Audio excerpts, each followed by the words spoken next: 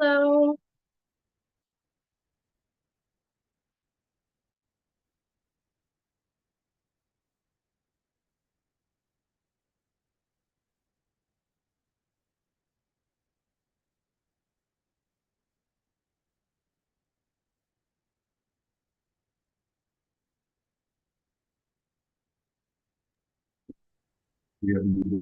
I hear you.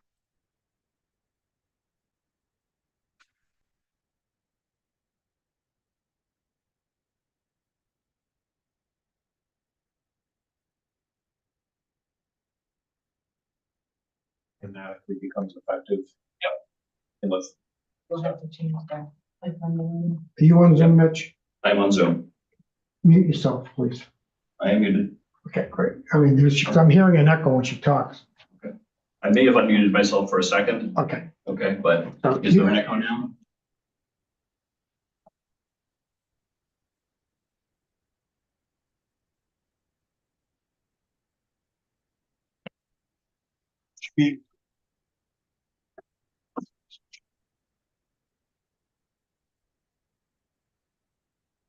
Oh, I know why. Oh, you have to, Oh, you got the YouTube. Okay, yeah. that's it, yeah. Good. We got it. Okay.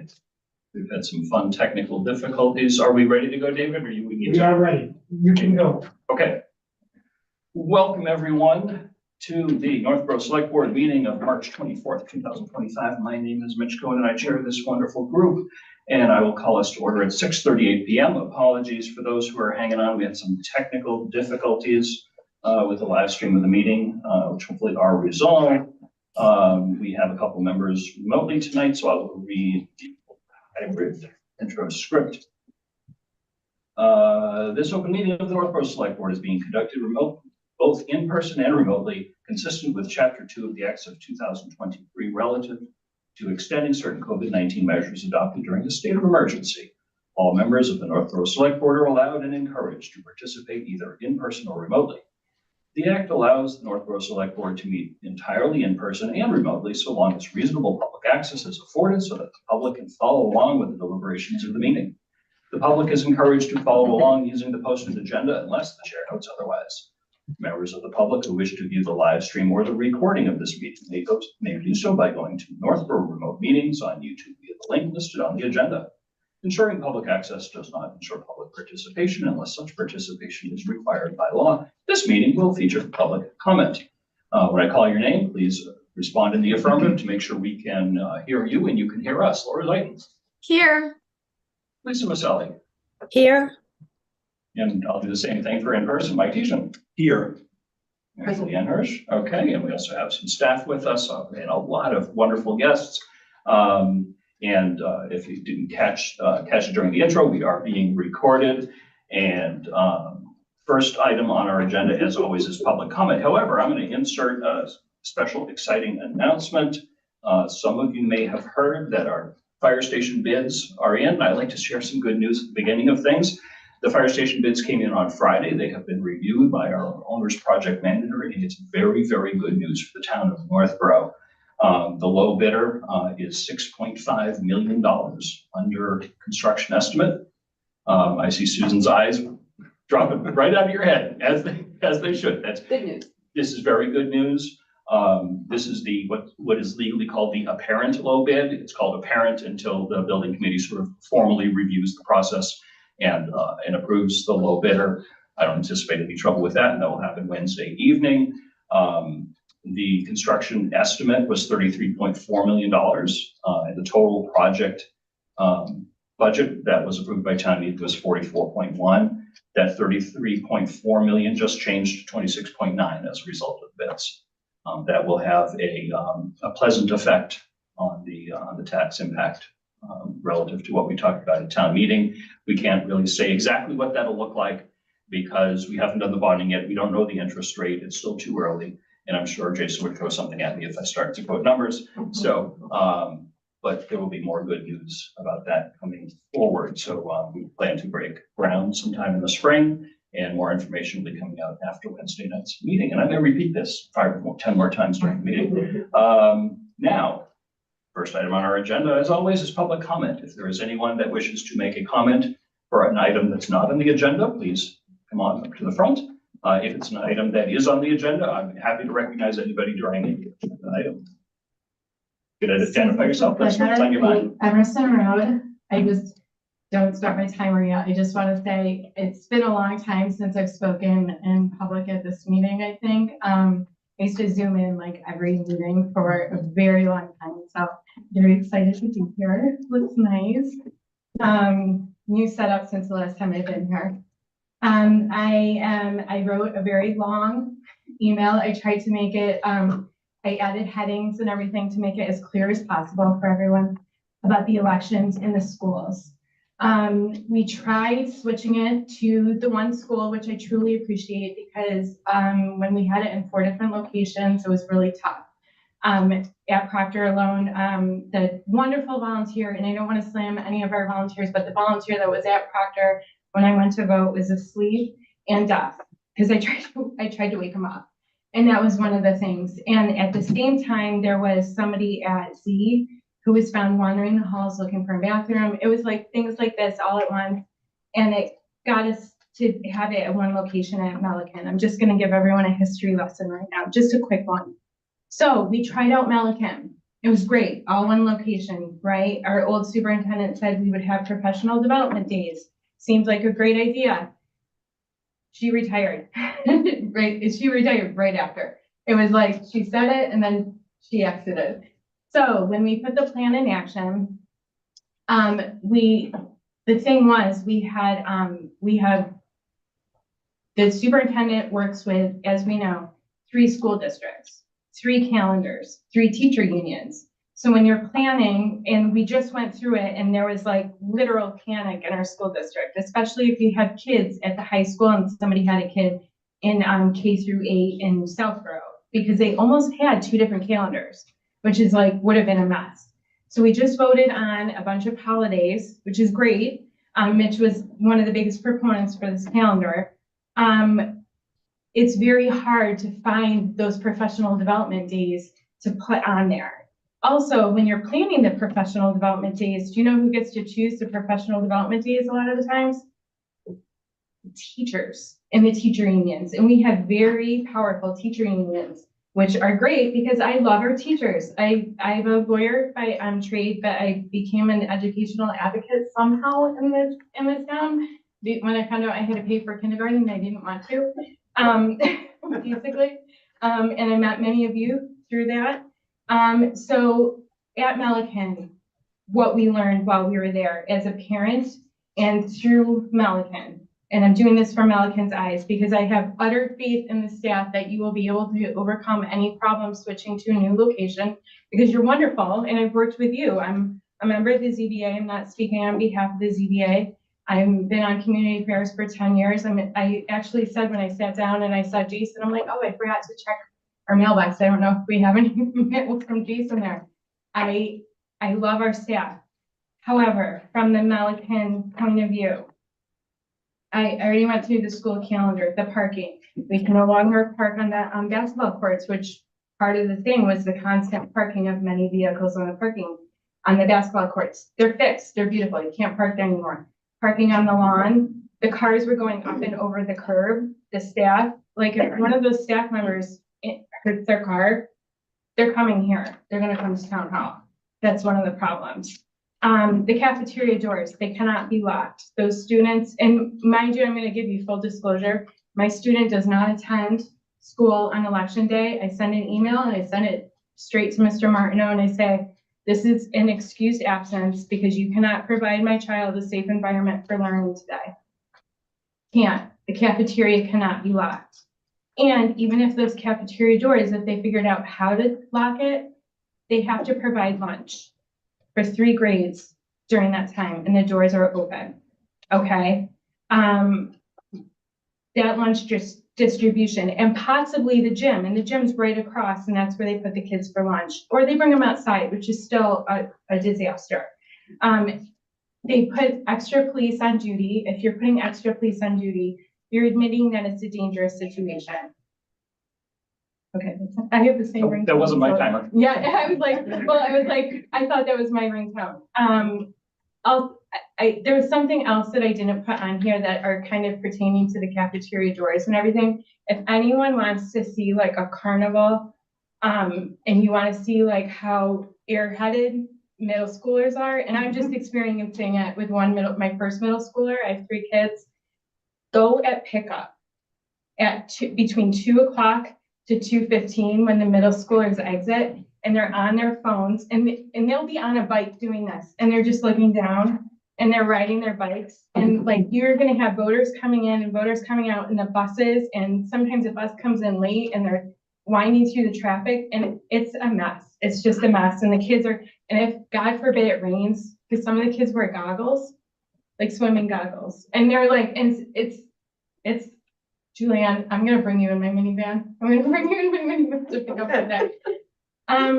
Every other day of the year, you have to have a quarry form to get past the office. And that is even, we just did this fabulous obstacle course fundraiser in the fall, our first time ever. We had to make sure all the volunteers were quarry formed. It was a fantastic success, but I'm also on that PTO. I'm sure at this point of my speech, you're not surprised, but everybody has to be quarry formed. Everybody has to be quarry formed. Like, and on this day, we're like, everyone come and vote. Like, the doors are open, come in the building, the kids are here. No quarry form needed. Susan, can I lightly interrupt for a moment? Yeah, We have a bunch of things on our agenda before we get to the election location. yeah, If you're planning to stick around for that, maybe you could come back up and refresh our I'll minds try. about this. If you can't, please finish Yeah, up. You're that's why I a was driving force yeah. in this item. I don't want to cut you off. Okay. So go ahead. And then the TROs, and I just know this from friends and everything going through family issues, there are restraining orders in place and there are some touchy family situations that go on there. And I don't know if there is with staff as well. That's not any of what I know. But at that point, anybody can walk in this school and you can't ID voters. You can't. You can't stop anybody from coming in and saying they're going to vote. And that's worrisome to me. It is a disruption to the day. Superintendent Martineau did go on record with a letter asking, please remove them from the school. It's just too much. Alice drills, they just went through the Alice drills, and my oldest was like, he asked a lot of questions. His mom's a lawyer and his dad's an auditor. It's like, I gave birth to a questioner, right? And he was like, why do we have Alice drills and then we have elections in the schools? Because, you know, I'm getting signatures at every basketball game I go to for, you know, my friends that are running for office. I'm like, I don't know, Henry, but, you know, I'm gonna get to the bottom of it, right? And then Sandy Hook. I just happened to meet this couple and their son is a survivor of Sandy Hook.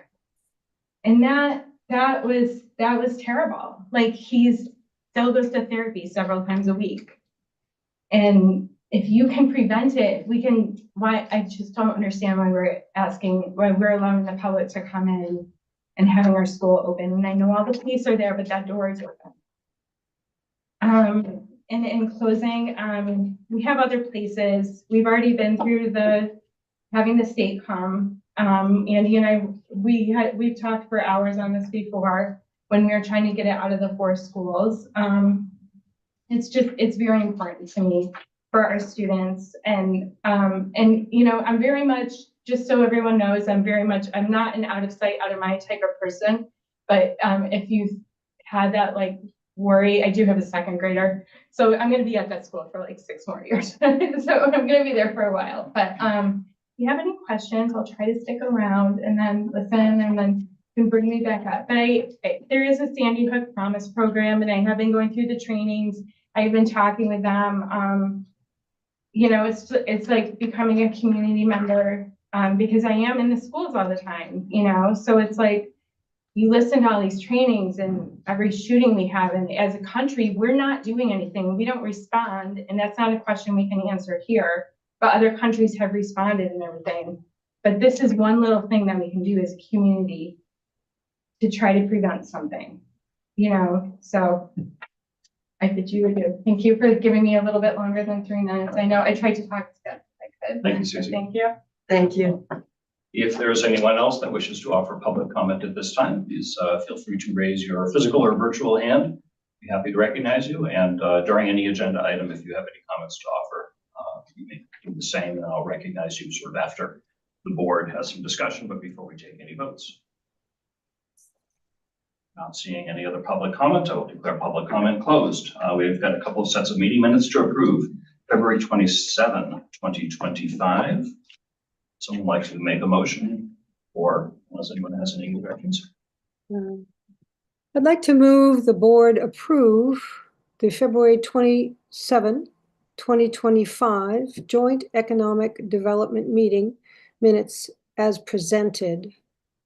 But I do want to make a amendment on one. Okay. Okay, why don't you go ahead and say that? We'll see if we need to amend that. So February 27th, what's your name? The amendment, it's very small. It just says that in the conclusion that the select board, excuse my eyes are not working much well anymore, so hold on a minute. The select board members expressed interest in learning more about the PACE and considering it for future implementation. And I did raise my hand after because I was also remote and said that I was not interested in going forward with it. So I would like the minutes just to either say 2 of the select people or some of the select people. How about we say some select board and replace the with some? Yes. That work? All right, why don't we just call that a technical amendment? Okay. Not worry too much about the details. All right, is there a motion, or is a second? Second. Okay, motion's been made, at least a second at the end. Any other discussion? This meeting, I don't believe I attended, Correct. so I'm gonna go ahead and abstain from the vote. Makes sense. Okay, all those in favor, Elisa, Aye. Julianne, I also wasn't there. Abstaining. okay, Abstain. Laura, Aye. and I also vote aye. Vote is unanimous in favor with 2 abstentions.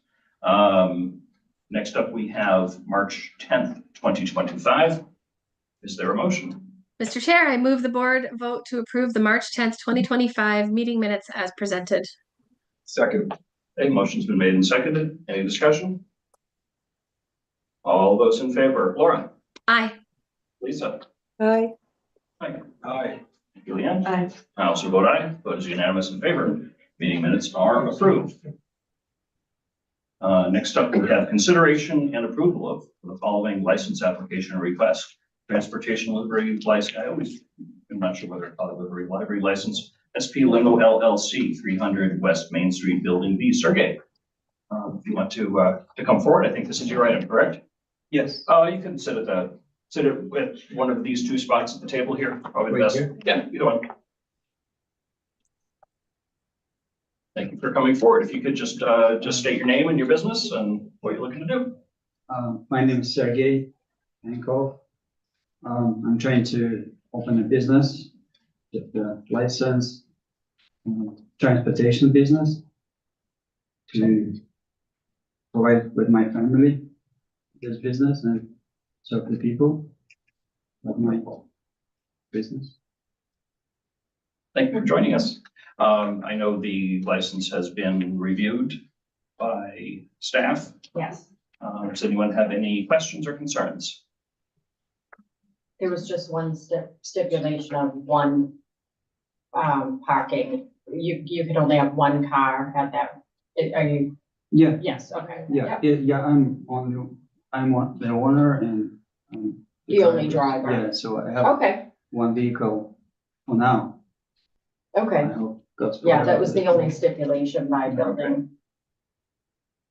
Well, you say for now, so if the business expands, then we would have to go through zoning and another application or? Yeah, we would have to look at. I don't think it's gonna be sooner because I Okay. have to. Well, I'm if just you. opening, I have to get on the road, get my clients, I don't know, 2, 3, 4 years? Yeah. Who knows? Okay, just come back if you're going to expand. Of course, Yes. yeah. Yeah. I'm not doing anything. We hope you can. Mhm. That would be great. Steph, do you suggest we include that stipulation in the motion, or if it's in the documentation? It's in the documentation. Yep. So just as presented would work. Any other comments or questions? Lisa, you've got your hand up. Yes, yes. I'm reading over again what was here. How long have you been doing a transportation business? I worked for the company Mhm. more than a year, and my family started to grow up. I have 4 kids. I decided to open my own company. So I'm starting. I Okay, bought a good. vehicle, I registered, I have everything set up. So I'm just starting. So you're an entrepreneur right now. Yeah. Welcome to the entrepreneur world, because it's not an easy one, but good luck with that. So as you're doing it, you're going to kind of learn as you're going. You were a driver before, as opposed to running the business for somebody? Yeah, I was driver, yeah, but I worked a lot. I know a lot of airports. I kind of Okay, don't say I know a lot of this about this business, but enough to start and keep going. okay. And will you own the vehicles? Will the drivers you have own the vehicles like an Uber, or how is your business model? I bought a vehicle. I registered. It's my own. I mean, it's for my company. It's registered for my company. I bought it to my company. It's not. I'm not using this vehicle for a person reason. Personal. Yeah, it's for the business because I don't want to put. I know this business. You put a lot of mileages, and I don't want to put a lot of mileages using for myself. So. So Okay. right now you're one employee. Yes. You're the business. Owner operator. Yes. Well, my wife, she's gonna help me with the phone calls, with the setting up all the schedule. Mhm. So she's gonna help me. Do you live in Northborough? I live in Connecticut, but my wife, so I came here 6 years ago from Russia. But my wife, she grew up in Worcester, and we bought a house in Connecticut because it was a little bit cheaper. We bought there, but because of all her family is in Massachusetts, we're planning to move to Massachusetts back. Yeah, so that's why I registered Excellent. for a future registered business. We're always happy when anyone chooses Northborough as a home for their business. As we know, there are many opportunities to locate a business, whether it be a one-person business or something larger that we might be talking about in a few more minutes. And so we appreciate you choosing Northborough. Thank you so much. Unless anyone has any other questions or comments, I'd love a motion. Just one more question. It's 2 meetings in a row, we've kind of had similar requests. So I would assume this would also include restrictions on like maintenance on the vehicle at that premises and things like that were discussed in our last meeting. Mhm. Okay. Yeah. And the type of vehicle, is it like a luxury sedan, SUV? Or I is it? start with the Lincoln Nautilus. It's Okay. it's a luxury. It's pretty good vehicle. Sure. Okay. Yeah. Yeah, no, I don't have any additional questions. Thank you. Thank you. Anybody have any other questions or comments? In which case, is there a motion? Yes, Mr. Chair, I move the board vote to approve the application for a transportation livery license as submitted by SP Limo Service LLC, 300 West Main Street, Building B. Second. Been made, and I'll give the second to Julianne, probably due to Zoom delay. I may have heard Julianne first. Any other comments or questions?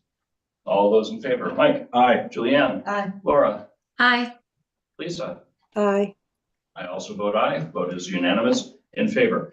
Congratulations. Thank you so Best of much. luck to you. I appreciate Good that. luck. Thank Great. you. Thank you very much.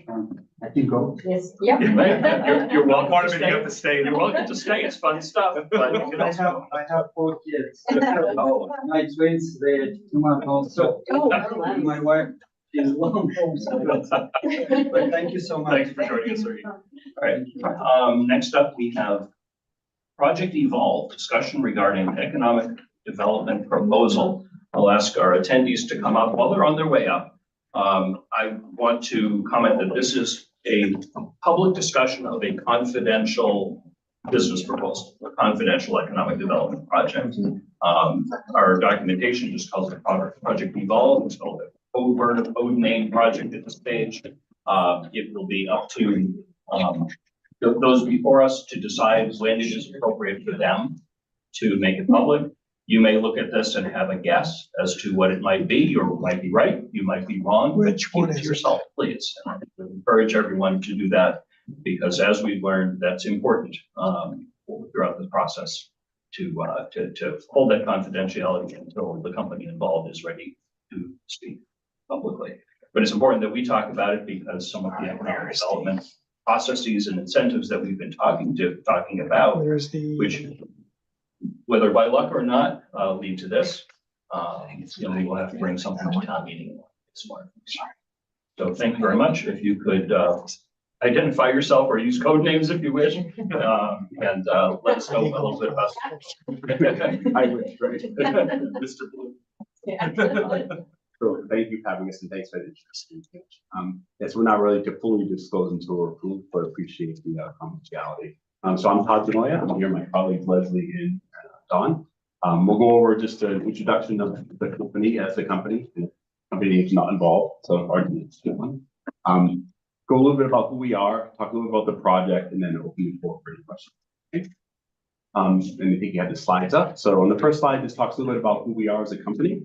So in Northborough, we're an innovation center that represents research and development for a large, diverse international company. We actually have a broad range of business segments that range from anything from. That would, okay, good. Thank you. There we go. I got it. Great, okay, great. We range from construction products to life sciences. In terms of our global company stats, we've been in existence for more than 100 years. We have revenue globally over 50 billion. And we're very sustainable profile companies. So we're committed to carbon neutrality by 2050, and it's embedded in terms of who we are and how we work and our products we sell today. So in North America, about 15,000 employees in North America, over 160 manufacturing sites across North America supporting our businesses. And we do consider ourselves a really manufacturing. Okay. The Innovation Center itself, it's been here in Northborough for about 40 years. Okay. We're one of what we call 8 global innovation centers. And we're the only global innovation center in North America. And my intention with this project is really to continue to build and grow our innovation and our research programs at the center in Northborough as the main global center for the US and Canadian businesses. Okay? And we do support research worldwide, even though the majority is supported for North America. Okay? We're on 26 acres of land in Northborough, multiple buildings, about 200,000 square feet of lab space over 5 buildings. We actually have broke ground for our 6th building just recently, which is in the Marlborough side. And we host about 350 on the R&D side and about 400 annually who work at the center, including all of our support staff. Next slide, great. So we consider ourselves a leading edge company that's very diverse. We have over 25 nationalities represented at the center, very technical oriented staff. So over 100 with researchers with a PhD. Equally, we have about another third with bachelor's and master's engineering degrees that run a lot of the equipment and the analytical equipment, both pilot equipment. Gender diversity, about 32% female, which we feel is good for the types of engineering disciplines we have. We have a good balance in that regards. And we've considered a top global employer and a top North American employer for over 10 years now. Okay? Our population is mainly 95% located in Mass, 60% within 25 miles of the center, and about 5% reside in this Northborough itself. Okay? You can see by the payroll numbers there. It's a technical staff, so over 40 million on our payroll at the center. Average wage is greater than $55 per hour. We have very low turnover. We're very proud of that. We offer what we call a really good employee value proposition to our employees, and we're glad they want to stay with us actually and build their careers with our company. In this project itself, we're projecting over 60+ jobs being created. Okay. And just a few words about how we work. So we do pride ourselves on having open innovation, which means we work with the local community and both, locally in Massachusetts and nationally. This gives a good example of some of the universities we work with in Massachusetts, MIT, Lowell, UMass, Amherst, strong research with WPI, Northeastern, for example, Rhode Island, Brown, and RISD. So we're quite broad. And this is just a snapshot of the university network we have. We do this in order to attract talent from the local environment to come to our center. So we have people who come to universities in Massachusetts. We love them to stay and kind of relocate to Northborough to do their research. So we do consider as part of growing talent. And we do a lot with the startup communities, especially locally, around Worcester, around Cambridge, in terms of driving collaborations with new companies that are emerging in this space. Okay. We do give back to the community, so it's something we pride ourselves on as well. We have quite a bit of outreach. This just represents outreach for Northborough itself. We offer our employees 8 hours of paid volunteer leave to do what they like in terms of giving back to the community. We host a volunteer day every year. So this summer on August 20th, we had about 100 people go out to the local areas across Northborough, Worcester, Marlborough, et cetera, and participate and volunteer their time. And we do quite a bit of donations to local organizations. You can see there what we've done in Northborough, the food pantry, fire department, senior center, et cetera. Over the past 5 years, we've done over 32,000 in support to these organizations and more, actually. Okay, so that's a little bit about who we are. In terms of the project Evolve, so we're currently in the design phase. We have an architect on staff, and we're working to get to what we call 30% schematic design, which is part of my next level of approval I need within the company. Okay, and that's why it's not fully approved and why we're kind of having it not be fully public at this moment. So it's a full renovation of the first building built on campus. It's a 100,000 square foot building. We expect the renovation to be up around 90 million total. It's an old building, so it has some old mechanical, HVAC, plumbing, electrical that needs to be fully redone for the size of the building. We want to convert this building to what was kind of considered closed labs and warehouse space to really to new labs that kind of fit the needs of our businesses, more of an open lab concept. Okay, it requires structural changes. We are doing additions. We're planning to add about 10,000 square feet of additional building space adjacent to this 100,000 square foot building. And we're planning for considerable upgrades in sustainability to kind of meet who we are as a company. So new windows, insulation, cool roof, meet the stretch energy codes. We're looking at a solar array, et cetera. So we're really kind of strive to go to the green certifications, right? And you can see it requires security, electrical gas upgrades, a new parking lot to accommodate new employees we're bringing to this site. We're planning to essentially relocate employees from another site in Massachusetts to this site and close down that other lab facility. And that's part of the strategy of this renovation. Okay? And we already built, or we're starting to build, a 20,000 square foot building in Marlborough. It's about 30 million permits to build. That'll be the sixth building at the campus, which will be completed by 2026. Okay? And the schedule below just shows that we're at 30% design. My next approval process is to go to my stakeholders, which is back to leadership in Paris, to provide a cost estimate 30 design and kind of really talk about the project, which involves not only the estimate of the spend, but also kind of the local community support for the product as well. And I'll highlight that in the next slide. Okay. But first, one thing to highlight too, Lori's been giving us a lot of help for the crosswalk piece. So we really thank you for your support here. Okay, so a little bit about economic data. So we are quite busy. We have about 6,500 visitors per year that come to our center, and it's growing. About a subgroup of those, we estimate about 3,800 spend at least one night at a hotel in the local area, dining at local restaurants, et cetera. And this is because of the diverse research community we bring to our research center from around the world, actually. Okay, and you can see some estimates on the economic impact of that relative to hotel tax, meals, et cetera. Okay.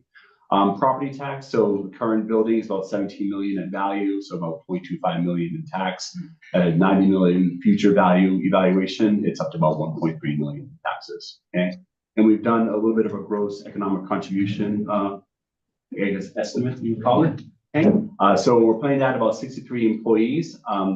Direct impact about 134, indirect 181. Induced impact in the community about 204, and then we believe the final output of all this is about 156 million in impact to the local community. Okay. Okay, think that after that, yeah. Now, is there any questions about that particular slide? I have a quick math question. So is it 90 million of work that you're planning, or that the building will then have a value? So I'm the one that did the assessment, not the assessment, the analysis of it. What I did was I took the current assessment of the building, which by the way is market value, and I multiplied it times the tax rate, which is 1.48%. I didn't try to do any sort of discounts. I didn't try to be the assessor in this case. I took the 90 million because we know that that's the CapEx spend on the Okay, so new building. that's the spend. Yeah, that's the spend. And so we just simply multiplied it out, thinking that's probably the first year's assessed value. Okay. Any other questions from the board at this point? No, not yet. Okay. Oh, Lisa, I see your electronic hand up. Thank you. Just looking at the last part of the slide, gross economic contribution. Could you explain a little bit what induced impact is? And then the final output, that's a negative? Why, can you? That's approximate. That's a tilde before the 156 million. Oh, okay. Again, my eyes. So again, what's induced impact? Okay, so the way that we look at it is the direct impact is the contractors you hire to work on your space, to do all the work that you have to do on the site. The indirect impact is when the contractors go out and buy supplies and they go out and work with other individuals. The induced impact is now you've got all these people who are out eating lunches out, so now you have more restaurant employees. That's one way to look at it. So the induced is the one that has nothing to do directly with the project itself, but it's a function of the fact that the money is still circulating around in the economy. And the 156 million is simply as a result of, this is a Bureau of Economic Analysis RIMS 2 multiplier that's used across the nation. What happens is they take multipliers based on the NAICS code, and they say, all right, if your initial investment is $100 million, you can project that the spend of the money in that economy, in that region, is going to be $156 million. And what happens is a lot of economic development folks will utilize that to help justify the fact that there is more of an economic impact than just the initial 63 job or just the initial 9 million input. Does that make sense? Yes, that's fine. Another and that final output includes Marlboro as well as Northborough, is that correct? It's not defined, that you don't have an area that's tight enough for me to be able to just do it for Northborough. So when you talk about it, you're talking about probably an MSA, you're talking about, an area that's larger, obviously, than Northborough. Okay. So, and is that the same thing with all the other, not the added employees, because that would be pretty easy, but the same thing with the indirect and induced impacts? Well, the direct impact would be certainly people working on the campus. So that one you can count on being, whether they're going to live in Northborough, I can't attest to, but what I can tell you is they're working on that campus. The indirect impact depends on where they're buying their supplies, whether they're using their hiring stubs. I don't know how that's going to play out. I don't know what the profile of the typical general contractor is here in the area, but the induced impact, again, if you look at it just from the standpoint of restaurants, hotels, whatever it happens to be, is obviously going to be biased towards Marlboro if it's hotels, and we're showing you that data above that. If it's restaurants, it could be spread all over. Right. Okay, thank you. You're welcome. Thanks, Lisa. Okay, I don't see any other board members that have questions. Please continue. And I have one more slide, actually, just to kind of close out. We've already talked about the confidentiality piece. Just to kind of let you know my decisions in terms of my process going forward in time. So I'm bringing the proposal at the end of April to my stakeholders at the global parent company, really which I'll request for the funding, the capital funding. In each project request, you need a justification, a detailed budget, drawings, etc., projections. For lab, it looks expensive, so we're over $1,000 per square foot in terms of specialized lab space that we're estimating for construction. And we are competing against other capital requests in the company. Most of the capital requests have to do with manufacturing sites. As you can see, we're very broad manufacturing, which are revenue generating, which is part of their return. I'm not revenue generation. My case is long-term innovation for the long-term health of the company. So it's a little different ROI. And when we look at the kind of justification, we look at several factors. the market dynamics, the ROI, the need that I'm kind of promoting, and then the local and state economic assistance in terms of the support we have for the local environment. And that's part of my CapEx proposal upwards to my parent companies. Okay. So as a cost center, it's a little bit challenging, but I am making that long-term case. So that's why we're here today, just to kind of, show what we're doing and, talk about the possibilities for incentives on the project. We are working with the state, with Kevin Curros. We're waiting right now for the new updated EDIP application to be released on April 15th. What an interesting day to do that. But we will do that, and he's also working with us on training resources. So we're actively engaged with the state. So we all met Kevin at an economic development training, sort of a training session on incentives for economic development that we had a few weeks ago. And actually, the two of you did not meet him because you could watch that meeting and learn more. But the rest of us did, and I had the pleasure of sitting with the three of you and Steph and Diane and Lori at your super secret place of business back a few weeks before to sort of start this process. And that discussion is actually what led into that economic development meeting that we had to talk about tax incentives or economic development incentives, and the economic development person from Marlboro that we met at that meeting was also participating there, as well as the mayor from Marlboro. Big and interesting project. Okay. Would you maybe tell us a little bit about some of the things that the board should think about, particularly along the lines of economic incentives that they might be looking for? Right. John was nice enough to thank Lori Connors of our planning department. Working collaboratively on grants is very important. There's a lot of funding out there, and especially when communities help local businesses, they'd like to see that. And so we're willing to help them out in whatever way we can that way. The tax incentive financing is another option, which we went over at the Economic Development Forum. Whether or not I know you were interested in putting people temporarily into vacant buildings and space. So yeah, we could look at that. Yeah, however we can help. That's why we're here, and we want to be business friendly, and but it helps both of us. So yeah, we're willing to commit, and yes, we're crossing our fingers that this goes well in April. Would it be possible and to have some indication of what that might look like? The benefit to someone like this is if Todd goes back to senior leadership, and I can assure you every other location does the same sort of thing, with the project investments.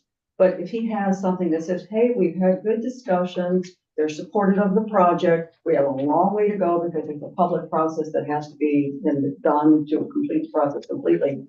But there's thinking in this general ballpark of whatever it happens to be. Yeah, the types of potential. The types of potential, maybe a breadth.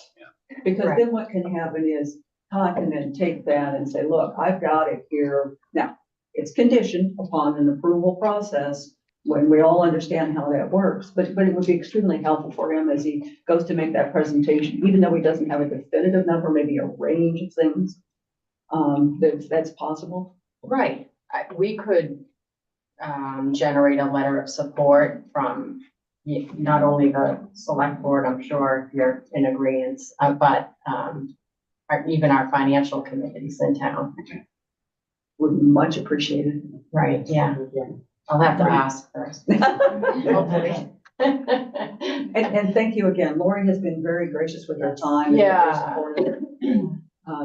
Whatever we can do. Would that outline the types of incentives you'd be considering as well in that letter? Absolutely. Yeah, absolutely. So Steph, would you be able to prepare that letter for our next meeting? Sure. And then the board can review and approve that. That would be April 7th is our next meeting. Is that work with your timeline? Yes, that works very well. Okay, great, thank you, yeah, Great. thank you very much. Let's put that onto the agenda. Great. And we'll continue that discussion and we'll get some good news. Does anyone else have any other questions? Julianne? This might be a really silly question, but do we get to get final approval when we know the big reveal of who you are? And what do you mean by final approval? Like, whatever, you know, the conditions that we would offer, tax incentive or whatever. I mean, your company sounds fantastic. But it's a little awkward to say, oh, yeah, we'll give you X, Y, and Z, not really knowing who you are. No, we would come back and disclose that once we're Okay. ready. What I'd like to do is get through this next internal milestone to make sure that I have full support from my parent company on the funding. I Mhm. think once I'm more confident I'm getting that full support, we can go to that step of disclosure. And then we go through the public And the public process and make process, application and do yes. the formal, you know. Oh, and that was another question. Would any kind of entity like this have to go before planning? There would be with the building phase. Oh, that will Yeah. definitely go through. Okay. Yeah, yes, I plan review. Agreed. We go through that normal process. Right. Question about town meeting timing. So, if there is a tax incentive financing or TIF approval, we need authority from town meeting before we can sign the TIF. It may be challenging to present that without disclosing a little bit more about you. So our town meeting is April 28th. We do have a placeholder article. We closed the warrant a couple weeks ago, but we knew this was coming, so we put something kind of generic and fuzzy on there. For something like this, it would be very helpful if we could disclose your company name and some of those details at that meeting, because it may be hard for some voters to go ahead and say, yeah, let's, give them a discount on their property taxes, which is essentially what this is, without knowing what you are, knowing, if you have any history with the town that might be positive or negative or anything like that. So I think that would be That's fair. helpful. Yeah. I should be having a review with my stakeholders a few days prior to that, actually. Okay. So I will be asking that question in terms of public disclosure, and it'll be really when they're ready to say, yes, when we put out publicly, we're gonna put these kind of funds, forth. I just wanna make sure they're okay with that. So I can get to you before the April 28th meeting. Okay. Great. Question. Lisa? Oh, sorry. No, I think Lisa's hand was up before her. Yeah, Lisa. Yeah, a couple things. I feel confident. I have a idea who you are, and I want to thank you for all your help in business in the past.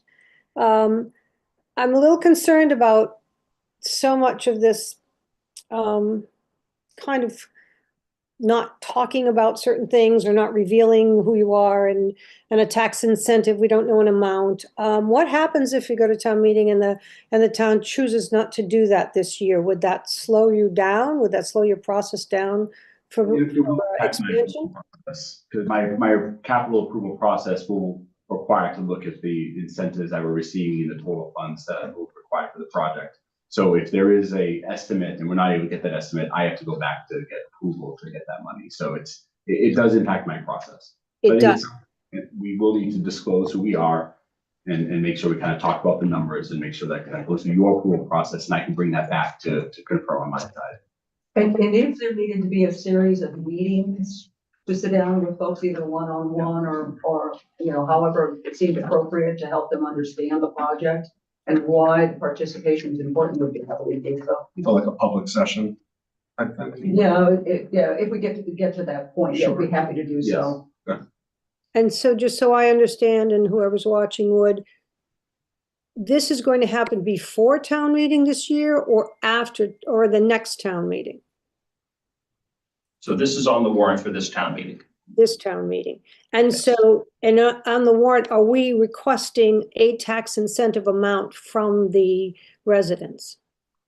I think, Steph, the way you worded it at this point is it's just to authorize the select board to enter into a tax incentive financing.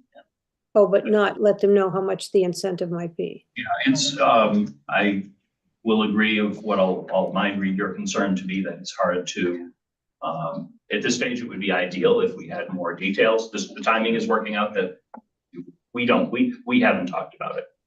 Okay. So, Because right now it's stipulated for White Cliffs and for West Main. oh, we don't even, So okay. there's not a generic, maybe we could change the language. I believe you need to specify the location. I thought we had a placeholder for another one. Well, Yeah, okay, that is probably why, because okay, you do need to specify the yeah, location. okay. To the latitude and longitude. All right, so we will need to Yes. maybe talk to council about the best way of doing that. And Yes. we would have to, Yeah. at our next meeting is when we are executing the town meeting warrant. Mhm. So we will need to, if the board is supportive, we will need to open the warrant, add the item, close the warrant. So it's doable. So it's, yeah, that's doable. So I have just two more questions then. So we're working toward this year for this tax incentive, and now you're saying that there'll be 3 tax incentives that you want to offer for this town meeting, including this? You're saying White Cliffs and you're saying Full West. For 3 separate properties. Now, tax incentive financing is negotiable, so it depends what arrangement is made with each site. They could all be different. Well, I would think, I mean, the White Cliffs is supposed to be a lease, right? Not a sale. I think No, we have the RFP out for both. Okay. All right, we can talk about that next. Yeah. Thank you. Yeah. Okay, thanks, Lisa. Mike? Yeah, understanding obviously the need for a certain level of discretion at this point. I was just wondering, I would assume in your planning that there is some idea of what the incentives and dollar amounts would be from the town. Not to discuss those now, but has that been communicated to us yet or not yet? Not yet. Not yet, okay. We understood that there needed an opportunity for some internal discussion and education before we sat down and began to talk about what it might look like. Okay, fair enough. We wanted to make sure that we did this appropriately. Sure, thank you. If everyone's all right, taking a break from the questions, I suspect we have a question from the audience. Thank you very much. Fran Baxter, 76 Cedar Hill Road. As a confirmed taxpayer, not a TIF, I would like to just say 40 years they've been here, unless the police chief knows of them and they are a problem neighbor. I think that anything we can do to help them expand their business, which will increase revenue into our town, even if it's indirect through support of things that already exist, and then eventually with a TIF in a incremental tax benefit, is something we all should be nodding our head yes with, and how can we do it and how can we make it happen as fast as possible. Separate from the 2 warrant articles that are already on there that are a little bit more gray, this to me sounds like a solid reason for us to say absolutely yes. Thank you. Thanks, Fran. Any other comments or questions? Did any of you have anything you wanted to add before we close out this item? Thank you. Thank you very much for joining us. Thank you. And we just like the prior business owner, we appreciate all businesses in Northborough, both the one person and the somewhat larger than that, such as yours. And appreciate you joining us. And, oh, Laura, you've got a hand up. Sorry about that. I love the idea. So is there going to be any other zone? Actually, I don't know if zoning is the right word, but are there going to be, I think you touched on the permits. So is there anything else that's going to, does it need a lot more for this to fit with our existing zoning for where this proposed site is? And I'm sorry, it's tricky because I've never had a confidential application like this. I love the idea. I'm just trying to understand if there's any, I don't know what the right word is, but anything else that we should be aware of that's coming down the pike for this? No, No. there would not be anything that's out of the ordinary. That we Got it. typically, the same town processes that we go through and same departments, so. Yeah. So our process happens before before you even finalize the design documents and start looking for contractors and things like that. Then once it gets to that stage, you're just doing the normal process. So, you know, if there are any variances or special permits from the zoning board, you would go to them. If for site plan review, you go to the planning board. If you need to go to conservation, you go to conservation. None of this excludes or changes any of that. You'd have to follow all regular town rules. Agreed. And you know what? If you need a ride to the airport, we know we have. And then the only other, I think you mentioned that you'd be open to meeting with us. I appreciate, did I hear that correctly? Sorry, what's that? Sorry about that. No, did you say that you'd be open to meeting us? If we've got additional questions, can we meet with you separately, or what is the process there? We're happy to accommodate that. Let us know what works for you and then we'll work to accommodate. Thank Laura, you so much. Their info. Thank you so much. I'd love that. I really enjoyed the presentation and I'm looking forward to learning more. Thank you. Thank you very much for your time. Thank you very much. Thank you. Thank you. All right, next up, we have town clerk discussion regarding the future election polling locations. Andy, come on up. David, we okay with all the technology? Yeah, I think, Jason is taking care of Oh, okay. that. Thank you. Thank you. You want the, She's not sharing that one, yeah. Yeah. Chief Griffin, do you want to join us for this too? There.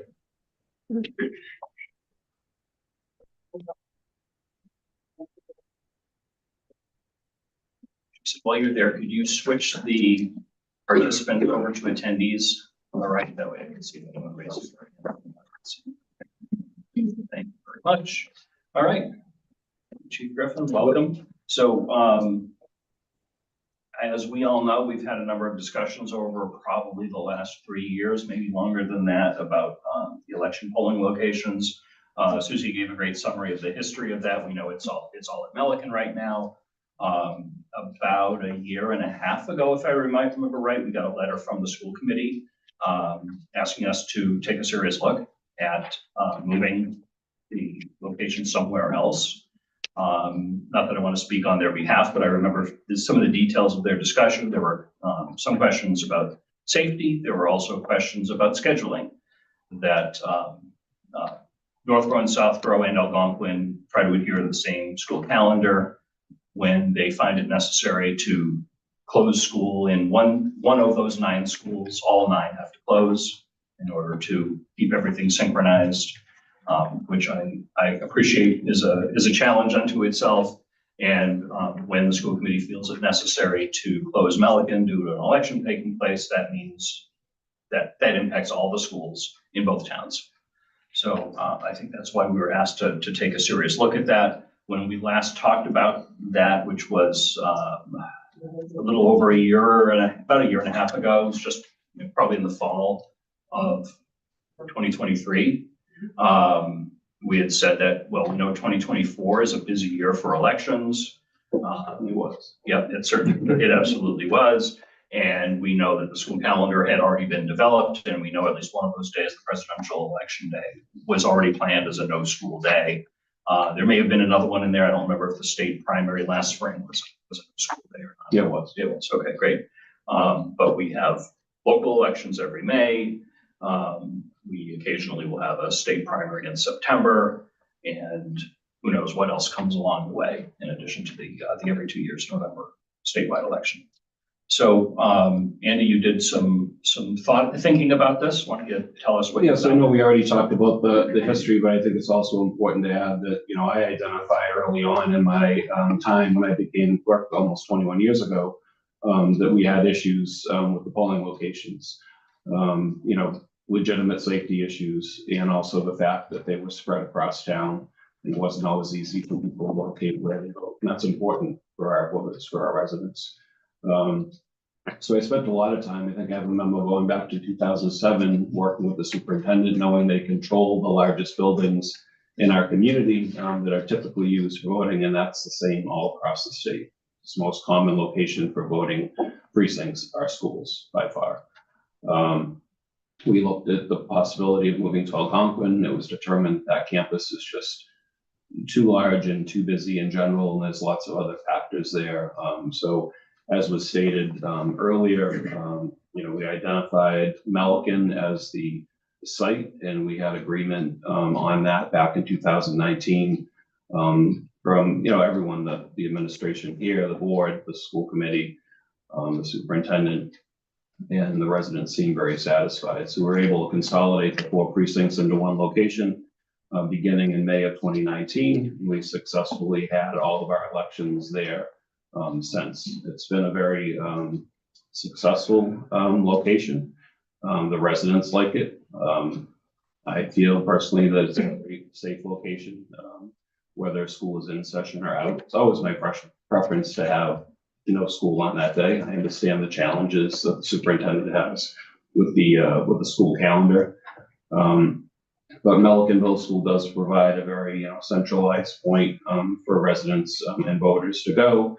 It has plentiful parking. It's a very controlled environment. We're very fortunate in the space that we utilize there in the cafeteria, that it's a direct entrance and exit to the parking. Voters do not have to go through the school whatsoever. They're just simply going into the cafeteria, voting, and back up in the opposite side. As you know, the police department does a phenomenal job of keeping everything safe and organized on that day, both inside the polling place and out. And they've done a tremendous job, and I think they've improved, in fact, in the past couple of years, especially with the traffic management, which is typically our biggest challenge when during the school drop-off and pickup times. And that has been mitigated by some of their enhanced efforts. So as far as looking at other potential locations, I know we've touched on this before. Of the town buildings currently available, the senior center is probably the only likely location where we could possibly hold elections. The building itself, I think, would accommodate all 4 precincts. That's pretty clear. It's large enough. And the parking would be challenging, especially in the busy November elections. And there's also the possibility that you have a very busy election for another reason throughout the year, whether it be a special state election or, the March presidential primary can sometimes be a high turnout. So that site would be challenging in respect to the parking that's available, and also just the general entrance and egress there, where it is kind of a confined pathway for folks getting in. I think that could get pretty congested. So those would be my concerns about those sites. Other things thinking outside the box that some communities have looked at is private facilities. In Northborough, that would probably mostly be church halls and things like that. It's always a possibility that the town would enter into an agreement to rent such space. But that being said, obviously there'd be some cost with that. And also, more importantly, the state has to inspect any polling location to ensure it's fully ADA compliant. You may recall when we moved to Melican that we did have to initially have some rented ramps to provide proper access. And eventually, through the cooperation of the school and the town public works folks, we installed permanent ramps there to make it accessible for voters. So those would be our options. The other things to keep in mind is I would hope that we would never consider separating the precincts into individual sites again. I just think that's a bad model to follow. There are costs involved when we move voting precincts in general. If we were to move all 4 voting precincts, we have to notify all registered voter households by mail. Cost of that is about $4,000. And it's important also to know that every time we move it, if we did any type of back and forth situation, which I would not advise, we have to send that same notice, and the consistency for voters would be lost. I think it's very important that we have a place that people know this is where I vote. That's happened at Melican. It's worked well. I personally wouldn't recommend we change it, but I wanted the board to have that information to consider as you look at, because ultimately it is the Board of Selectmen that votes to designate the polling place. I ran a few statistics regarding numbers. There have been changes, obviously, in the method of voting, and that impacts our in-person voting on election day. For example, last fall, 9,240 people in Northborough voted. About 4,262 of those voted on election day in person. That's still a really big number. So when you look at the senior center, for example, we still have almost 4,300 people coming in and out during that day. So a little less than half of the total voted in person, as opposed to either voting early in person or voted by mail. The numbers are much different when it comes to local elections. Typically, the vast majority of folks do choose to vote on election day. Part of that is because the state mails postcards on the state election years, which will happen again next year. And last year, our local election was impacted by that because the postcard enabled you to request a mail ballot for that as well. So that kind of skewed the numbers a bit. And we do also see some high numbers, as I mentioned, even the March primary last year, we had almost 2,000 people vote in person on election day for the presidential primary, although there wasn't a school that day. So it's just some information for the board to consider. Certainly happy to answer any other questions you may have. Great. I do recognize that the school committee chair has her hand up. I want to recognize her in a couple minutes. I'm going to see if the board has questions and see if we can get some input from Brian, and then I'll recognize Kelly. Question. Thanks, Andy. Thank you, Brian. The difference in the parking between the senior center and Melican, do you have an idea roughly the number of parking spot differences? It's about a little over 200 at Melican, is that correct? Not quite. It's I want to say it's like 155 and to 115 at the senior center, if that's what we're comparing them to. I believe those are the numbers. Yes. But teachers will be parking in some of the 100. They park in the on the grass area at the front. They used to park in the basketball court, but we don't do that anymore. So we're parking in the grass strip just off of Lincoln Street. That's where they parked at the last election. Right, and that does add some capacity at that location. Is there a grass area at the senior center? No, there's not. There's a detention pond. I wouldn't recommend parking. Those parking more beautifully accessible. That's right. So wait, 115 to 1. I had the number written down. I think it's, I want to say it's 154 at Melican versus 115 at the senior center. Senior center had 5 handicap spots, and they don't have the number for Melican. There are about, I believe there are 3 or 4 permanently marked, and we typically had additional temporary handicap spots at the school on election day. Andy, you had also mentioned you would not recommend going back to like the 4 voting location per district. Could you elaborate a little bit more on that? Well, first of all, we had some real challenging safety issues there. I mean, a lot of the schools, the voters had to go through the main front door and traverse the hallways. And I always said as a parent, I could always relate to the folks that, raised concerns to me. It was not a safe situation. It was difficult for the folks on the public safety side to manage.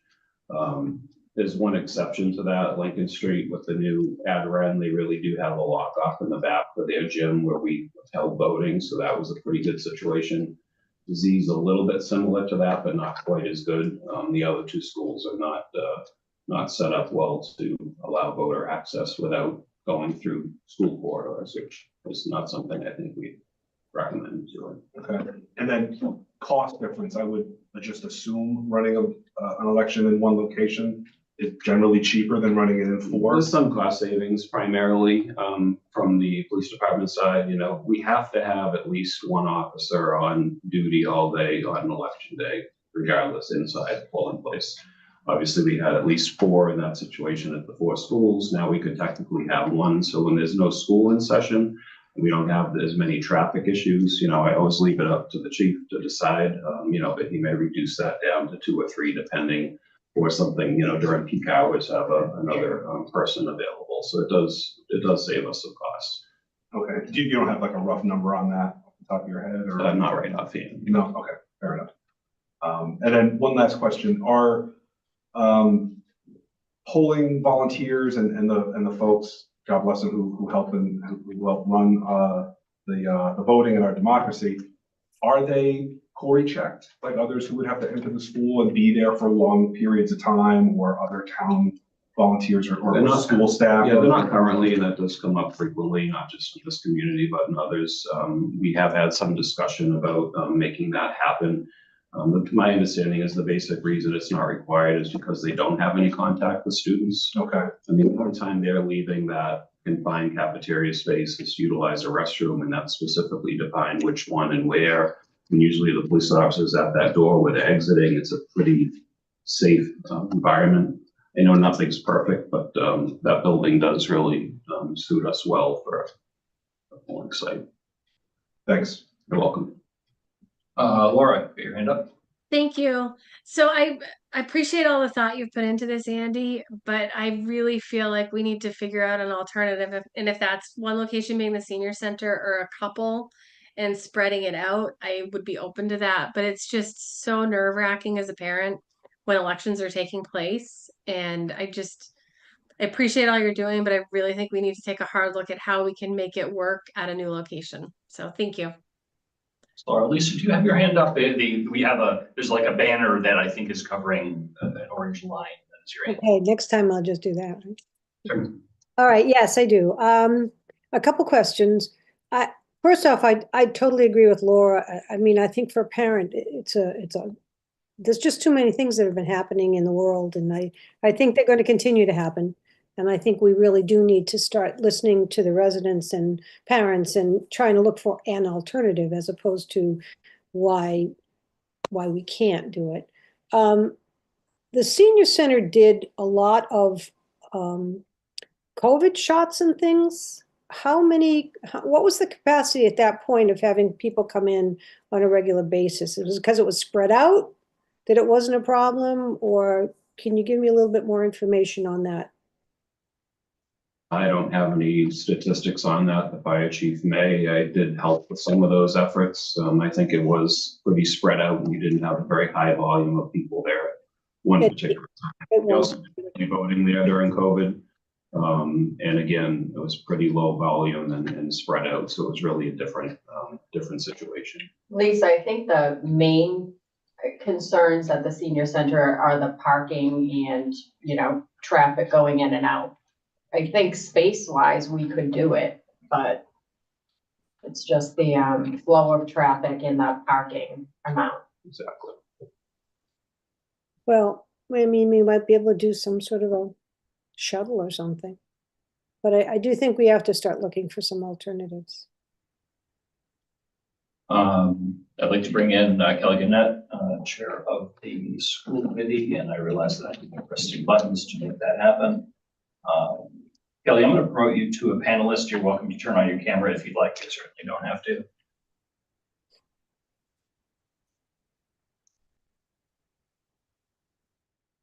Good evening. Thank you so much for having me. My name is Kelly Gannett, and I am the chair of the Northborough School Committee.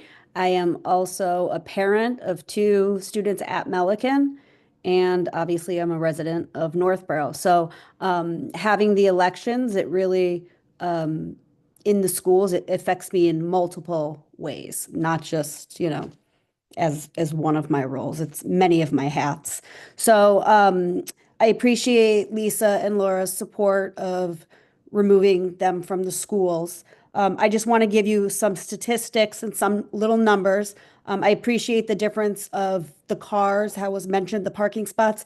It's 155 to 115. And you're saying you're parking on the grass. We have any given day between 75 and 100 faculty and staff members in the building. So those cars are counted and they have to be there, whether it be the grass or in a parking spot. Those are accounted for. Those have to be accounted for. Also, we have 550 students. So when the elections are in a school, even though they're closed off in that one cafeteria, it's still affecting all of those students. The cafeteria is being used, so they have to then relocate lunches. Lunches will be in classrooms, lunches will be in the gyms, so then that affects the gym classes. They have to be moved. So there is a lot of impact, even though it is just one building of our 10 buildings in our district. It's still very impactful for that day of disruption. And we do have 180 days of that the kids, this is their building, this is the students' building, and they shouldn't have to be moved or shifted or sacrificed because it's a convenient location for the town to have. I don't know your voting number turnouts for the 4,000 or the 2,000 for the day, but I'd be curious to know if there's more than 200 people at any given time, or 150 people at a given time. And because it seems like the parking is your main concern. So that would just be my question to be considerate of. And unless there's any questions for me, I think that's all I wanted to say. Support school committee chair. I have one, and it's okay if you don't have the answer to it because it involves Southborough. Right now, the regular school calendar on state election years, as I think always had no school at the November election. Correct. If there was school that day, if there could be school that day at Melican by having the election held somewhere else, do you know if Southborough would be able to do the same and have school? Or yes, Southborough is not concerned with having the elections the way they are in Troutier. So they're not as concerned having it.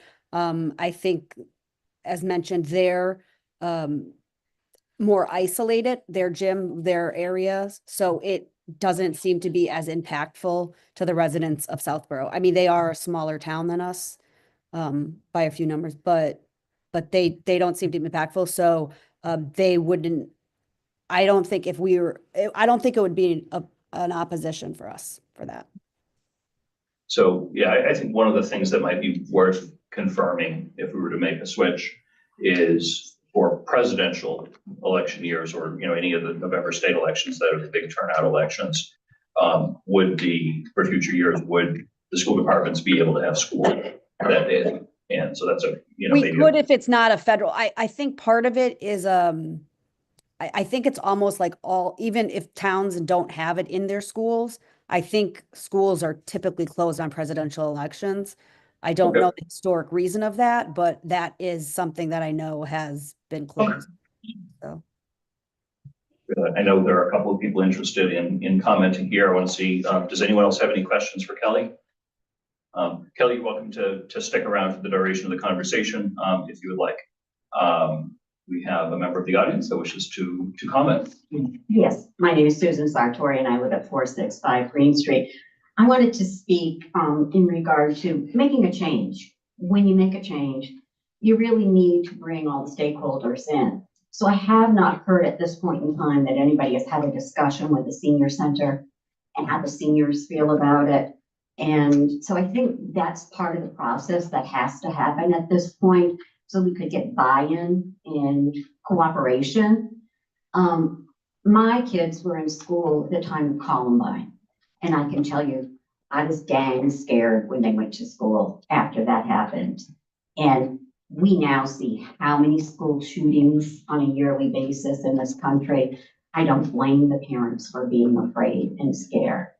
If the issue is that the square footage is the same practically in each one of the buildings, keeping it centralized either at the senior center or at the middle school, and the parking is really the issue, I think one of the things we could ask these school moms that are very well organized is, Susie, get a campaign to have everybody vote early and not go to the polling. Yeah, but the kids are still there.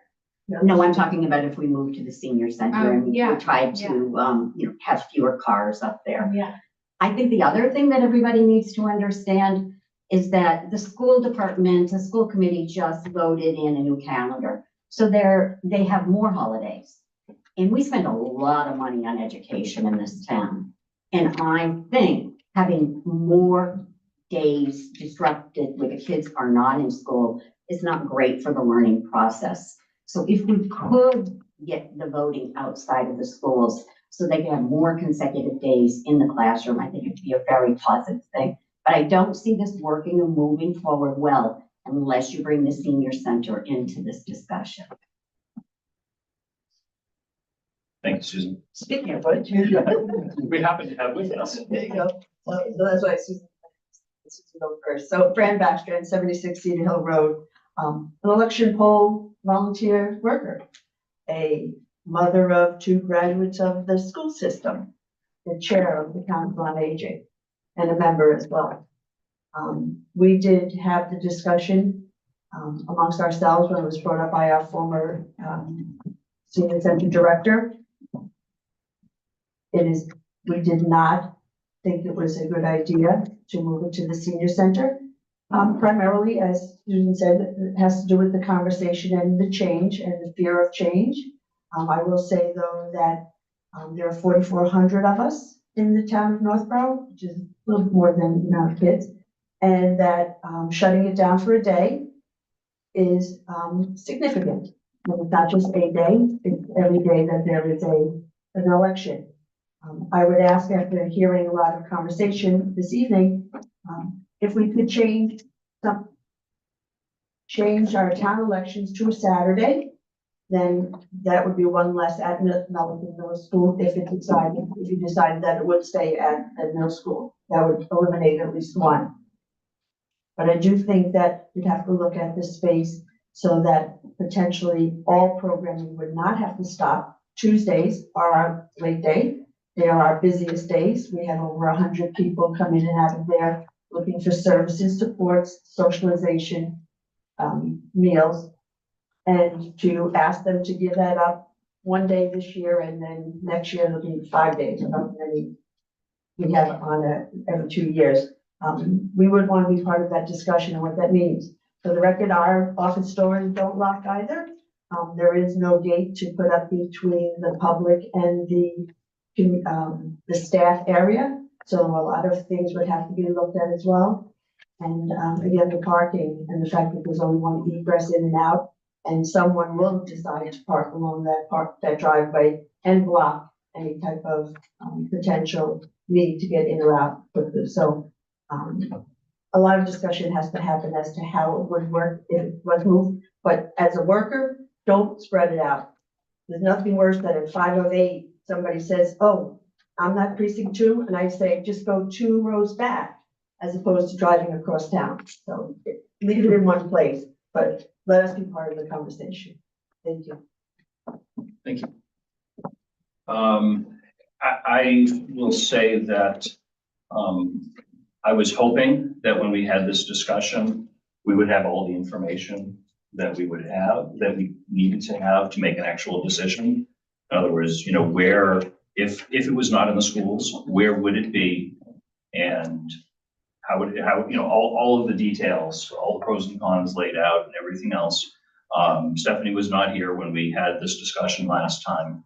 So I actually think this was helpful. yeah, no, I think this is helpful. I agree with the concerns that were mentioned earlier particularly by Susan, that we don't have formal input yet from the senior center.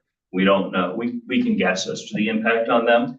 We have some information upon the challenges of parking and travel up there. I am a little worried with the one windy driveway getting into the senior center with all the people that would go in there on an election day. I see how busy election days are. I'm frequently holding signs out in front of Melican those days, and it's pretty busy. And then you add in drop off and pickup time, it gets pretty darn crazy. So I don't think that we have enough information to say the election will be X unless this committee felt like Melican that it should stay at Melican. But I think we probably need to get some more information quickly to make some decisions. Susie? Oh, I'm sorry. I saw Lisa's hand up. Board members go first. Nothing personal. Lisa. Sorry, Susie. Just 2 questions. Number one, the senior center is a municipal building, correct? Like it's one of our municipal buildings? Yes. Yes. Okay. And if in fact we did it on a Saturday, like Fran had recommended, it wouldn't have been open for seniors, is that correct? I was referring to the school having it at Melican on Saturday. Yeah, Fran said that she was referring to Melican. So neither building is open on Saturdays, neither Melican or Senior Center. So And either that would be building, okay. one election a year. It wouldn't impact any of the state elections. Okay. Because I mean, I think we do have to have a greater discussion, but I think we have to look at the buildings that we own and how we can make everything we own work for the residents. And I'm glad that we're looking into something as opposed to just saying, well, this, what we're doing now is the best we have to offer. So I'm thanking you for doing that. Thanks, Lisa. Just one quick question. When, like, how much lead time do we need? Like, when would we have to make a decision if we wanted to move? If we wanted to move for this May's election, I suspect our next meeting is when we execute the warrant, right? And Right. that might be even a little tight. given the Yeah, we also inspections. have to do that mailing to residents. I believe it's a 20-day notice that we have to give. Obviously, we're still within that time frame, but the warrant itself does set the location of the election. So, and that's going to be executed on April 7th. So, And to like an earlier point you made, Andy, you don't want to bounce locations around the different. network. Yeah, I mean, depending on the type of election, because you want to have some continuity. So if you're going to make a change, it's not, oh, we can road test this and then maybe go back. It's like, it's going to be that way for a while. Exactly. There's impact to testing. Yeah, that was one reason why, respectful to people that have other opinions, I emphasize the efforts we put into going to Melican. We did have buy-in. And it was a success story of mine, I think, and it's worked well. And I think the residents love it. I totally understand the concerns, and I think if there is an alternative location that could work, it makes sense. I'll just also add that we're going to have a new senior center director very shortly. We're going to have new town clerk very shortly. So maybe those folks would have, fresh set of eyes, some new ideas, how they could make it work. And obviously having input from others is important, as you said, to get all the information before the board makes its decision. Thanks, Andy. Thank you. Fran Basham, 76 Cedar Hill Road. Just after Mike's question, made me think this would be, since this year is too late, it'd be a great time for the representatives of the town, the school, the senior center, and our new senior center director to talk about how can we make it work. I mean, I like to think about how to get to yes. So I don't want to come up here and just say, oh, no, right? So how can we get to yes? But I think it has to be a collaborative effort and see if we can, get it set up before they create their next school of September of 25, right? But I think we could work out something that we could ease the concern that people have. Thank you. Thank you. So Andy, after this May's election, the next election would be in next March. May. Would be, so there's no March on the off year. So just town election next May, and then the fall would be a primary in September, and then the general election in November. Okay. Yep. It's only every 4 years we have the March presidential primary. Okay. All right. So in theory, if we couldn't make a change now, then we would have a year to figure it out and get all of the details sorted out. A lot of time to perfect it, yes, which I think is a good thing. Okay. Did you have something else? Kelly's the chair of the school committee. Oh, Kelly, I apologize. The icons sometimes are kind of small and I don't catch them. Kelly. No problem. It was just a last minute thing. I just wanted to say before closing, sorry, my dog. I'm just very disappointed that there couldn't have been more information for you all tonight to make a decision on this. The schools have been housing this for many, many years. We've voiced our concerns. The superintendent's voiced it. The school committee's voiced it. Parents have voiced it. And, we thought that moving it to Melican was kind of like the step to, moving them out of the schools. And the fact that it's going to be now, okay, this is what was told to us last year. Okay, well, we can't do it for November, but we can, maybe do it for the May. And now we're saying, okay, well, we can't do it for the May, but maybe we could do it for the next one. It's just, when is it going to be decided and ruled on? And I just think that, I feel very sorry for those 100 seniors that are affected by a day, but you're impacting 700 people when they're in the school. So, I mean, if we're looking at numbers, there's your numbers right there. Yeah, I'm of the mindset that the election should not be at Melican. I don't have enough to say they can be at the senior center because we haven't had the formal input from Council on Aging or the senior center director that won't start for another week. Sorry to take away your announcement. You can do that later. Yes, I share your concern, Kelly. I wish we had enough information to do this now, but this is what we've got. Susie? I don't have to say my address again. I didn't say the facts earlier because someone, I think Susan had mentioned about the school shootings. I remember Columbine, I was a senior in college. And we just sat there. Like, it changed everything, right? So in 2025, we've already had 3 school shootings that have caused injury or death. In 2024, there were 83. So 4,300 voters for presidential election, 2,000 for, I think what was it, the state? They said, voters came through. Were those the numbers? In November, there were about 4,300 that voted in person. And then, so schools closed that day, but then 2,000 for the other election. So those were 2,000 people just coming into Milliken. School was closed that day also. Oh, school was closed. So what was the other, do you have any of the other voters? Because In September, when school was open, 471 people voted on election day at Milliken. In May of last year, 557 people voted at Milliken. May of the prior year, 1,141 people voted at Milliken. That was in 23.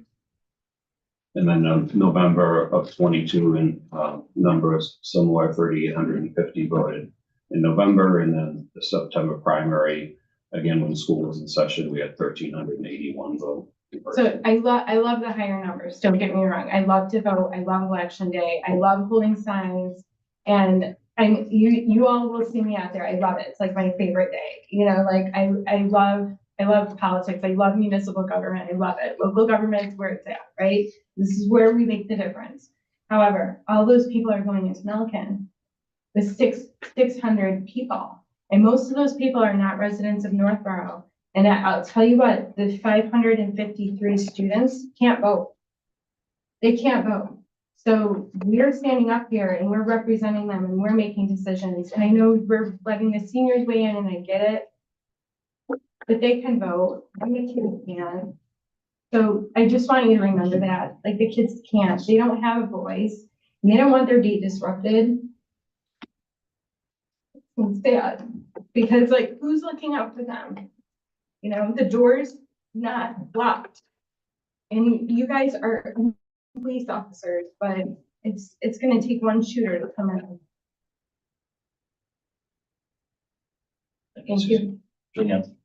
Okay, so I am lending support to changing the location, but to Andy's point, we want to do it right because we don't want to go back. So what can we do? It sounds to me like it would be a very short time frame to get the elections at Milliken this spring. What, Griffin, could you put a couple extra people on Or if we were to move it for for the election spring. day? If we were to keep it or not keep it. If we were to keep it just for this May, with the intent that we are going to study everything we have to study so that if and when it moves to the senior center, it's like butter. It goes beautifully. And I know you and I have spoken about this. You've added additional officers Yes. over the last few elections. Correct. Could you maybe summarize some of the changes? Yeah, I mean, yes, first off, thank you, Mr. Chair. You know, and I totally respect everyone's concerns on this on both ends.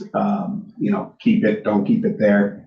What I can tell you is whatever's decided, we'll be prepared and we'll go and we'll make it work wherever it's at. I can guarantee you that.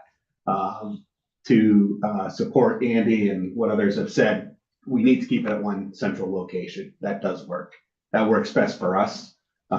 We're able to kind of put all our chips in one pile at one location. It just makes things easier. We can deploy officers just at one spot.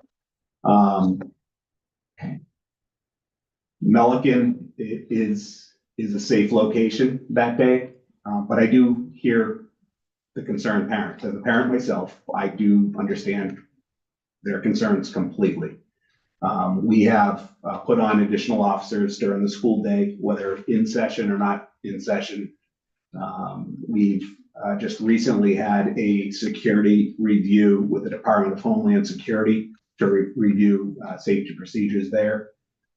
We are waiting on that final report, but we're told we're doing things right.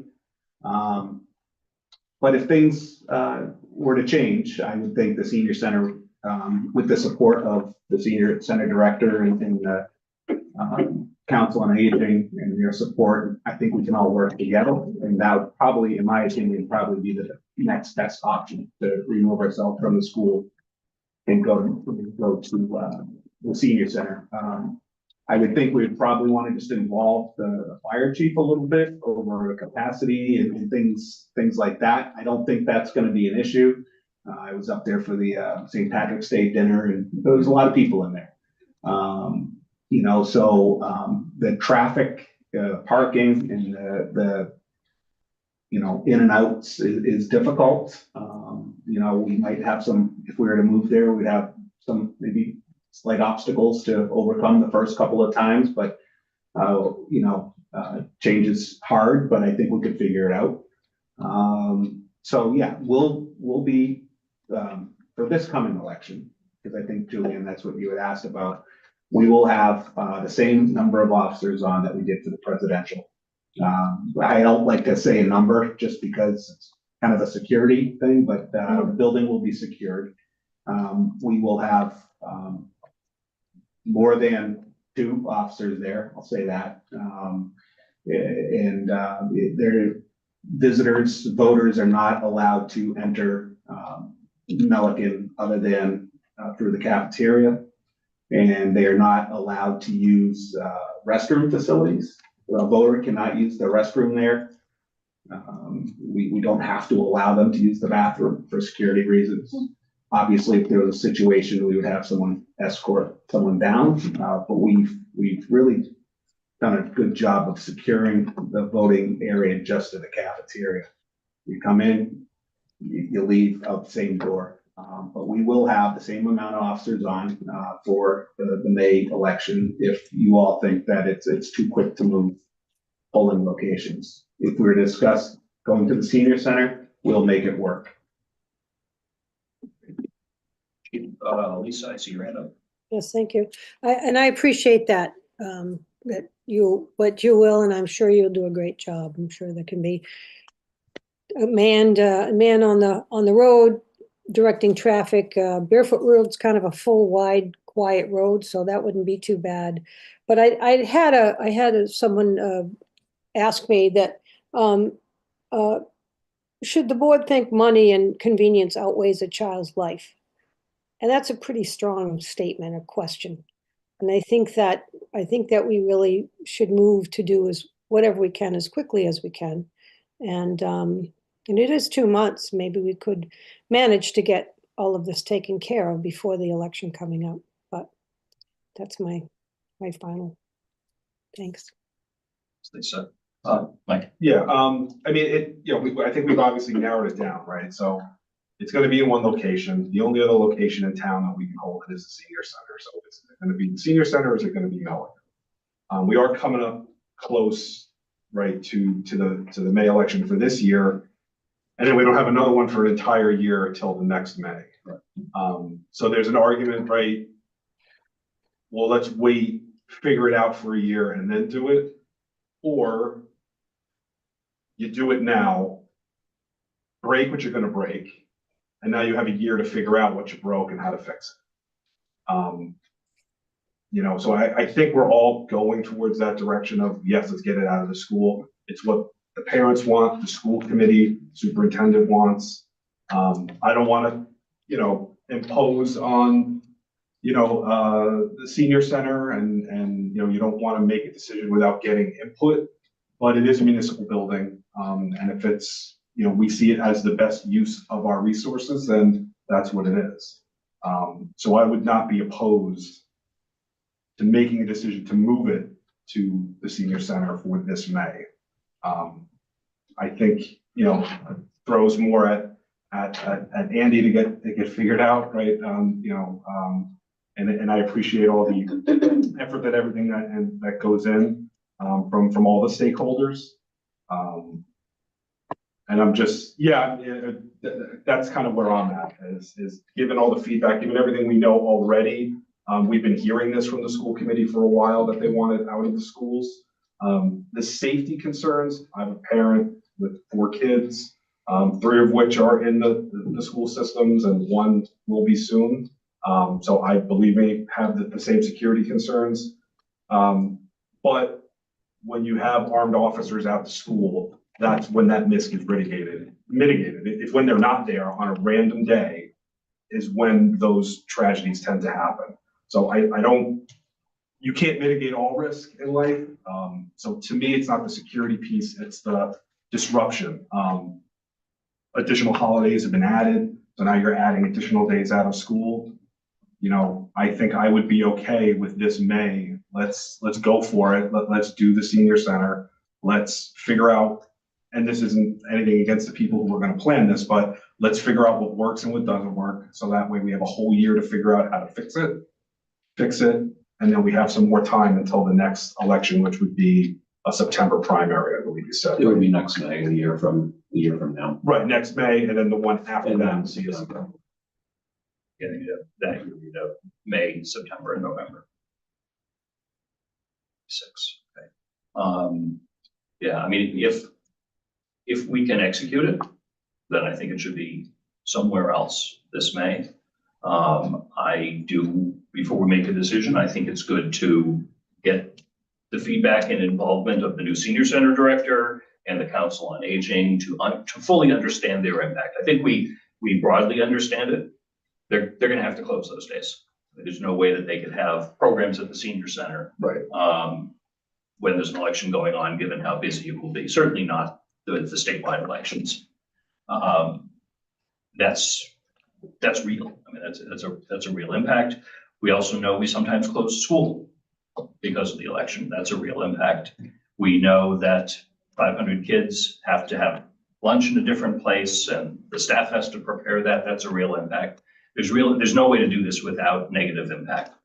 I think understanding what would the negative impact actually be? What would the actual safety issues be if we moved it to the senior center or maybe some other place will come up in discussion.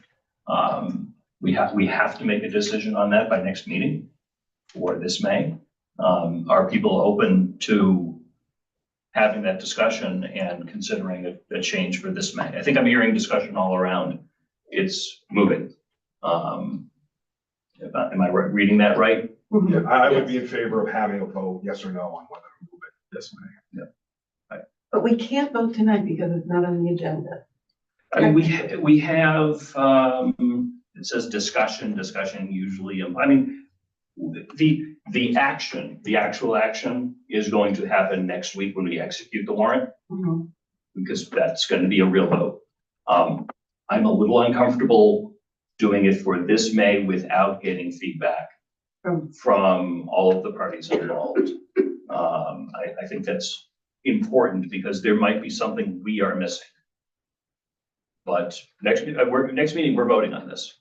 And I think if there is consensus that we are at least seriously considering a new voting location for this May, that provides direction to staff to go ahead and figure out how to do that and then come back at our meeting on April 7th and say, all right, you know, here's one warrant, here's another warrant with 2 different locations. Here's what will happen to make it work. And so that would cause both of the 2 of you and many others to really look at it in detail. Okay, what does it look like from beginning to end? And walk through it and then tell us, yeah, you can do it, or no, you can't, or we can do it, and here are the downsides. I kind of like that idea of, you know, break it and then have a year to figure it out. There's an advantage. I think that there are some advantages to the senior center and having a couple thousand extra people going through the building. There's a huge percentage of Northborough residents that have never been to the senior center or went there once for their COVID shot and haven't been back since, including a lot of seniors that, you know, don't think they're old enough to go to the senior center. Sending people through that incredible, beautiful building provides a marketing opportunity for the senior center and its services. And there might be some secondary side benefit to their operations in the long run. I don't know that. I want to hear that thought process from the Council on Aging and staff. I don't want to assume that. If I could just add, Yeah, of course. you know, I always say elections are the most important thing that I do. It's one of the most important things the town does, you know, is that we have elections for our residents, for our voters. You know, I want nothing more for that to be a good experience for everyone, for it to be safe, for it to be at a convenient location. If it's at the senior center in May, we'll make it work. I mean, that's an easy one because the volume is pretty low. I don't see any issue with that. Not that I'm saying we should rush it. I just want to make sure, as Julianne said, if we're going to do this, it's a pretty significant thing to change, that we get it right the first time. But I do think there's an opportunity, as Mike said, figure out what we're breaking and how to perfect it for next year. And ultimately that will be a different person's problem. But certain I'll go ahead and break it. I think our question is your last election an easy one or a hard? I don't know, I'm up to the challenge. Plus, he needs to check out the senior center. He's gonna be up there a lot. It's true. Just if nothing else as a courtesy, we are already programmed out into June, so that Tuesday already has programming booked and stuff, and I'm not saying it's more important than an election. But at least as a courtesy, we're trying to be collaborative. I'm not really a fan of breaking and fixing.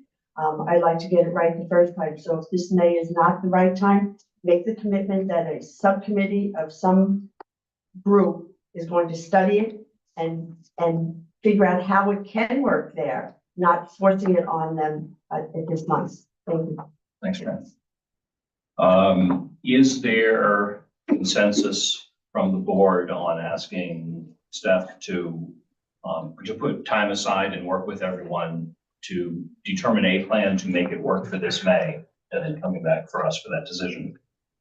Can I ask a quick question? Of course.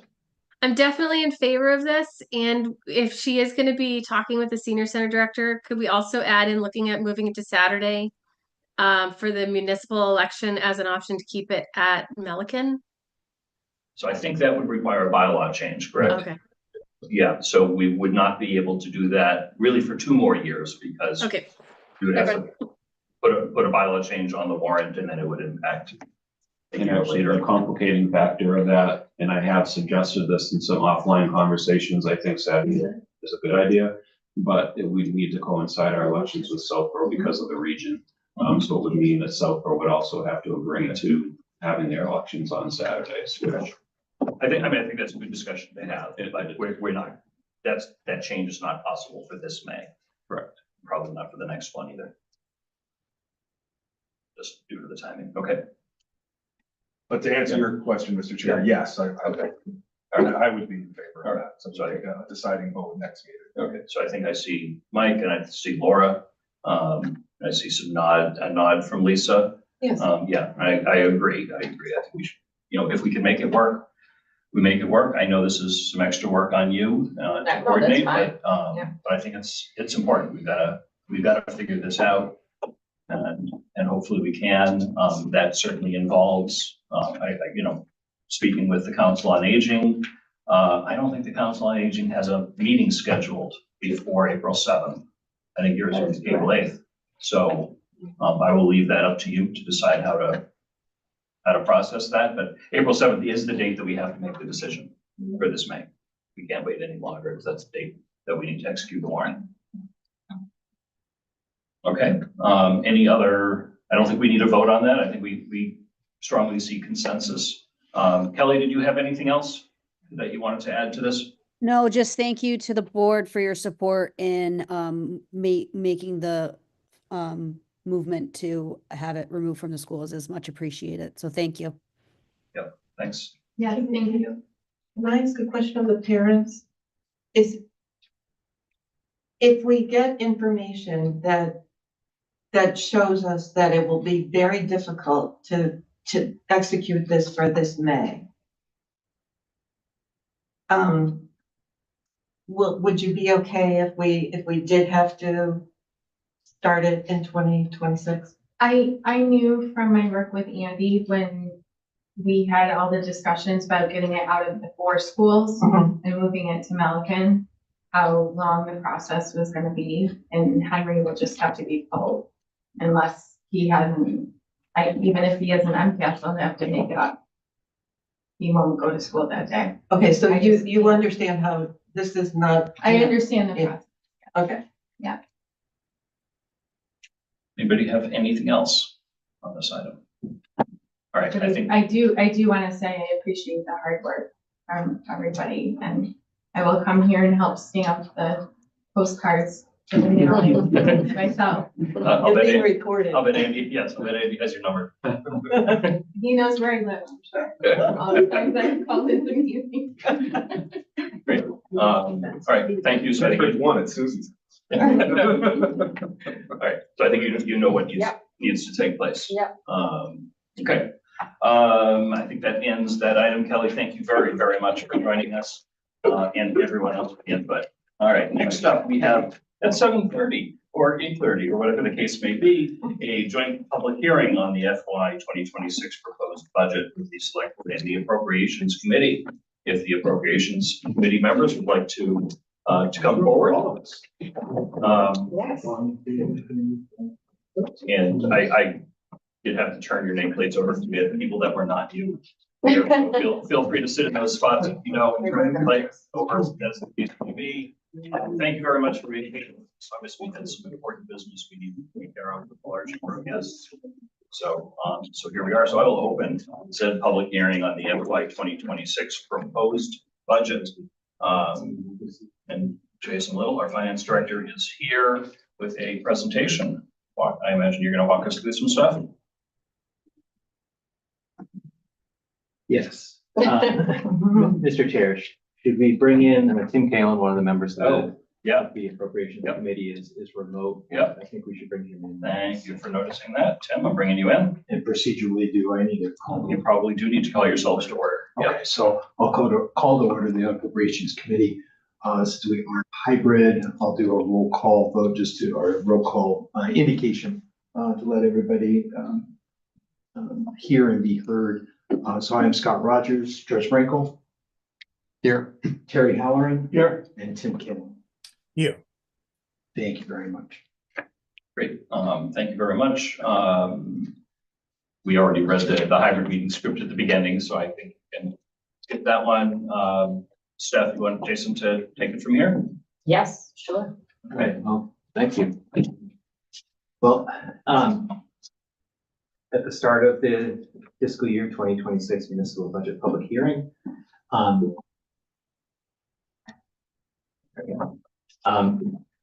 these are the highlights that we're going to be presenting tonight. We have a balanced FY 2026 budget. It's a level services budget that we're presenting to you tonight. There is no new staff proposed within the budget. And then another important note is that there's 5 union contracts currently in negotiation. So there's a provision within the budget to settle the contracts and provide for those. Under this proposed budget, the taxes increase within Proposition 2.5 using excess levy capacity. No financial reserves were used in the operating budget beyond the $500,000 as have been prior years in free cash. It complies with the town's financial policies. It funds the OPEB trust fund at $600,000. That's level funded with the current year. Contributes $200,000 to the stabilization fund to maintain reserve ratios. And it begins a special purpose stabilization fund to begin saving for 8 additional firefighters that were hired this current year. And it's proposed at $400,000. The budget continues funding capital projects and minimizes debt to be incurred.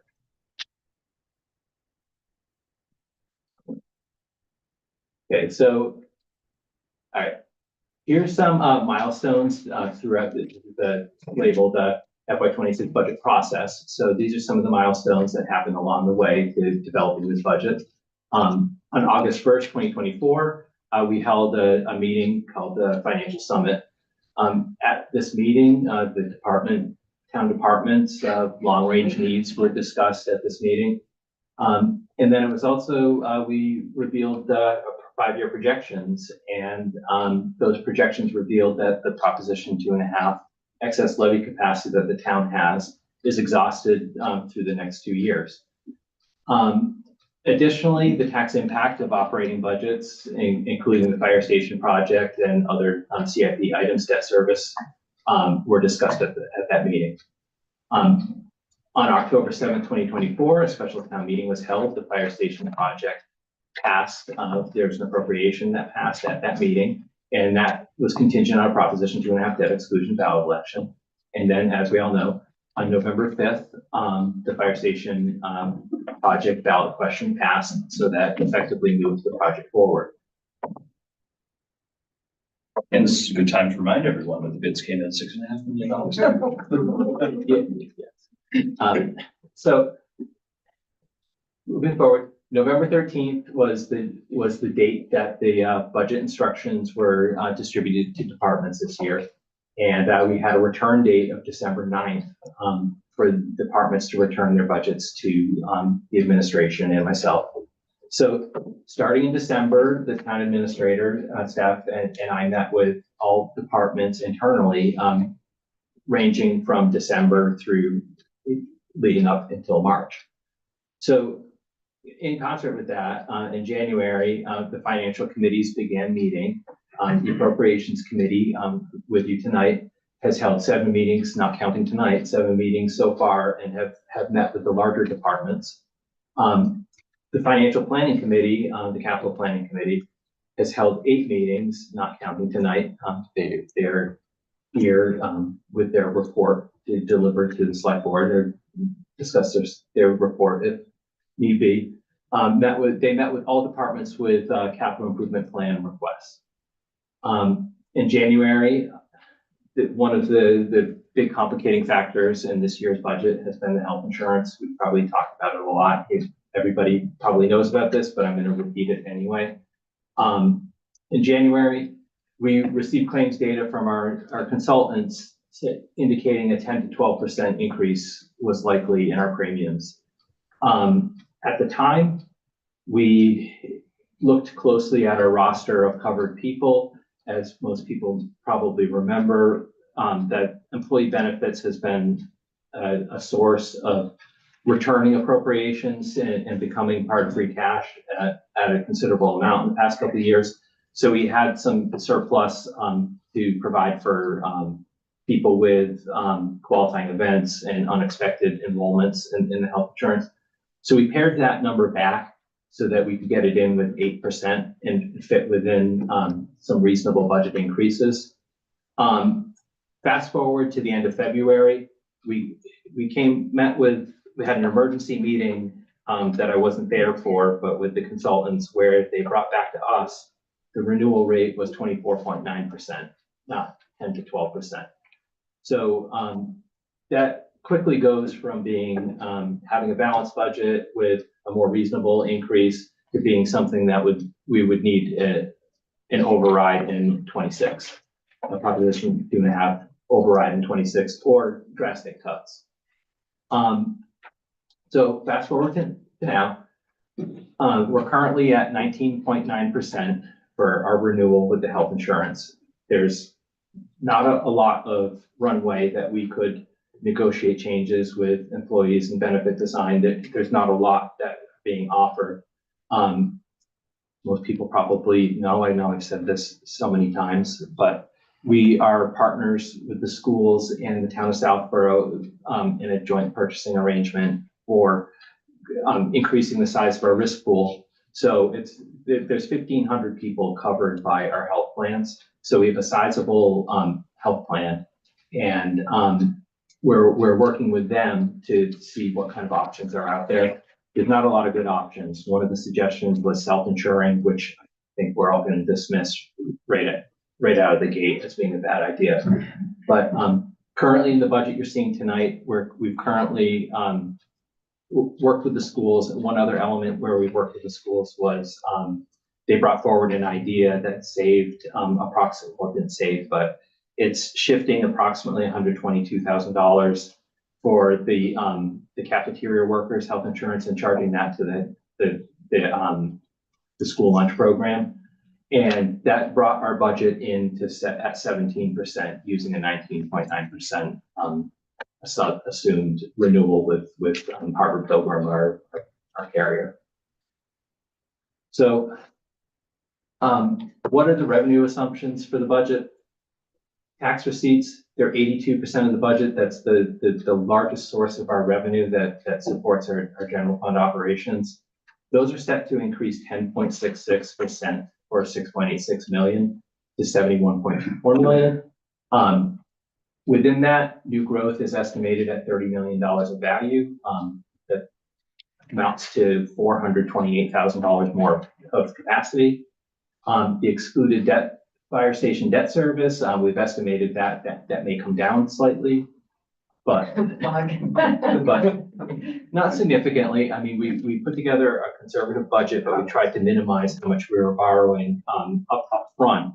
And so what it will mean is that the amounts projected for town meeting will play out to be less, but the impact in 1 year may be the same, because we were going to minimize the borrowing and then have a cleanup bond at the end of the project.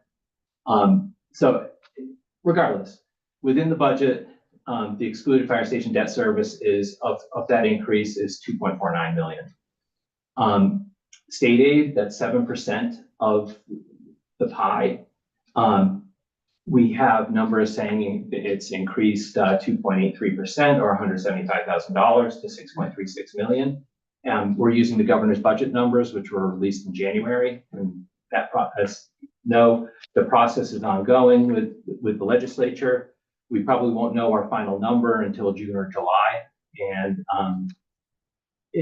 as that process unfolds, it's not likely to change very much or in a material way. Our local receipts, we increased them a small amount to get to 4.5 million. That amounted to about $70,000. It's about 2% increase. And then the rest of the pie is made up of other available funds. We're using $500,000 in free cash to be used in the operating budget. And our use of free cash totals 4.13 million because of the pay-as-you-go capital and some of the other uses. So that amounts to 5% of the total budget. And then lastly, we transfer money in from other available funds, and that totals $792,000. So that's about 1% of the revenue. So this year for the free cash plan, for our fiscal policies, we have a free cash policy of what we can use free cash for. And then we have our free cash policy says that we will develop a free cash plan annually. So that free cash plan involved taking the $4.6 million that was certified and using 4.1 million to first fund capital at $2.8 million, fund the annual reserve fund, appropriations committee reserve fund at $175,000, transfer money to stabilization from free cash to stabilization for $200,000, create the special purpose stabilization at $400,000, fund the historic district commission's request for $15,000 for like a revolutionary 250th commemoration event, and apply $500,000 to the operating budget. So what this does is leaves $500,000 in reserves. So again, we've talked about state aid at length in some of these presentations in the past. The governor's budget released in January includes a 2.83% increase for Northborough. Chapter 70 education aid represents 71% of the $6 million we get from state aid. Unrestricted general government aid represents 22%, and both of those sources only increased 2% over the prior year. One thing that's important to note about state aid, we're making an estimate, and if we make a conservative estimate and we get more, what that does in effect when we find out what the amount is later in the year after town meeting, generally that can only be used to reduce the tax burden. So it's a conservative estimate we make, and it only affects by reducing taxes later if it comes in higher than what we've estimated. So again, this is kind of the example of using state aid as a major source of the budget. It's on a reducing trend. It's not keeping up with our local revenues. So this is the effect. This is the trend year after year. It's taking a smaller share of the budget. So last year we presented some town demographics and talked about it. And so I updated those, and I just felt like it would be important to look at some of the changes from between last year and this year. And I don't know if people know this, but the Department of Revenue with the state maintains a ton of data. You can go on their webpage, you can go to what's called the data bank and find all kinds of information about Northborough, about all the communities in the state. We're regulated by the state. We report to the state in a lot of different ways. We give them so many numbers, and those are recapitulated in this data bank. So that's where we go for this data. So I'm taking the data straight from there. The average home value for this data has gone up 6.34%. The average tax bill's gone up 6.12% from year to year. The overall property value that's taxable in town has increased 6% as well.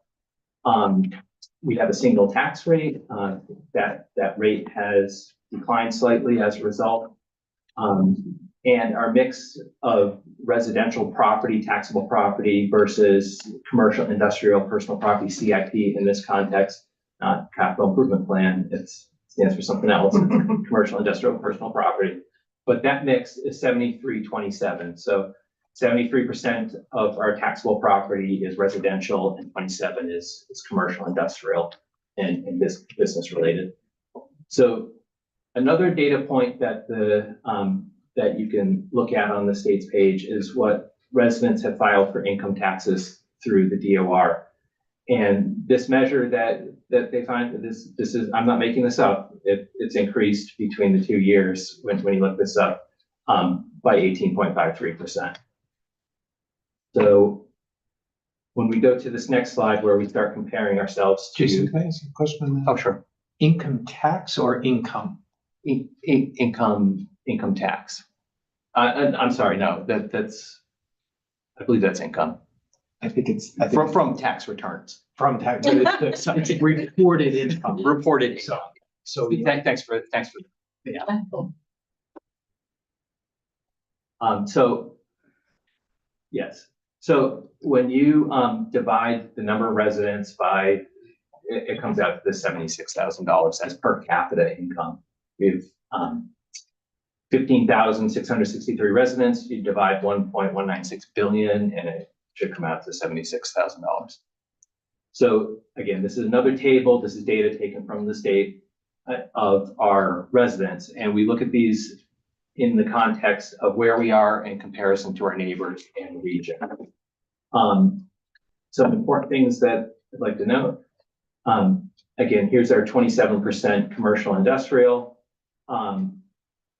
There's some benefit, and I'm not going to spend a lot of time talking about it, and I might trip on my words here, but there's the fact that businesses don't have the service demands that residents do. So there's a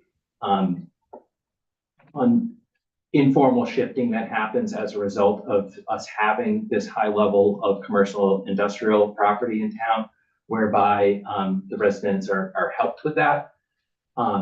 If you look at some of our percentages, our tax effort, this measure is simply taking the per capita income and dividing the tax bill by the per capita income, and that comes to 12.39. So we have a lower tax burden per capita by that measure as the town of Grafton, who only has 8.68% of CIP percentage. So there's some inferences that can be drawn from this. Additionally, one thing that you can draw from this as well is that what's interesting here is that Southborough are one of our neighbors. We share a school district with them. They have a considerably higher per capita income. They have a considerably higher tax bill, but their tax effort by this measure is considerably lower. So again, lower CIP as well. Just interesting inferences can be drawn from this data. And again, if you were to graph this, we've looked at this in this form of a graph before, where we rank amongst our neighbors.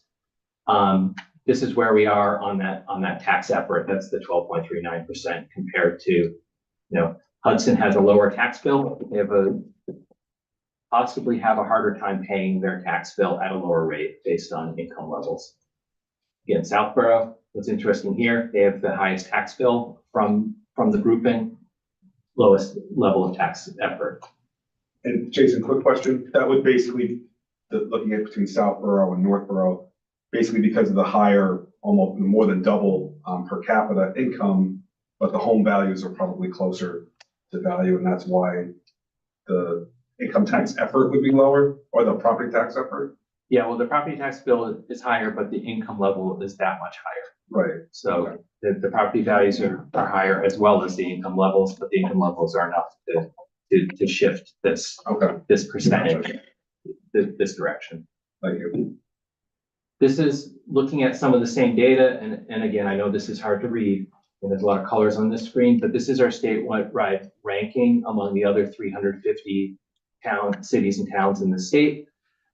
This scale here is ranking of single-family tax bills, and what this demonstrates, the black line up here at the top, that's Southborough's. They're somewhere between 40 and 20 across these years. Below that is Westborough. Below that is Northborough. So Northborough's has trended around the 60s, from the 50s into the 60s, and then it's dropped into the 70s. So we're getting closer to our other neighbors in this measure as we look at this data. So it's just an interesting way, because what's factoring in a region and the demographics are similar, we're going to be facing some of the same challenges as our neighbors. All right, so this is a very dense slide, but I wanted to give away some of my secrets of how we produce some of these numbers. We're going to estimate the tax impact of this budget, and don't look at the bottom yet. But, Too late. So this is how we estimate the tax impact for a single family home. We took what's actually data, 664,045 is the average single family home value in Northborough. And we've, in consultation with the assessor's office, they have some early ways to look at some of where the sales data is going and so forth. So it supports an assumption that you would increase the value 5% for FY26. So 664,045 plus 5% equals 697. So we are modeling our tax impact on a single family home valued at $697,000. The tax base. The FY25 tax base, the total taxable value of town is 4.52 billion. That's residential properties and the commercial, industrial, personal property. It totals 4.52 billion. It's estimated to increase in our model to 4.71 billion for FY26. And where did that number come from? We took the residential values, which are 3.3 billion, and added 5%. And then we took the commercial and industrial personal property values and inflated those 2% to be conservative. So that raises to 1.24 billion. So that's where we get the 4.71. So to model the tax impact, we then take the tax levy from our model, which is calculated at 71.2 million, and then we divide it by the tax base to get to a tax rate, and then we apply that tax rate to the single family home, and that's why we're estimating an average tax bill to be $10,553 for FY26 based on this budget model. So the impact is 10,553 minus the average single family tax bill from FY25, which is 9,463. So that amounts to $1,090 or 11.5%. I see Lisa has her hand up, maybe on something on the slide, Lisa. Yes, so when I see the residential there, hi Jason, thanks for all the hard work. When I see the residential value at 3.3 billion plus 5%, and then the CIP value is only at 2%. We all pay the same tax rate. Why does their value not go up equally? Well, because they're valued separately, and we have to make predictions for what the growth and the adjustment to the values are. It's this model isn't saying that they're going to pay a different tax rate. They're going to pay the same tax rate. It's just a prediction talking to the assessor's office about where values are going. So again, this does not reflect that they're getting a break. They're paying the same tax rate as the residences. It's just we're trying to accurately predict where the tax base is going. Well, but then I know that they're not, that it's the same rate. It's just that if ours goes up every year at 5% as a resident, and the CIP value only goes up at 2%. That's my question. Is their land less valuable? Is their product less valuable? That's kind of the balance that I've often wondered, because every year I know my taxes go up every year, and there's 5% every year, but my income does not. Where commercial industrial has some control over how they bring money in. So I just want to better understand why we're at 5 and they're at 2. I think that if I could. Sorry, I'll just try to answer it, and maybe using some different words. It's really just to come up with an estimate for what the tax base is going to be. The values are calculated separate from that, and we could say it's 5% too. I could come forward here and say that's a 5% increase.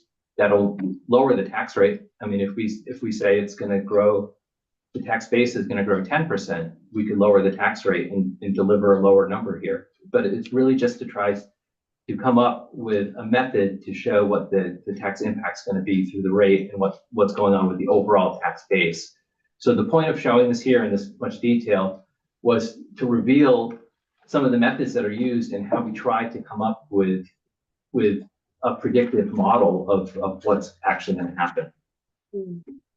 Lisa, did that answer your question? Yes, yeah, it doesn't take care of my concern, but it answers my question. Thank you. So have you calculated the impact, the bold down there is for residential? What is the tax impact in percentage on CIP? The same. It's also 11.5%? Correct. They pay the same rate. Yes. Yes, they pay the same rate, but the impact will be different because their value is going up less. Their assessment is going up less. This may have been too complicated of a slide to include here. We're really just trying to calculate what the rate is on this, demonstrate the impact. When we present these models, we're doing it based on the residential taxpayer, and we're not typically presenting this to the whole host of all of the taxpayers that are paying taxes. One thing to consider, the 2% involves personal property. Personal property is the equipment and the machinery that buildings and equipment. That has a very quick depreciation schedule, whereas homes inflate in value, personal property depreciates in value. So that's why we're trying to capture some of the nuances to that model, where it's not a straight line of everything increases 5%. Right, but I think in the future when we discuss tax rate, that's a really important number to remember. That will be broken down when we set the tax rate in the fall. We'll get more into the individual values and what actually happens. What we're doing now is trying to predict what's going to happen next fall. Sure. Okay. In a very broad way. So we can get to a tax rate and talk to residents about what their tax impact would be.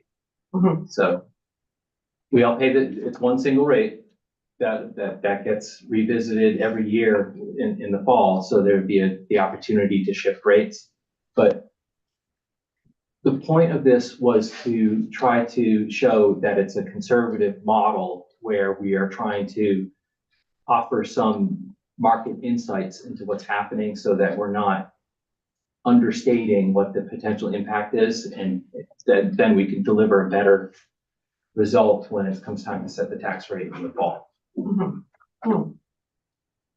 Jason, on this slide, the 1,090 impact, obviously that includes the start of the debt payments on the fire station. Yep. We haven't done the borrowing for that. Should we decide to borrow less as a result of the bid savings of $6.5 million, which is such wonderful news, would you be able to provide an updated impact figure, in advance of or at town meeting? Based on that? It's since we tried to on the front end to reduce the borrowing as much as possible, it's potentially not going to change. Okay. So we tried to minimize that on the front. When we did the long-term projections for the taxpayer impact, that involved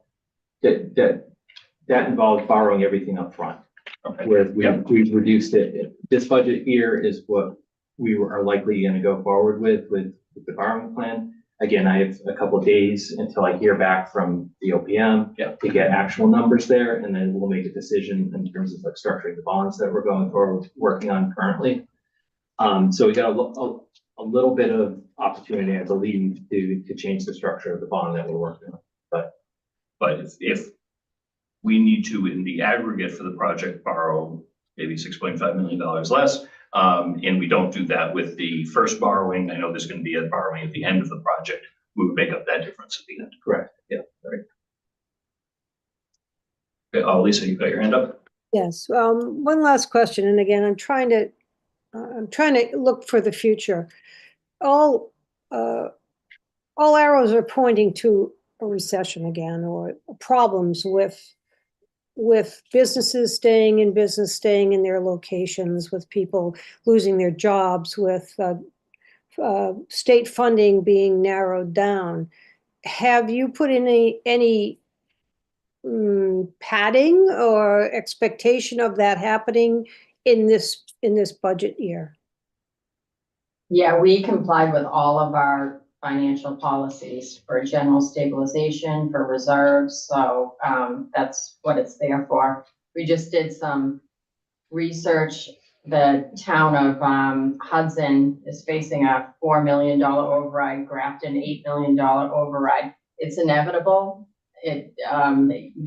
As soon as next year, we could be facing override situations, but it's due to the strong financial stewardship that has been the town of Northborough, where we do have those funds that we can rely on in times of trouble, which, yeah, as you can see, we're close. We have a little over 100,000 in levy capacity right now. So we went from an amount that was a lot richer to becoming very lean, but that's why we have these financial policies.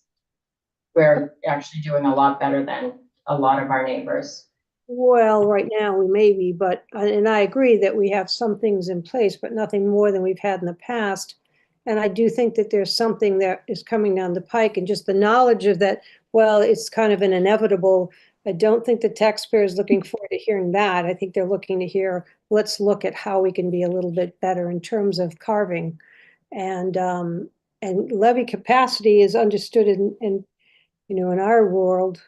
But again, levy capacity is increased because we have taken on a big project right now, being the fire station. So that levy limit got increased for the next 30 years, as the loan's going to be higher. And even though it's on the paper as being higher, income is not necessarily getting any higher that's going to be able to pay for the extra taxes. So that's what I'm trying to get at.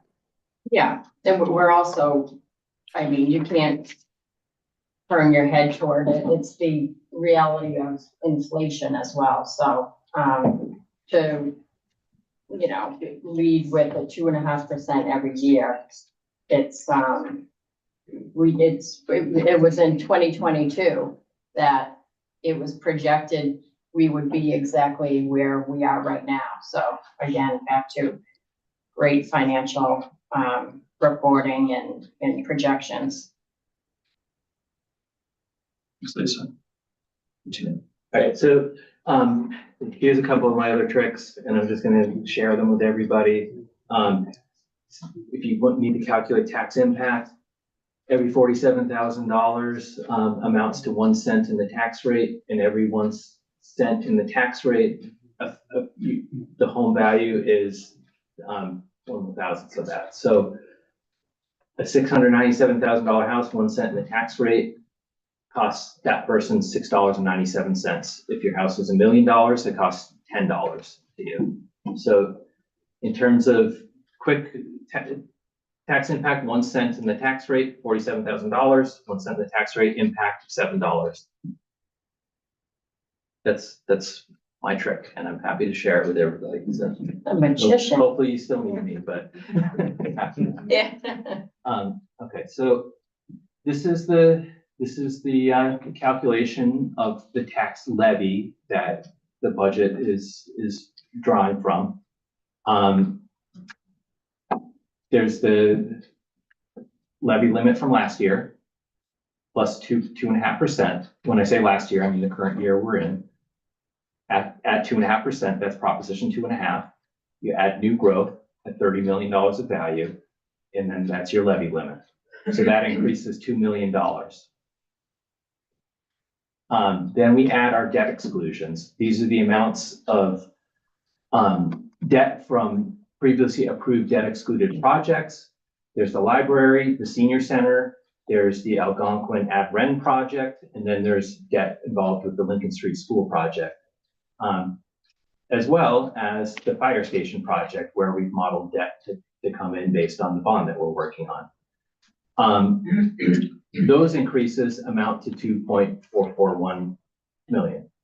So that then you get to your maximum allowable levy, and then that backs into the total tax receipts in our unused capacity. So our unused capacity that has been used, $2.4 million of unused levy capacity has been used to produce a balanced budget this year.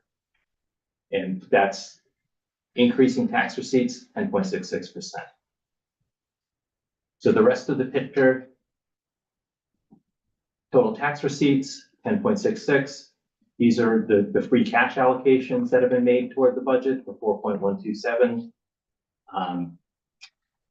Local receipts, 4.5 million. The other funds, that comes to a total of $87 million for general fund revenues. That's a 9.69% increase. We also have enterprise funds listed here. I didn't prepare to speak much about the enterprise funds. Those are going up 2.12% in total. So that's what that looks like on a pie chart. This is the general fund only. So that's the 71.2, and the whole picture is 87 million. That's what it looks like as a pie chart. This is what the expenses that balance that look like from a pie chart. So moving on, we get a chance to see this again later, but moving on to what that covers. Within the what's called the town budget, we consider the town budget. There's general administration. General administration here is showing going up 14%, but that includes the provision for union contract settlements.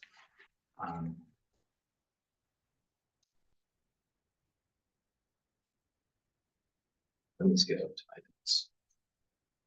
If we did not have that included, the general administration, that budget would only be going up about $75,000, or it would be about 2.2%. So, oh yeah, we'll get there. We'll get there.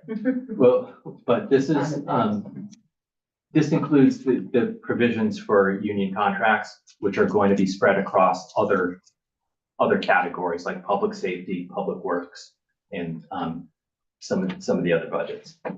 So it's not general administration's fault that it's going up 14%. No.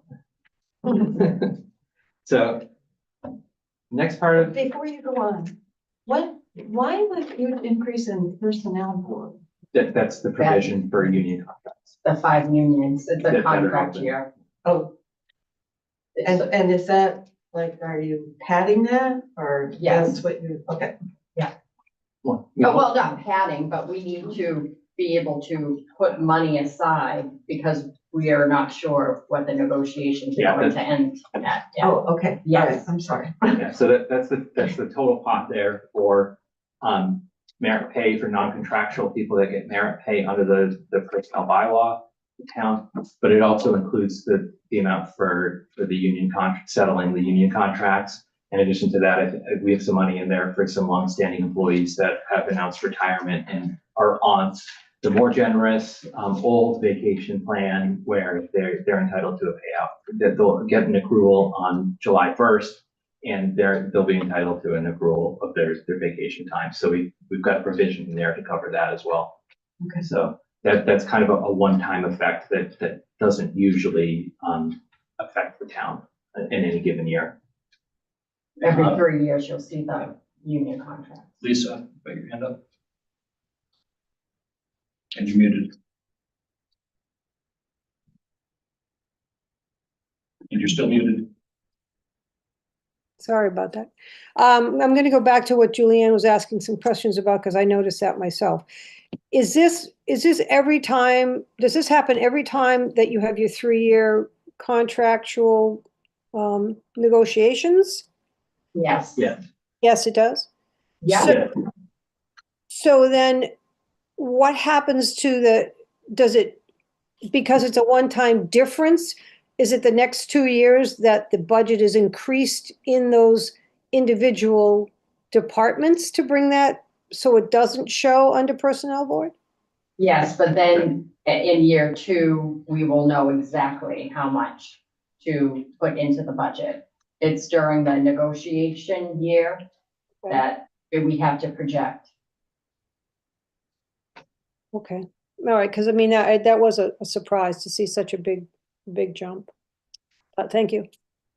Right, so maybe you'll be surprised to see such a low jump when you get to public safety, and that's 2.64% increase. So that will likely increase in actuality when money is transferred from that after contracts are settled. Public Works as well, they've produced a budget for a 4% increase. Human Services in total, 4.37%. Culture and Recreation is in total a decrease of 1.73%.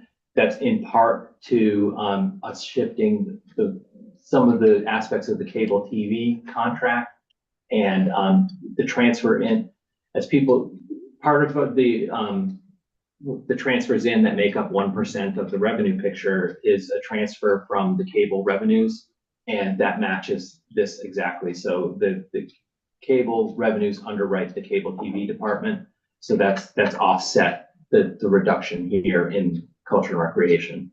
So overall, including the provision for those wages, the town departments are up 6.3%. If we subtracted that out, it would be more like 3.6%. So those are in there. I mean, it's an eventuality that those contracts will be settled. So it's 6.3% for town departments for level service budgets. So within the town budget, there's the town departmental request. So we just talked about 6.3 or $960,000 of the budget. There's also an increase in non-excluded debt service. This is debt service that we're going to be issuing for things that we had not issued debt for previously. There's the DPW tight tank and the fire engine that we're borrowing for. We're going to have a debt service payment for those items, and those were not excluded debt service, so it's not included with the things on the top line, increasing our capacity to tax. So it's taxable impact either way, but it's within the town's budget. Health insurance, that's the effect of the 17% increase. That's an increase of $1.1 million. The retirement assessment, that's an increase of $237,000. That's actually a lower number than we predicted originally, and we're part of the Worcester Regional Retirement System, which is a multi-employer pension system. We and about 100 other towns belong to that system, and we're actuarially rated within that system, and they have committed to increasing their appropriations 10% every year. We did fare better than the other towns because ours is only going up 7.64% rather than 10%. Although it's a very large number that we have to account for every year. The solid waste subsidy is increasing this year by $62,000 to balance the solid waste enterprise fund to continue that program. And then we have other fixed costs, which are mostly the building insurance and everything else, the offsets from the state assessments and so forth. Those are just all categorized, and those total 5% or $97,000. So what's considered the town budget is increasing 9.87%. So these things, if you break them down, this is part of the $1,090. We've broken down the health insurance, part of the $1,090, 170 of that is for the health insurance increase. $39 of that is the Worcester Regional Assessment. $10 is the cost of raising the solid waste subsidy.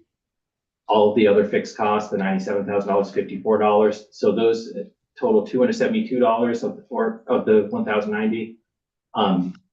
The $960,000 for the 6.3% increase on town departmental requests. It's $160. So overall, of the $1,090, the town's budget is increasing $432 as of the $1,090. So moving on to the schools, that portion of the budget. Lisa's got her hand up probably for the prior slide. Yes, in the prior slide.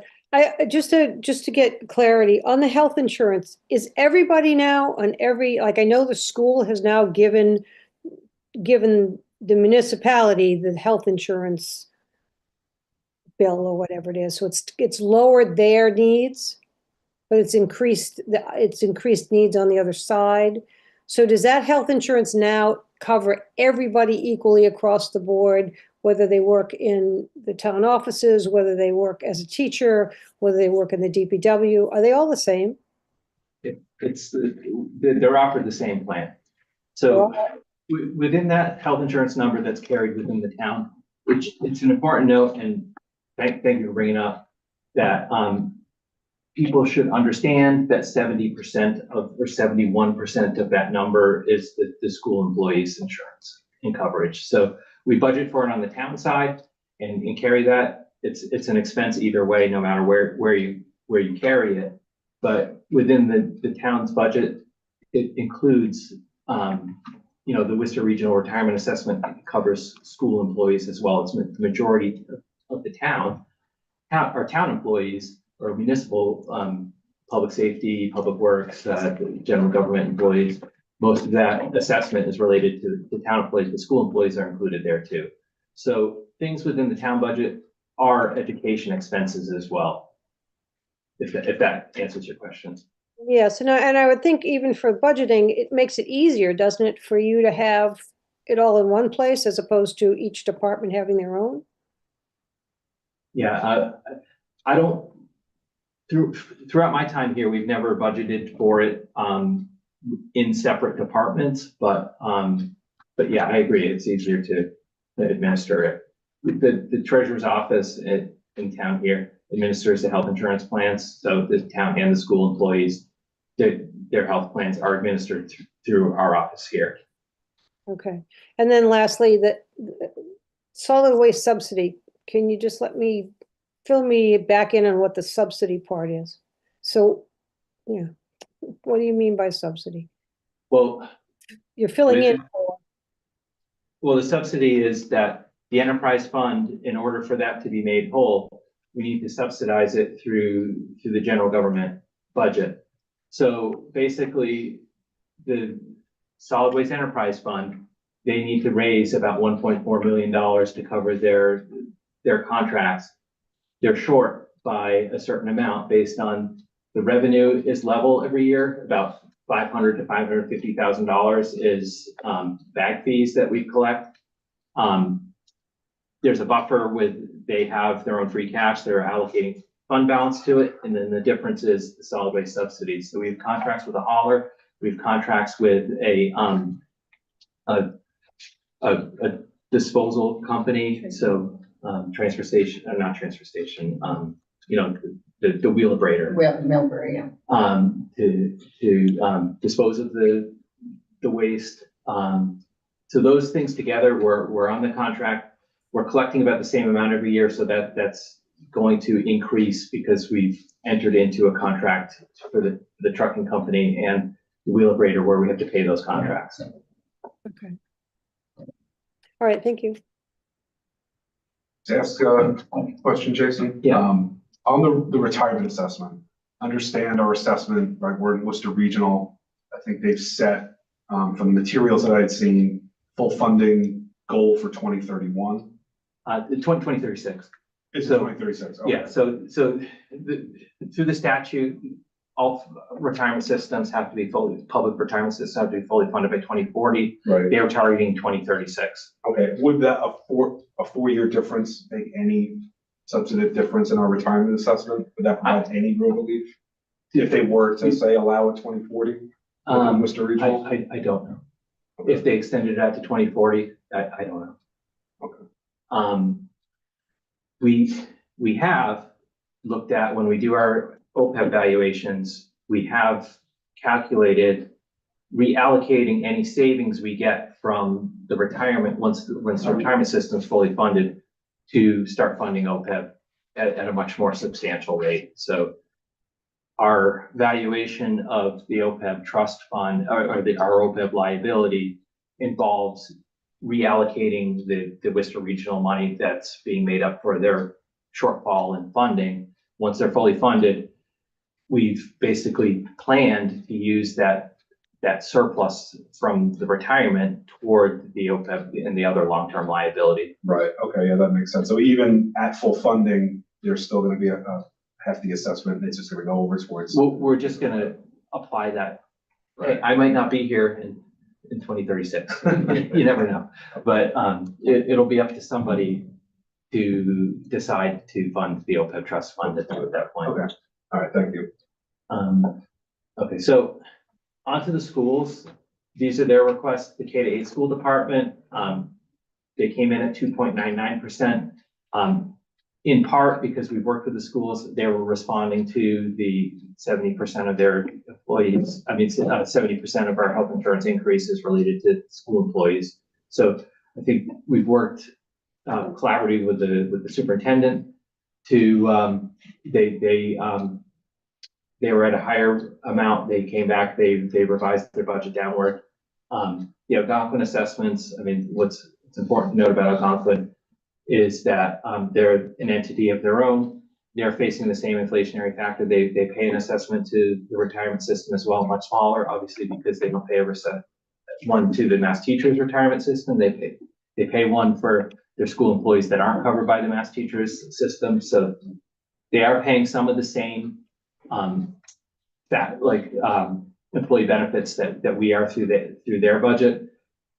The same thing's happening to them because of the JPA. They have the same health plan at the region. So the same effect there. They're factoring in, covering those costs in their budget, in their assessment, in their operating assessment. So they're coming at 5.33%. That's made up of an operating assessment that's $14.9 million, $14.96 million. That's an increase of $939,000, 6.69% increase. They have a pay-as-you-go capital assessment. It's $175,000 total. Our share of it is $107,000. They have the debt assessment to us, which is excluded from Proposition 2.5 for the Ad Red project. That's $641,000, and then they also are assessing us for non-excluded debt for their athletic complex at $190,000. In 2 years, in 27, or 28, I believe the ad rent project is going to drop off, and they've targeted issuing debt, permanent debt for the athletic complex. So that capacity will likely be taken up with the non-excluded debt for the athletic complex when that happens. Assabet's assessment went up 21%, and we ended up having 8 more students that are attending there. So there's an increase in that assessment as well. So overall, the impact from the $1,090 that we talked about earlier, the schools make up $343 of that. So these are the totals. Town budget, 9.87, schools, 4.31. The warrant articles that we talked about being funded with free cash. We have a transfer to OPEB, which is level as same as the prior year. Excluded debt service is going up significantly because of the debt for the fire station project. Our other funds are going down in part because of the cable fund, and no adjustments yet. Those adjustments are things that change when we post the tax rate in the fall. So overall, that's where the expenses that balance the 9.69 in revenues go in terms of expenditures. And again, this is what makes up the pie of the expenditures. So a summary of that tax impact. Fixed costs, including health insurance, $272. Town departments, $160. So a subtotal of the $432. Excluded debt service, which includes the fire station, $360. School budgets, $343. New revenue has a negating effect. New revenue and some other reductions, $45. So that's how we back into we get $1,090. That's the source of it. I have a quick question. Oh, yeah, Laura, sorry. No problem. Sorry about that. So for the reduced, can you go back one slide, please? So for the new revenue and other effects reduced, is that related to businesses closing, or what is that related to? No, that's an effect of increased revenue. So that's reducing the impact. Got it. So okay. What that is the additional state aid, the additional $175,000, and some of the other things that increased the additional $70,000 in local receipts that we plugged into the model. So that has a negating effect on the impact when revenues come in higher. Thank you for clarifying that. Got it. No problem. So again, what is the status of our reserves at the end of this? This is just a restatement of the free cash plan that was put forward. We have $500,000 at the end of it. $200,000 from free cash is going to the stabilization fund. So if we add $200,000 to our current stabilization fund balance that was at the end of December, that's $6.3 million. So our reserves, stabilization and free cash is $6.8 million. So versus an $87 million budget, that's basically 8%, and that's within the town's 5 to 10% policy target for maintaining reserves. That's a nice reserve. What kind of interest rate are we getting on that? Well, it varies. It varies depending on market conditions, but off the top of my head, I don't have an answer for you. Okay. but it could be 5%. At this point, because we have the ability of investing the stabilization fund in higher income yielding investments than we do with the general fund. Sure. Yeah. So the capital budget, the financial planning committee reviews the capital requests and has met with every department, and those totaled 6.348 million for FY26. So that's being funded with, there's 16 articles that total $2.8 million from free cash. The $107,000 is part of the Algonquin assessment. So that's funded with we have that targeted come from the tax levy. The plan is less anticipated grants for the streetscape project and the body worn cameras for the police. That totals the 148,656. Cable funds to buy a new server, which we obviously need, and CPA funds. That's White Cliff's design that was part of. It's a town-owned asset, so it's part of the capital plan, but it's being funded from CPA funds. Enterprise funds, free cash. Water sewer enterprise funds are proposed to buy a truck, so it would come from water sewer enterprise funds, free cash. They have their own free cash certifications. And then $2 million of borrowing authorizations. So only one of these would affect the general fund, and that's proposed to be the downtown streetscape project, which is 1.1 million. That's the balance of what was left over for general fund obligated projects that we didn't have enough free cash remaining to fund entirely. So it's the downtown streetscape project. An ambulance the debt service would be paid from the ambulance revolving fund, and then a utility bridge project that the debt service would be paid from the water enterprise fund. Lisa? And that's the pie chart of those sources. And Lisa has a question, I assume, on the prior chart. Lisa, you muted.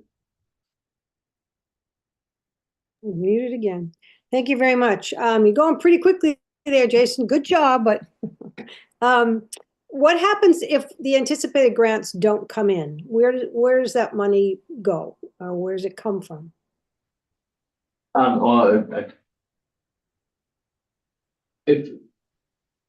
believe that the $48,000 body worn camera, I believe we have an award letter for that one, and we will get that one.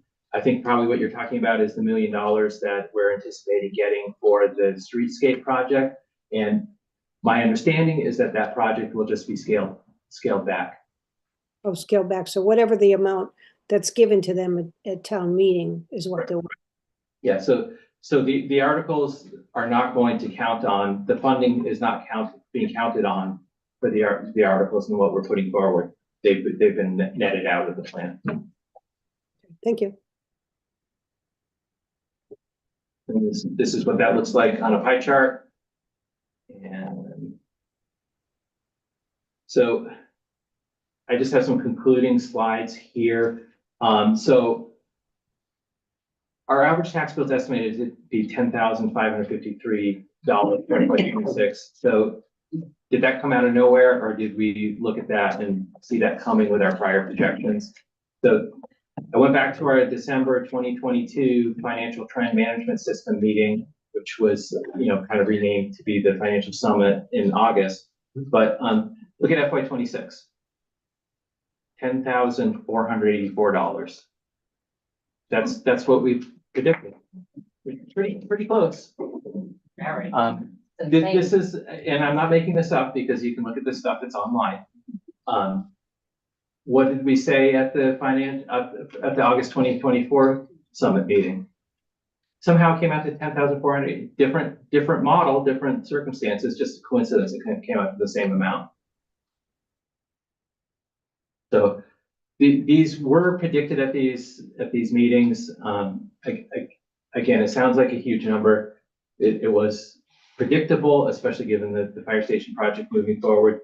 And what this was showing was that there was going to be a large jump no matter what year we started paying debt service on the fire station. Back in this 2022 meeting, we obviously thought we were going to be starting the project earlier, and we predicted that the debt was going to start in 2025, which it didn't. So this one here, we predicted it was going to start in 2026. like it is. So in conclusion, this budget, it complies with the town's financial policies, including reserves and debt levels. We're going to the bond market late April for the fire station bond, and will be credited by Moody's as a credit rating agency in early April. So we want to demonstrate strong reserves and strong adherence to our financial policies and practices. The concerning thing here again is that excess levy capacity is almost exhausted completely. So FY 27 and beyond are likely to be challenging, involving Proposition 2.5 overrides likely to be proposed and needed. So the budget is balanced within the confines of Proposition 2.5 now in town policies. It maintains the town's core departmental services and missions. It funds OPEB, and again, this is one thing to highlight is as a somewhat success story for the town. The town's liability, OPEB liability is 36.6 million. The town's trust fund currently has 7.3 million in it. And here I got some numbers written down. So of that $7.3 million, $4.5 million of that came from the town. The rest of it was investment income. So it shows the power of the ability to put this money into the PRIT. We have that invested in the PRIT fund with the state. So the state retirement benefits trust, professional money managers, they have billions and billions of dollars under their control, and professional money managers managing that money. So they're guaranteeing very high returns there. So again, $4.5 million of that 7.3 million is contributions from the town, but the rest of it is investment income. Our budget also funds stabilization, and it funds the special purpose stabilization to begin saving for the impact of the firefighters, assuming we're keeping them on at the end of the 3 years. It funds the capital plan and minimizes debt. And that's the last slide. Okay, are there any questions at this point from the board? Not already been asked. Just to confirm, so the rate of increase from the previous year was 11.5%. Tax rate increase? Yes. And the previous year was 6.16. Yeah. Appropriations Committee, I know you've sat through this, you've learned this before, so this is all review for you. Any questions or anything you'd like to say at this time? Yeah, just to confirm a couple of things, because there has been changes week on week. So some early departmental requests had requested additional staff, and so we've not incorporating those requests. So not incorporating the dispatcher and not incorporating senior center. I mean, when we're considering adding staff, I mean, again, an important part of this is sustainability. And it seems somewhat irresponsible to get to the point where we have $175,000 of levy capacity and or less, and that's basically the cost of one employee. So if we brought it to zero, it's what is the likelihood that the position would be sustainable in the future? And we asked for a level service budget request, and that's what we negotiated through with the departments, is putting together level services requests with no new staff. Plus with new staff, it's insurance, and we don't know how that's gonna be next year, so it's just not financially prudent at this time. I was trying to track through, changes from like our last meeting. Yeah, That was the one that came. I think. We had more levy capacity at that point, I think. Yeah, and then right. slowly got We're reduced. less than that. So we backed We're off. looking at a drastically different thing. No, go ahead. We were looking at a drastically different picture with an 8% health insurance increase, and it's I know at the last week's, I forget whether it was I think it was the Appropriations Committee meeting, you made mention that I know the senior center requested an additional staff member. You said that you were looking at a model that might incorporate it from WRTA funds or something like that? Where does that stand? Right, well, we haven't had any formal discussion with them, but the impact there would be, there'd be some ability to add a position without taxpayer impact. And that would involve, a proposal of gift funds that would phase in the project, phase in the employee. It would be similar to, there's a deal made years ago to add a library employee where it was phased in over a number of years where trust funds covered, that the employee was added, the trust funds paid, I think, the full amount 1 year. The next year it was 2/3 the trust funds. The third year it was 1/3 trust funds, 2/3 town, and then it eventually became 100% the town's employee. So if there was a proposal that added ancillary funds in addition to potential balance that they have within their revolving funds, that's the potential ability to create a position without taxpayer impact. But looking at the levy capacity, I mean, it just, we're almost exhausted. Yeah, within levy capacity, I think that's the right decision on the people's to do it. But I wanted to follow up because I thought that was an interesting idea of taking a look at revenue we get through the WRTA agreement. And if there's excess money in that, then we don't need to fund that program. Maybe we could fund something else for the senior center from within that. So it sounds like that's discussion to be had. Do we know if this, I know the school is at 2.99% increase. Do we know if they're adding any new staff members on their side? A math teacher. Yeah, I think they're, I don't know how much, they cut some positions and added some. Okay. I think they were relatively neutral. They were. Neutral. So on the order of 1.5 FTE for the math specialist and occupational therapy element, but there might have been movement in some of the school budgets since they presented that. So, but I think the math specialist. Yeah, in fact, they were able to do it for a hair under 3%. The total was pretty good. So they were balancing through planned retirements and not filling those retirements, and then some 2-ish, 2.6, something like that, and further attrition. Okay. Good. Lisa, I see your hand up. Yes, I want to better understand, are we on a hiring freeze? Are there 2 people that were going to be hired that are being on hold? And how many new employees have we brought in this year? No, we ended up initially asking each department to create their ideal budget, which is where a dispatcher was being requested, someone at the IT department, a position was being requested, and the senior center customer service position. But given all of our information that came in through the budget process, we decided that we had to stay level service.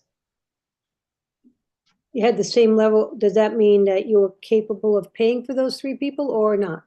No, nope. So they put it on hold? Yes, yeah. These weren't positions that existed. It was just proposed. And do we have a number of how many new employees have come on board in the past 6 months? That were approved. Health and Human Services, that was through grant. And of course, the SAFER grant, 8 firefighters. I think, are you asking like what was approved at the last town meeting as far as positions? Oh, I don't know about the approval. I was just trying to, because you see some new people coming, some other people going, some replacement people. I'm just assuming that was already in the budget. It's just a different person in the seat. Right, that's correct. Right. But I think that when we had that summit, there was a couple of different requests, and you've said the senior center being one, the police dispatcher being a second, and then a third one was IT. Right. So, were they the only ones that actually asked around that summit time for those 3? I don't know about the summit, but for the budget process this year, yes, those were the only requested positions. Okay, all right, thank you. Okay. Kelly Gannett, you've got your hand up. Fix what he said.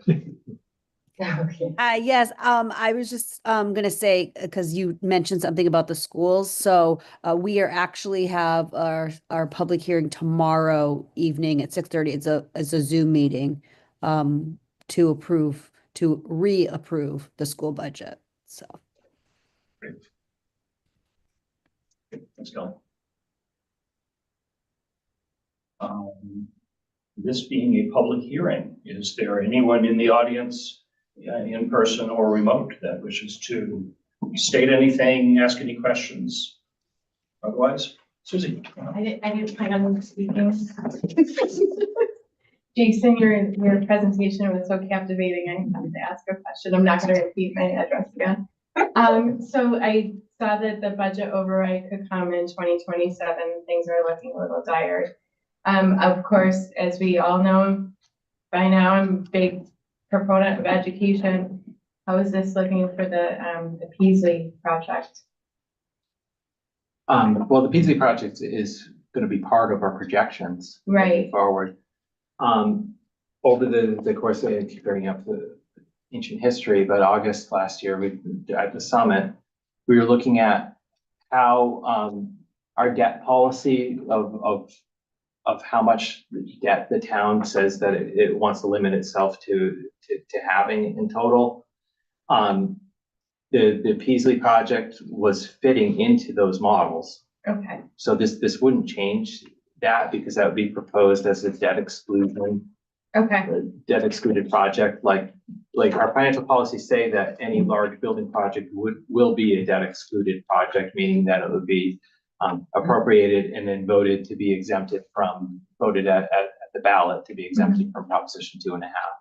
Okay. So it would be tax impact either way.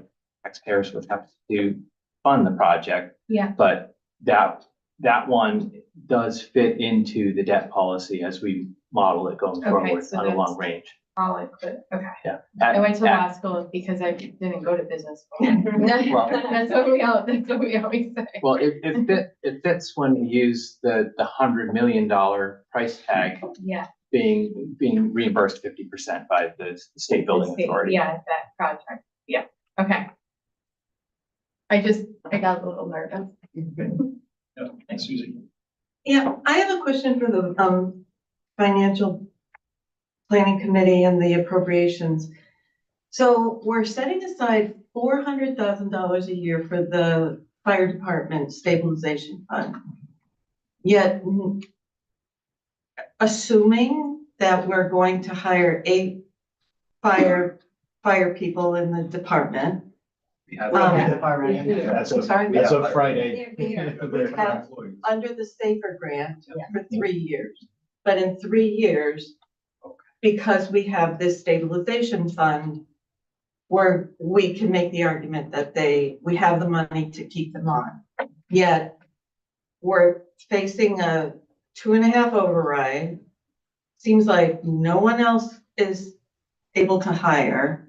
How do you reconcile that? First of all, we've never, as a committee, voted to recommend that stabilization fund or not. So that's one piece. Okay. It's in their model, but we have not opined as to whether or not we believe that's a good financial decision or not. Okay. Okay. Has the other committee opined on that? We don't do the operating budget, Julianne. We do the capital items. Okay. So we do not opine on it. Yeah, so really that further discussion on that's going to happen in our next meeting, August 3rd. And so we've held April. Started with an A. We knew it. Started with an A. Yeah. So we've that'll be where it comes before the committee for the vote for recommendations on those articles. We've held off our vote on those articles pending public hearings like this and finishing some of the capital items of the financial planning. So we'll take that up as a committee on that. Going into the financial summit, right? And that we were all at, looking at, rather than having a flatter operational budget for the fire department and then a $1.2 million spike, it made sense from a forecasting perspective to put aside on the order of 400 in year one, another 400 in year two, so that by year three, another 400 would get you up to that level. So that's the logic behind putting the stabilization fund, right? Is it makes that spike, it removes that spike, right? We gradually ramp towards that. Getting the benefit of 8 new firefighters now, but in a spending plan that was like getting 3 of them the first year and another 3 the second year and the final 2. So we were able to have them sooner and get the benefit of them, but spread the cost of that across the years in that way. It's a concern.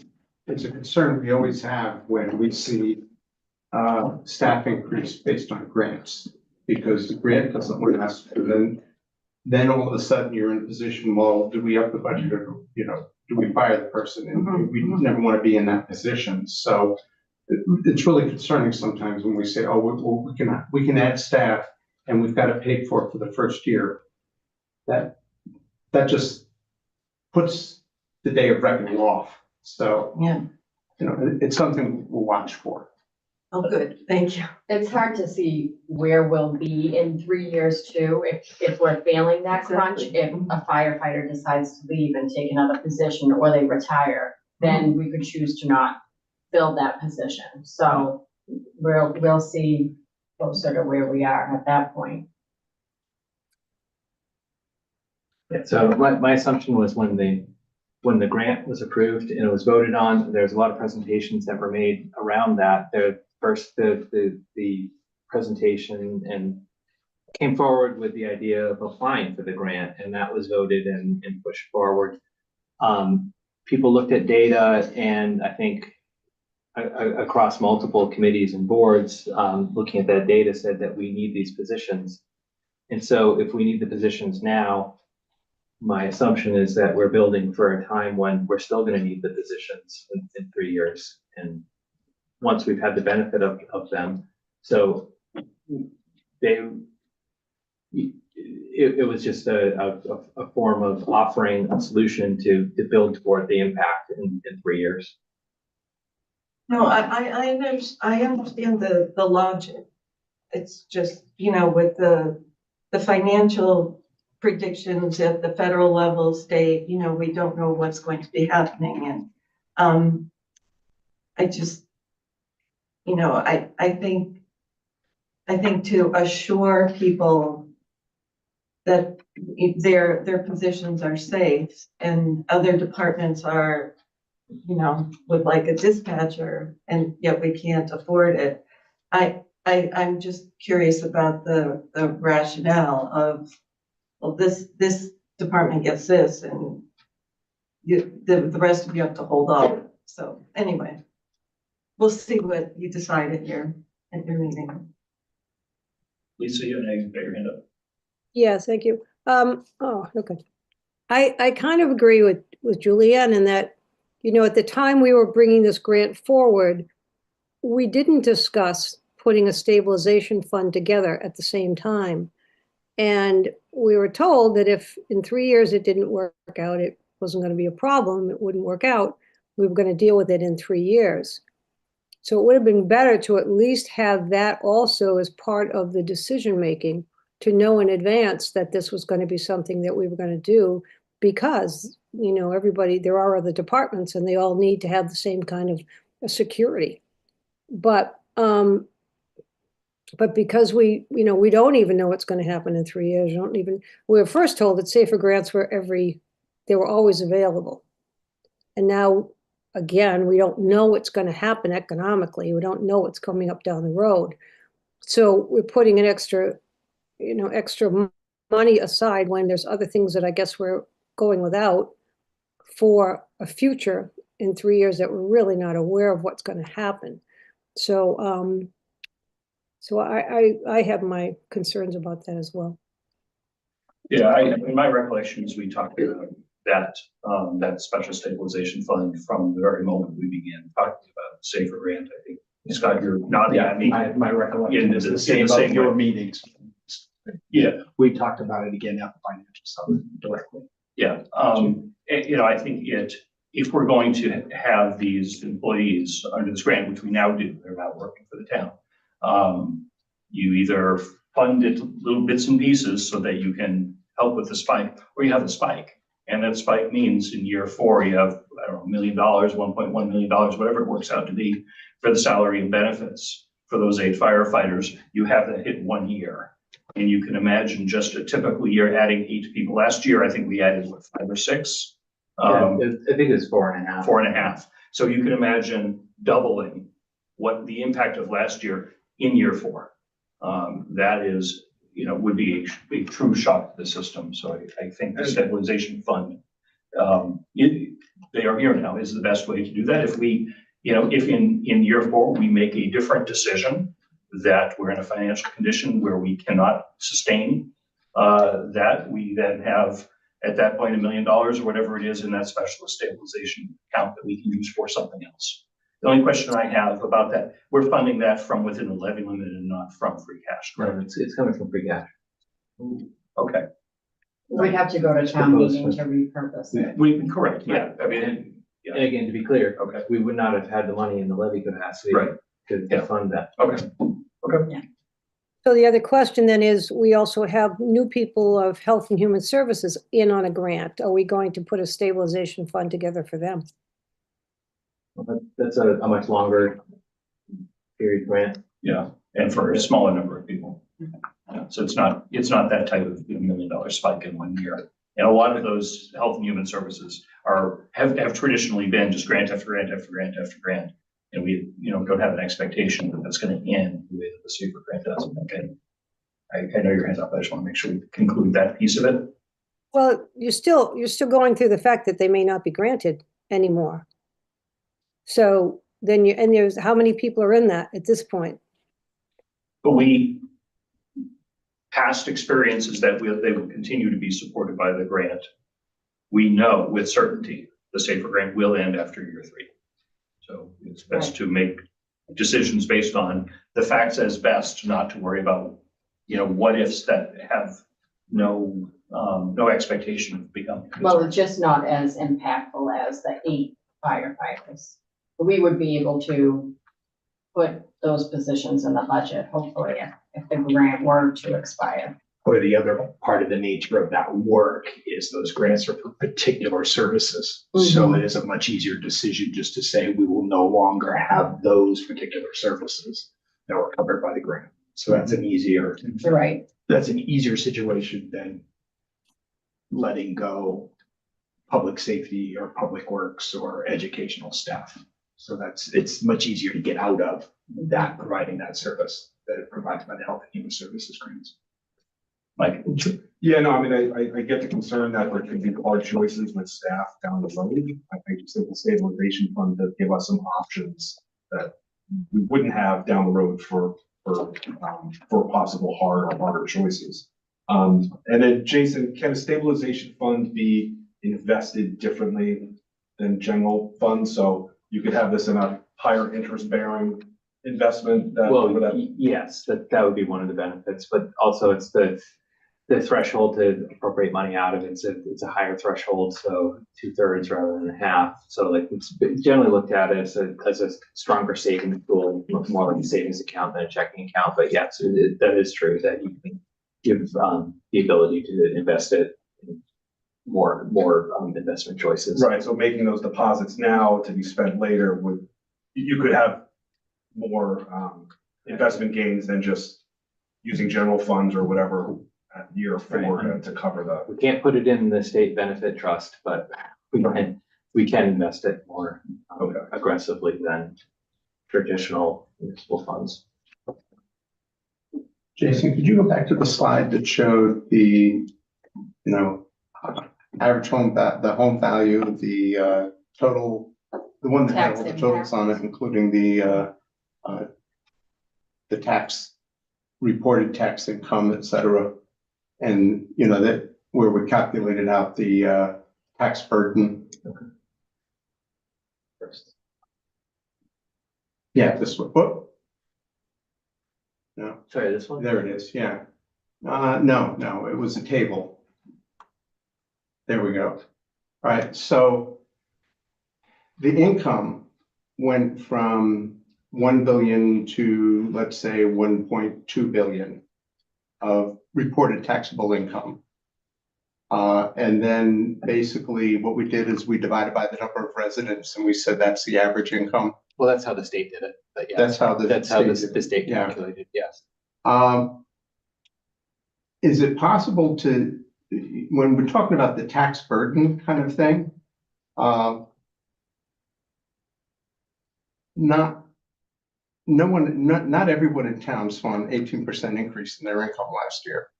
And the median income and the average earner in town is a lot lower than the average. So when you say, if you calculate the tax burden based on the average total income of the town, there are a lot of people. Here's the concern. Taxes for individual residences are going to go up $1,000. The average is what, 11%. That is going to hurt a lot of people a lot more. And so everyone's going to feel that this year. And then what are we looking at for next year? There's a point where it's going to be hard for us to do this with what the average resident in town can manage. And one of the things we're concerned about is this is going to get painful, and we may be at a point where we need to go in for an override, and people are going to say enough's enough. I can't sustain this. One of the problems with average home value creeping up, and it's great, and you can say I'm wealthier because my home value doubled, but I got to live someplace. And if I sell this home, I'm probably going to move into a home that's going to cost as much anyway. So that's really not helping the average homeowner a lot of times. So I just think I'm concerned about not just this year, but next year and the year after, that we're headed toward a point where we're going to have to actually look at cutting services. So I just wanted to raise that. I mean, it's. Yeah, good point. Thank you. It's a real concern. Yeah. I mean, and we discussed that in our meetings, throughout this entire budgetary process. I think having $175,000 of excess levy capacity is exceptionally harmful. It's near zero.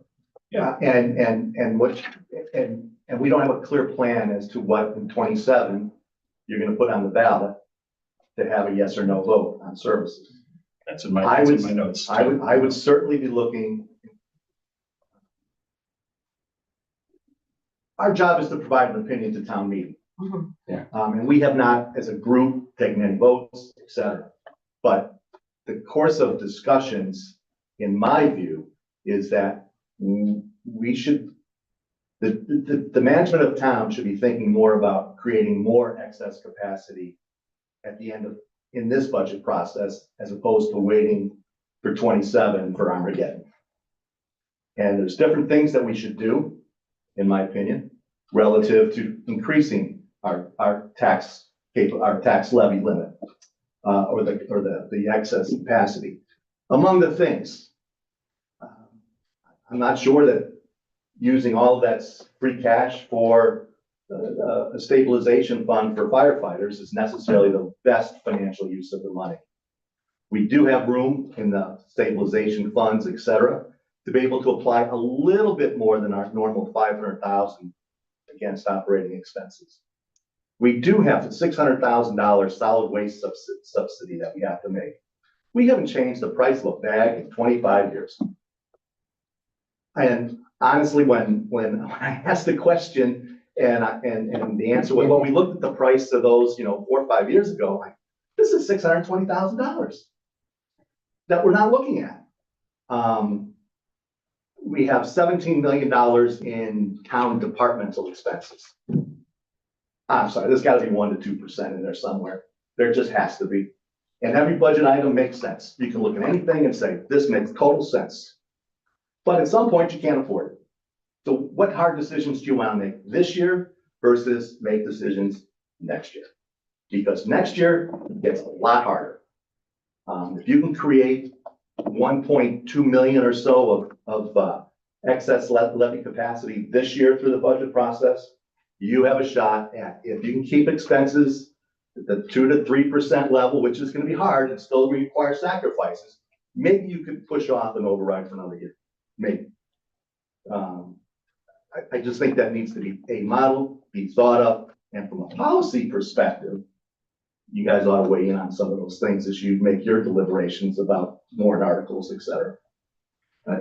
I'm retired now, but 30 years in corporate America.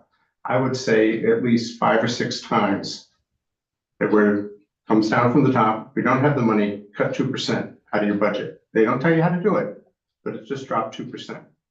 Have we thought about that as a town and saying, we're looking at 11%? Have we thought about asking all the departments to say, look, you manage your budget, but your budget is 2% less than We did. the best. Yeah. Well, you settled on 11%. You know, generally when we get that thing, it's because, hey, the corporation says, hey, our revenues are this.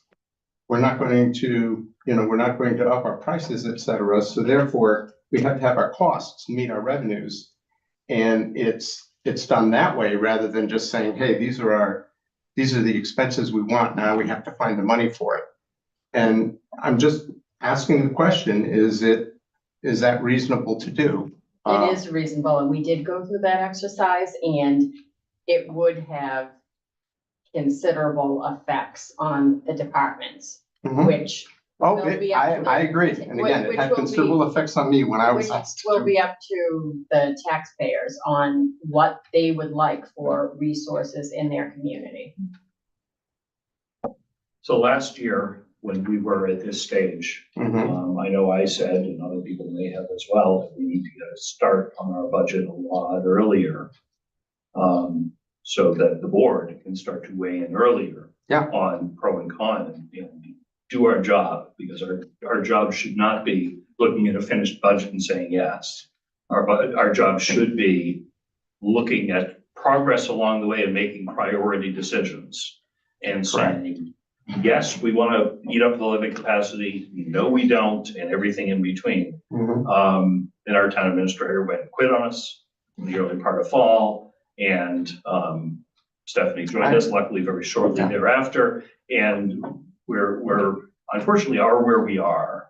I wanted to basically have this, not the formal public hearing, but a review of the guts of the budget a lot earlier. And I know I was bugging you about this probably in December. And that's when I know a month and I was meeting. you were just starting. So that's not against you. That's just ended up this way. I will make the statement now. I don't know if I'll be lucky enough to be here next year. We'll find out next month. But either way, this board needs to get started on the budget much earlier. I think. I think a draft budget needs to be in place probably September or October. Understand, so that we know where that is, and then this board can start to make the decisions then as far as what's going to go into the override category, which means a potential cut if the override fails. We have to stay in no matter what, if anything just gets cut. And that is a hard job of this board that this board has not had to consider. But actually, I mean, we're hearing from you, an override is probably going to be in the works. And override means we want to keep all the services. And we're not, of course, we're going to try to not have an override, but it's just, we want to be transparent. We want to have everybody on the same page of what we're looking at. And like his model showed through the projections, exactly where we were projected to be. So again, the policy decision was to create a level 7 services budget. So cutting, some amount that would achieve a budgetary savings would come with some appetite for cuts. So if there's an appetite for retrenchment, I mean, that's a policy position that we can take and approach that. Yeah. Next year's, budget direction might be level service or a 3% cut or stay within the levy limit, something like that. I'm not suggesting that that's what they would be, but we can start with that process. But I think that needs to happen very early. Susan, I see your hand. I'll get to you in just a second. That needs to start really, really early. We know next year's budget is going to be the hardest budget that this town has had since probably most or all of us have been involved in the process. I know you were involved a number of years ago. You may remember some of those. Sure, we went, Susan can tell you, we went to override. Yeah. It didn't go well. Right. No. Right. And I've been through some of those discussions when I was involved in another town, and it's an unpleasant discussion. This town has been in the enviable position and the rare position of being millions under the levy limit for a long time. And it's catching up with everybody. As Jason said, there are towns very near us that are looking at exceptionally high overrides and have had to have passed them in recent years as well. So, it's. But in a lot of things, of course, it's a budget and it's projecting. There's so many costs that we don't know until last minute. Like for instance, our health insurance numbers, our retirement costs, school numbers that they're waiting on. So we ballpark it as best as we can, but there's always going to be last minute changes. State aid.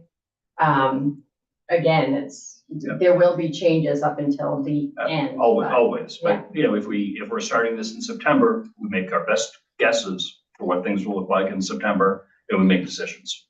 And then we take a look at it again in November, and we update those decisions so that everybody, the public, staff, and everybody knows the way that it's going. I can't predict what it will look like. I have no idea, but I do not want to wait until February or March or April next year to start having those discussions, because they're bigger.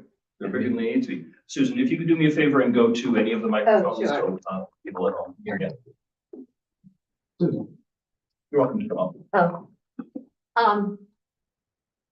Yes, I believe you should bring the timeline much, much closer to fall.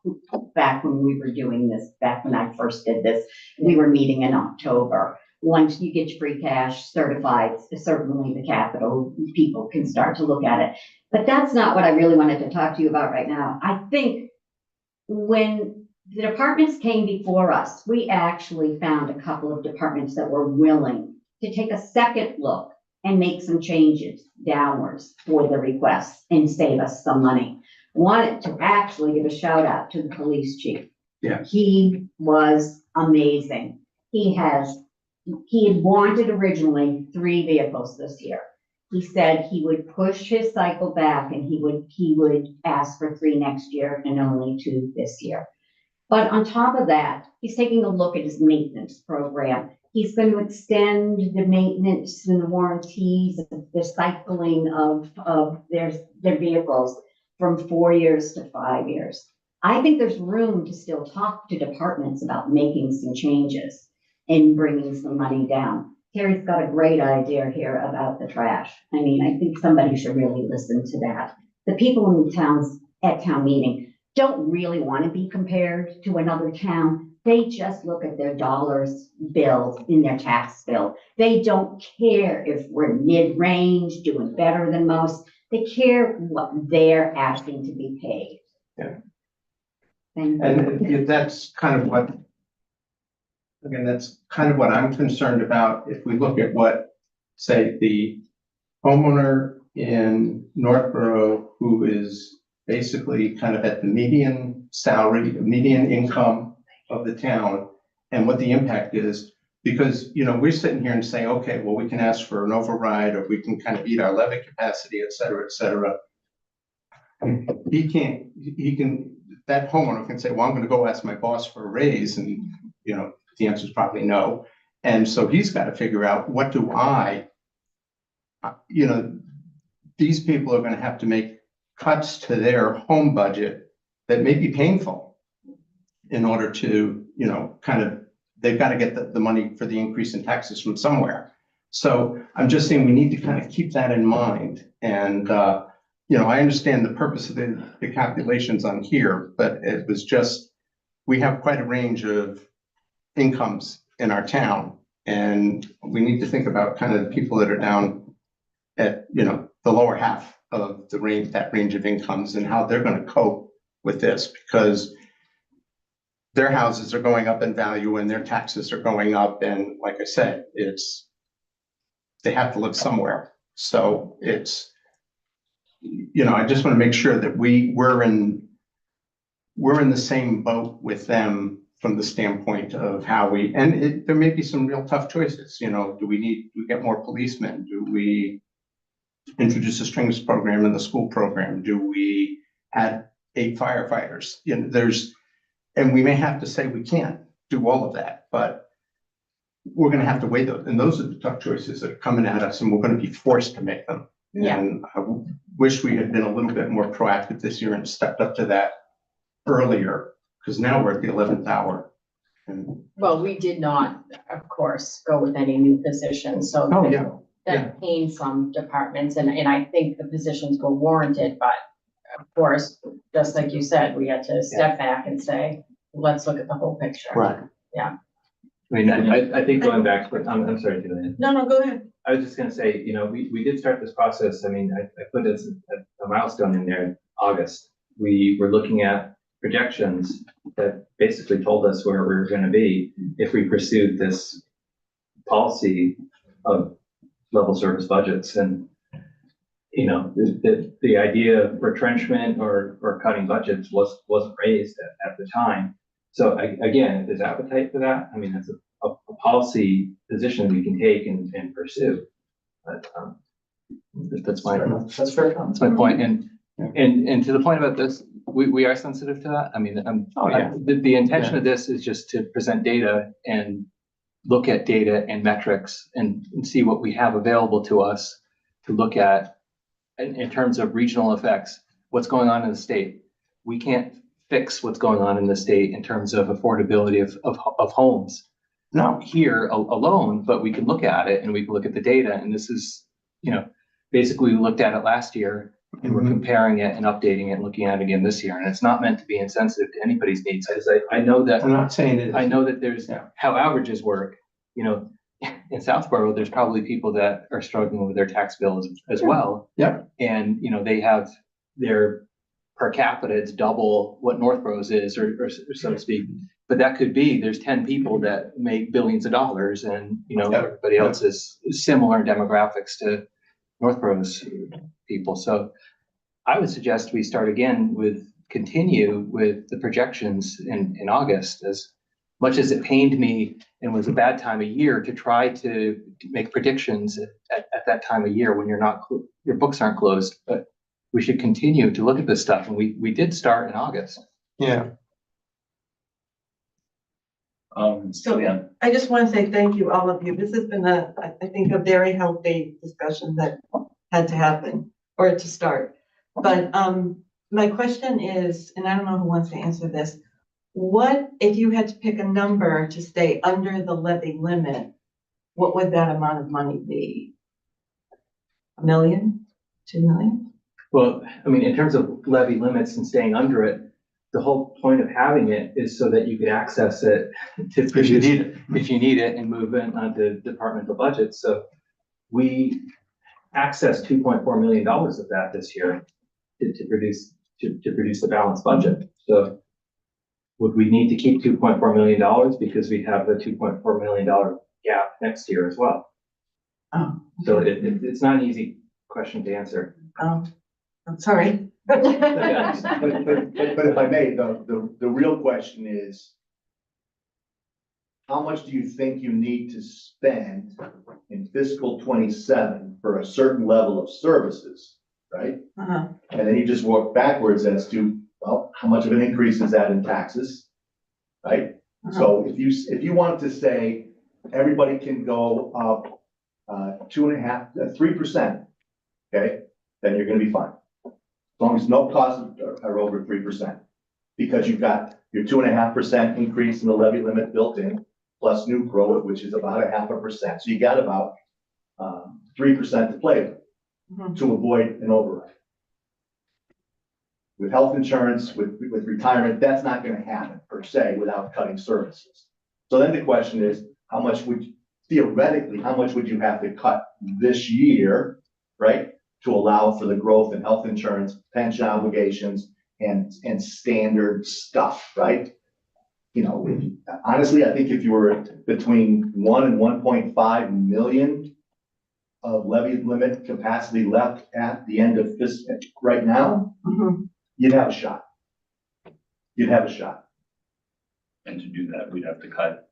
You'd have to, so you cut a million and a half. right, but you could do it via, you could do it via, use a little bit more free cash, which we don't like to do, but our budgets, we've always used like 500,000 historically, but our budgets have increased dramatically. So you could get away with it, still be within the financial parameters of the stabilization fund, of the ratios. So you could increase that from 5 to 8, and I would take that frankly from the safer reserve.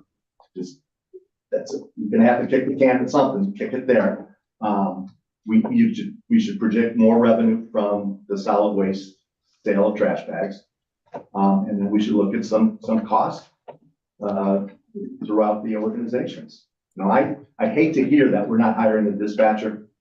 I don't know what we traded off for that, whether it was higher health insurance rates or whatever, but the fact that we're not giving the chief that dispatcher kind of really aggravates me. Especially given the fact that he's shorthanded anyways. And the most important thing the town can do is public safety. Public safety, then the kids, then the roads. Water and sewer, we take care of because it's enterprise funds. But I don't know what the trade-off was in that, but it just, it concerned me when I heard that tonight, that we're not hiring the dispatcher. Because those are the trade-offs, right? So we made a trade-off already, a dispatcher versus something else. I don't know what the hell it was, but it seems to me that it better be a doggone good thing that's more important, so. I'm gonna, Lisa, I see your hand up. I'm gonna suggest we maybe try to wind down the public hearing. This is a great discussion. We should meet with you soon, soon after town meeting, and begin that process. And get to a better place, at least understanding wise by next year. It might not be a better place financial wise. But Lisa? Yes, I am glad we are having this discussion. I wish we had this discussion last year before town meeting when we weren't really talking about any of those. But my concern, and I'm going to say it now, is that we are in a position that it's very tenuous. We want to be able to offer TIFs to 3 different projects. Where is that money going to come from? And I don't know if we have an amount that we can even play with to understand how much of that money we can offer. So before that gets settled, I think that there should be a long discussion between that and the appropriations committee to find out what the benefits and the demerits on that are. Thank you. With the hope of winding this down, again, this is a public hearing. Does anyone have any last comments before we close this out, either in person or remotely? I mean, I mean, to Jason's point earlier, maybe it was a mic drop that bounced, but this was gone over in August. And I think to your point, what really kind of stumbled things was the fact that we needed to go out and hire a new town administrator. So I think some disruptions, I'm obviously glad Stephanie's here, but I think those disruptions kind of stumbled us and kind of maybe took eyes off the ball a little bit, or we kind of knew it was there, but had other things going on. So I think rededication to that and some stability in staff and town leadership will benefit us hopefully going into these things going forward. But all right, with that, I will entertain a motion to close the public hearing. Mr. Chair, I move the board vote to close the joint public hearing with the Appropriations Committee. Second. Oh, I can't second. Gave up that sign. All right, motion made by Julian, seconded by Mike. Any further discussion on closing the hearing? Julianne? Aye. Mike? Aye. Lisa? Aye. Laura? Aye. I also vote aye. Vote is unanimous in favor. Public hearing is closed. Do you want to adjourn? Yeah, can I take a motion to adjourn the brief? Or do we have to do it? Yeah. Since I called the order, do I need to do it separately, or we go all at once? We have more stuff to do. Yeah. So, yes. So, yeah. So So you're- I just That we adjourn is that appropriate? second. Thank you, Terry. Thank you, George. This is Aye. a roll call vote. Terry? Aye. George? Aye. Scott? Or Tim? Aye. And Scott is an aye. We are adjourned. Thanks, guys. Thank you. Thank you. We did a roll call vote for the closing the hearing. Oh, good. Yeah, it was. Okay, next up, discussion regarding town meeting process. It says town administrator, or town moderator. Mr. Chair, I think we can take, I've got 2 minutes. Absolutely. Let's take a 5-minute break. Call recess for 5 minutes. I'd say a little environment. Good idea. So.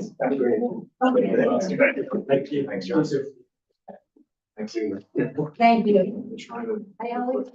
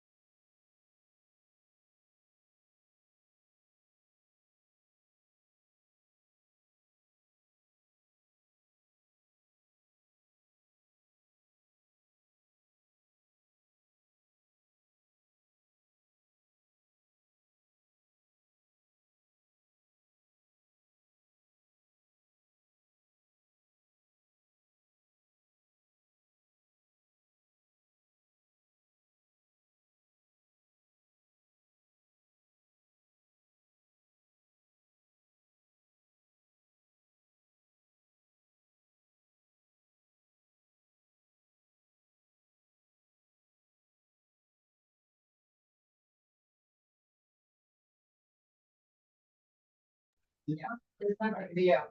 Stress. Let's see it. No. Go to sleep, thanks, dog. Yeah. Go see your dog. Steph apparently is like. Town meeting process and town admin Oh, review. that's so So, funny. you're good. All right, Do we need Chief Griffin for the town meeting stuff? yeah, you need me. Yeah, you might as well. All right, we're coming back out of recess. Laura, I see you. Lisa, are you there? Hi. Okay, thanks, Laura. I just want to make sure Lisa is also back from her break. Lisa, if you were there, you could unmute her. I am. Okay, you're there. Okay. Thank you. All right. So long discussion regarding town meeting process. Agenda says town meeting moderator was invited. The town moderator was invited, but wasn't able to join us tonight. So back after last year's annual town meeting, and again after the October special town meeting, we recognized that there were some questions regarding, some things that might be able to be improved or better communicated at the town meeting, some, safety concerns and some procedural concerns and everything else. So when I asked Stephanie to see if Fred could join us, she asked to, for a list of things to relay. I listed out 5 quick things that I wanted to, that we would probably want to talk to the moderator about. And you were able to get some answers, but not have the discussion, so we can at least have the discussions as best we can. Chief Griffin, if you could come forward, one of those items, it's not the first one, but that way, if you wanted to, you could leave out this one. What I call voter safety and comfort, how interruptions will be dealt with proactively during the meeting. I know you're not the town moderator, so you can't speak to the moderator end of it, but the safety end, we've had, some interruptions by members of the public during meetings. You've had to deal with that. You've done a great job with that. I am curious what your plan is for this annual town meeting relative to prior, hopefully to balance the First Amendment rights of individuals with the ability for the meeting to continue without interruption and for people to be able to feel safe at the meetings. And it's a great question. It's a delicate topic. The town meeting is run by and controlled by the town moderator, and we kind of follow his lead. If he needs somebody to be removed, he asks us and we remove them. That's kind of our procedure. Other than that, if the person's not threatening anybody, obviously, we have to allow them the right to free speech. Again, it's a fine line, and I personally have been in discussion as town staff with the town moderator about these matters. And we have a plan, and hopefully that plan doesn't have to go into place because everyone just listens and talks and gets along. But we do have a plan if we have to remove somebody. Kind of leave it at that at this point. Do you have, if you're willing to speak to it, a seating plan, if you will, where somebody might sit if they've displayed concerns in the past? Yes. Directing somebody, we can strongly suggest that somebody sits in a particular area. Whether we can demand it, that's another story. But as with, we were just talking about the elections and safety protocols there, we will have a plan where my officers will be positioned at each row of the aisle. That's the word I was looking for.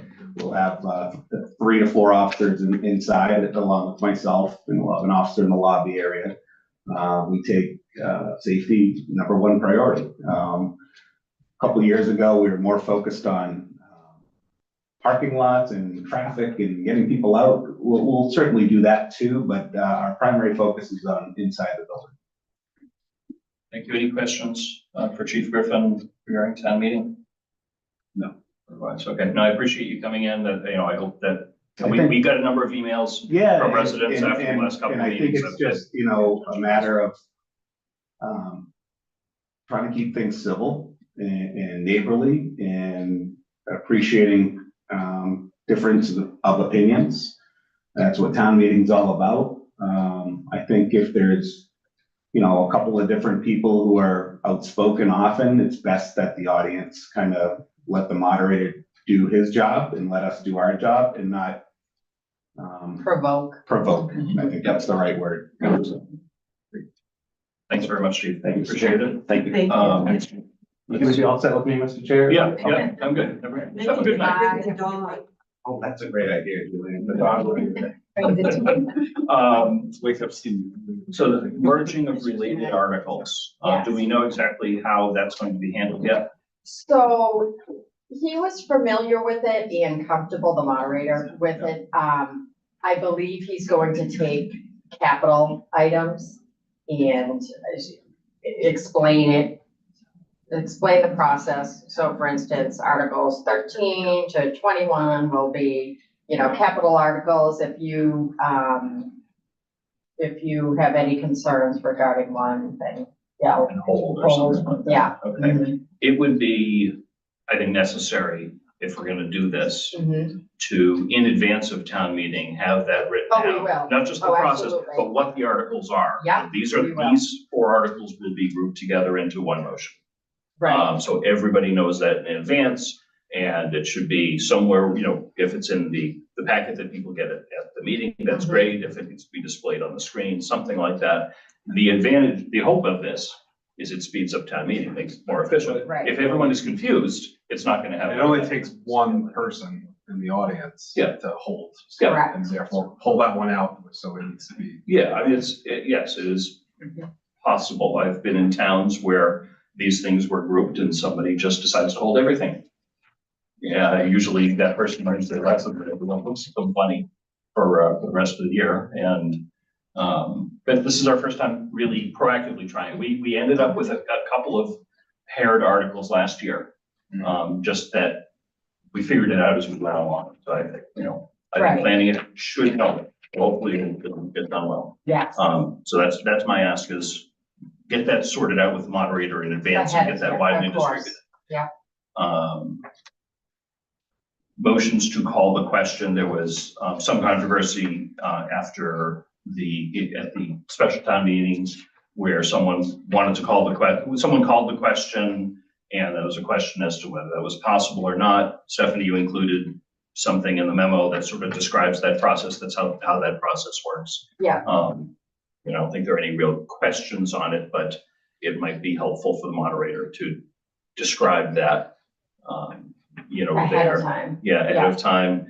You know, the rule that I usually see followed is that if there are other people waiting in line, standing at the microphone, that the moderator would let those people speak before having the vote on calling the question. Technically, that's, you're not really supposed to do that, but it's, you know, moderator has a lot of flexibility in terms of how to run the meeting. But I think as long as everyone knows what the expectation is, or if somebody really wants to ask a question, they are prepared to do that. And ultimately, the body votes on calling the question.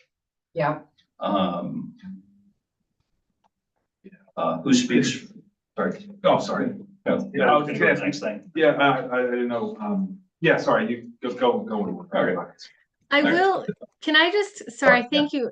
I appreciate that you brought that up. Can I just add in that it's important to me that residents that want to speak, that he is finding every avenue for them to be able to speak. And if he is going to call a question, make sure that there's advance notice. I know we as a board have gone, you know, to every extent to give people the opportunity for public comment. And I just think at our town's most important meeting where these decisions are made, that's arguably way more important for our residents to be able to speak than anything else. So I really want to make sure that he understands how disappointed I was last year that people were not allowed to speak, and how important it is that we find a way so that the comments can be made. And he's done it ways in the past where it went very smoothly, where he would tell people no repeat comments and you've got so many opportunities to speak. And I felt like at that article last year, it was very abrupt and unexpected and really went against what we've been trying to achieve for resident engagement. Laura. I have to agree with Laura. No. Yeah, I said the expectations is important. who speaks at the podium. It's possible that you and or Fred in preparing this might not have understood, because I was thinking this would be discussion. At our town meetings, we have 2 microphones in the aisles, which are for the general public to ask questions and things like that. We have a podium, which is generally for the presenter and any staff members or other people that are part of the presentation. And occasionally a member of the general audience will go towards the podium to answer their questions. And sometimes that person will be sent back to the regular audience microphone. Sometimes they won't. And there's been some inconsistency with that. I think it's important to, again, set the rules are, what the rules are. I mean, I think traditionally it is the person that makes the motion for an article, and anyone they bring up to support that article is appropriate at the podium, and other people with individual input and comments and so forth or not. I could certainly make the argument if someone makes a motion to amend an article, once that's been made and seconded, they can go to the podium. If, for me, I would say, yeah, at that point they can go to the podium, but I'll let Fred figure that out. But set the rules and enforce the rules. So that there is.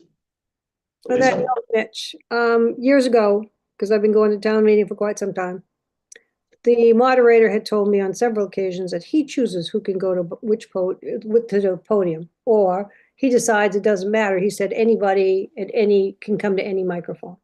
But that changes from year to year, and from, I don't know why, but there have been times where I've seen that happen. So whether or not you want to do a set of rules, which I assume has to go under the moderator's decision, to set those up and put them in advance. And again, put that in the booklet if you're trying to do something to that effect, because there's a lot of questions that night and things happen. And I don't want to see what happened in special time meeting happen again. Yeah, I mean, it obviously this is 100% under the moderator's control and purview. He can decide that anyone can use any microphone. He can decide that certain microphones are for certain purposes. He could decide that people can just yell out anytime from the back of the meeting. And, but setting the expectations and following those through is the most important. So everyone knows what they are. So there's no confusion. Sometimes there has been confusion.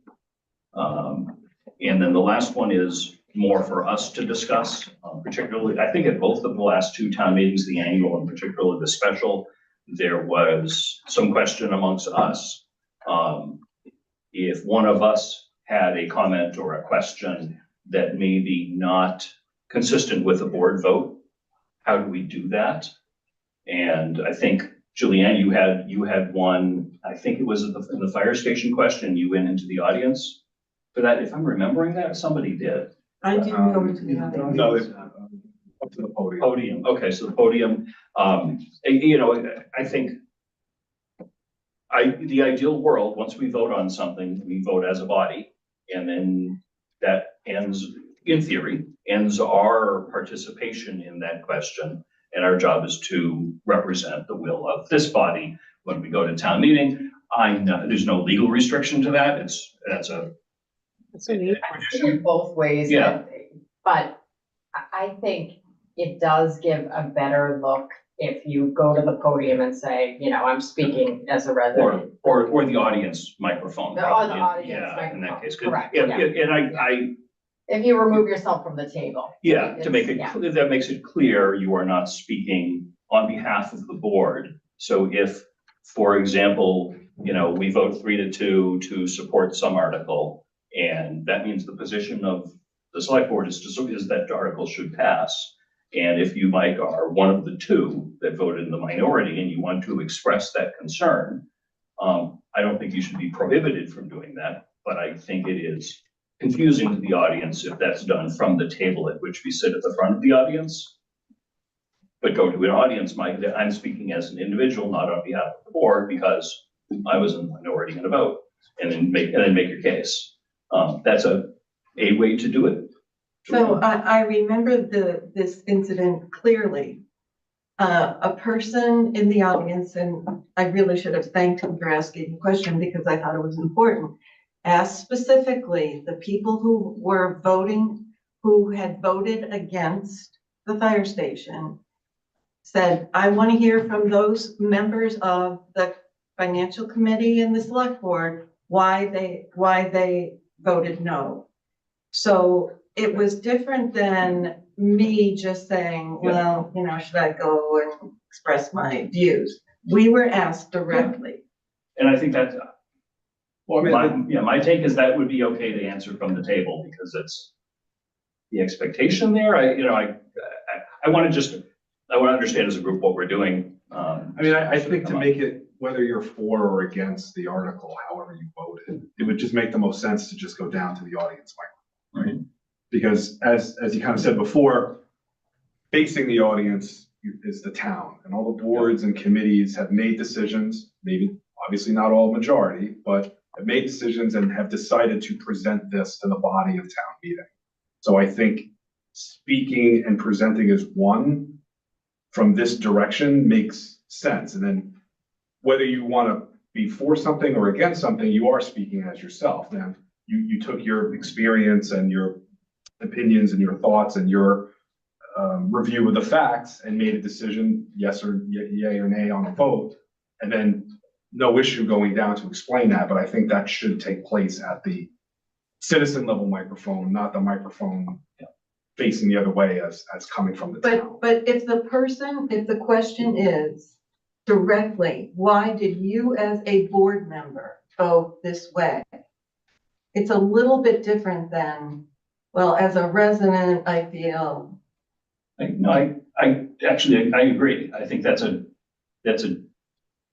different statement. Rather than advocating, if you're advocating for a position, particularly a position that's different than how the board voted, that's audience mic.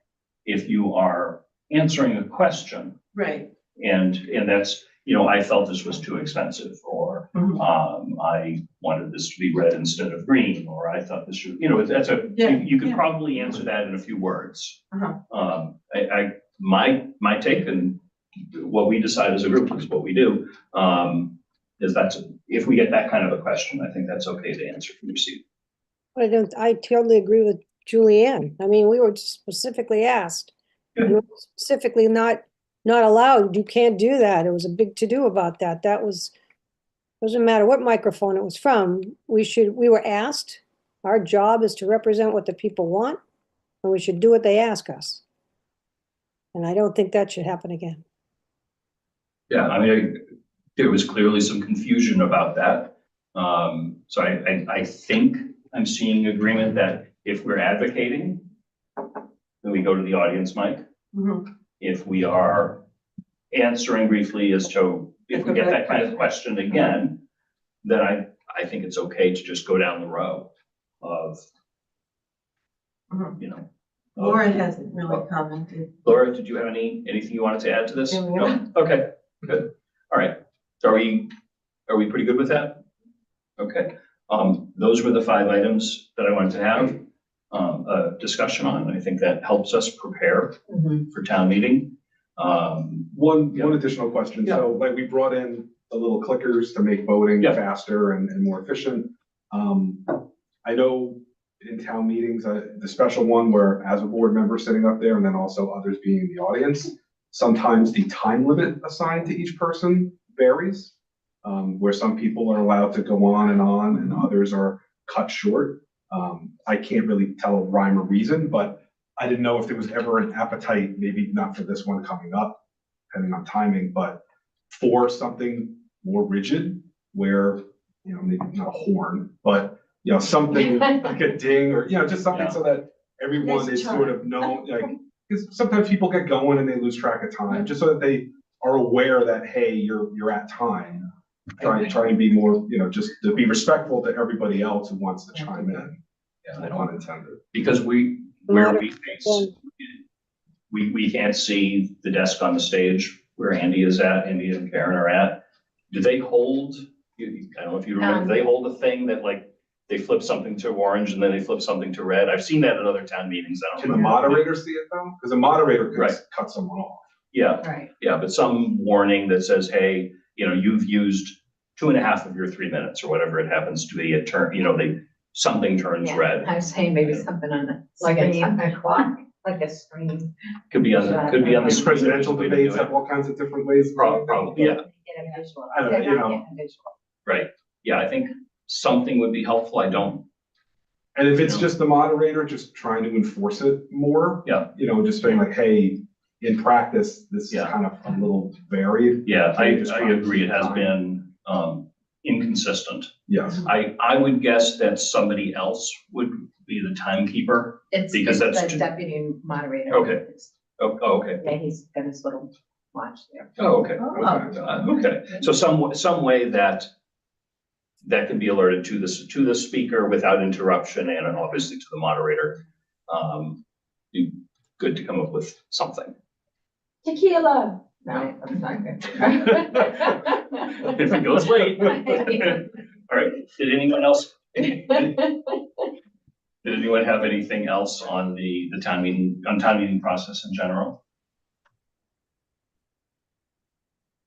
Just a quick question. The date and everything of town meeting is set by our bylaws? Correct. Okay. So if we ever wanted to make an adjustment to say have weekend town meetings and things like that, that's a bylaw adjustment. Correct. We can go like Westboro from 8 AM to 8 PM, something like that. I'm not saying we do that, but they, yeah, every town has its thing. But yes, yeah, town meeting bylaws describe that.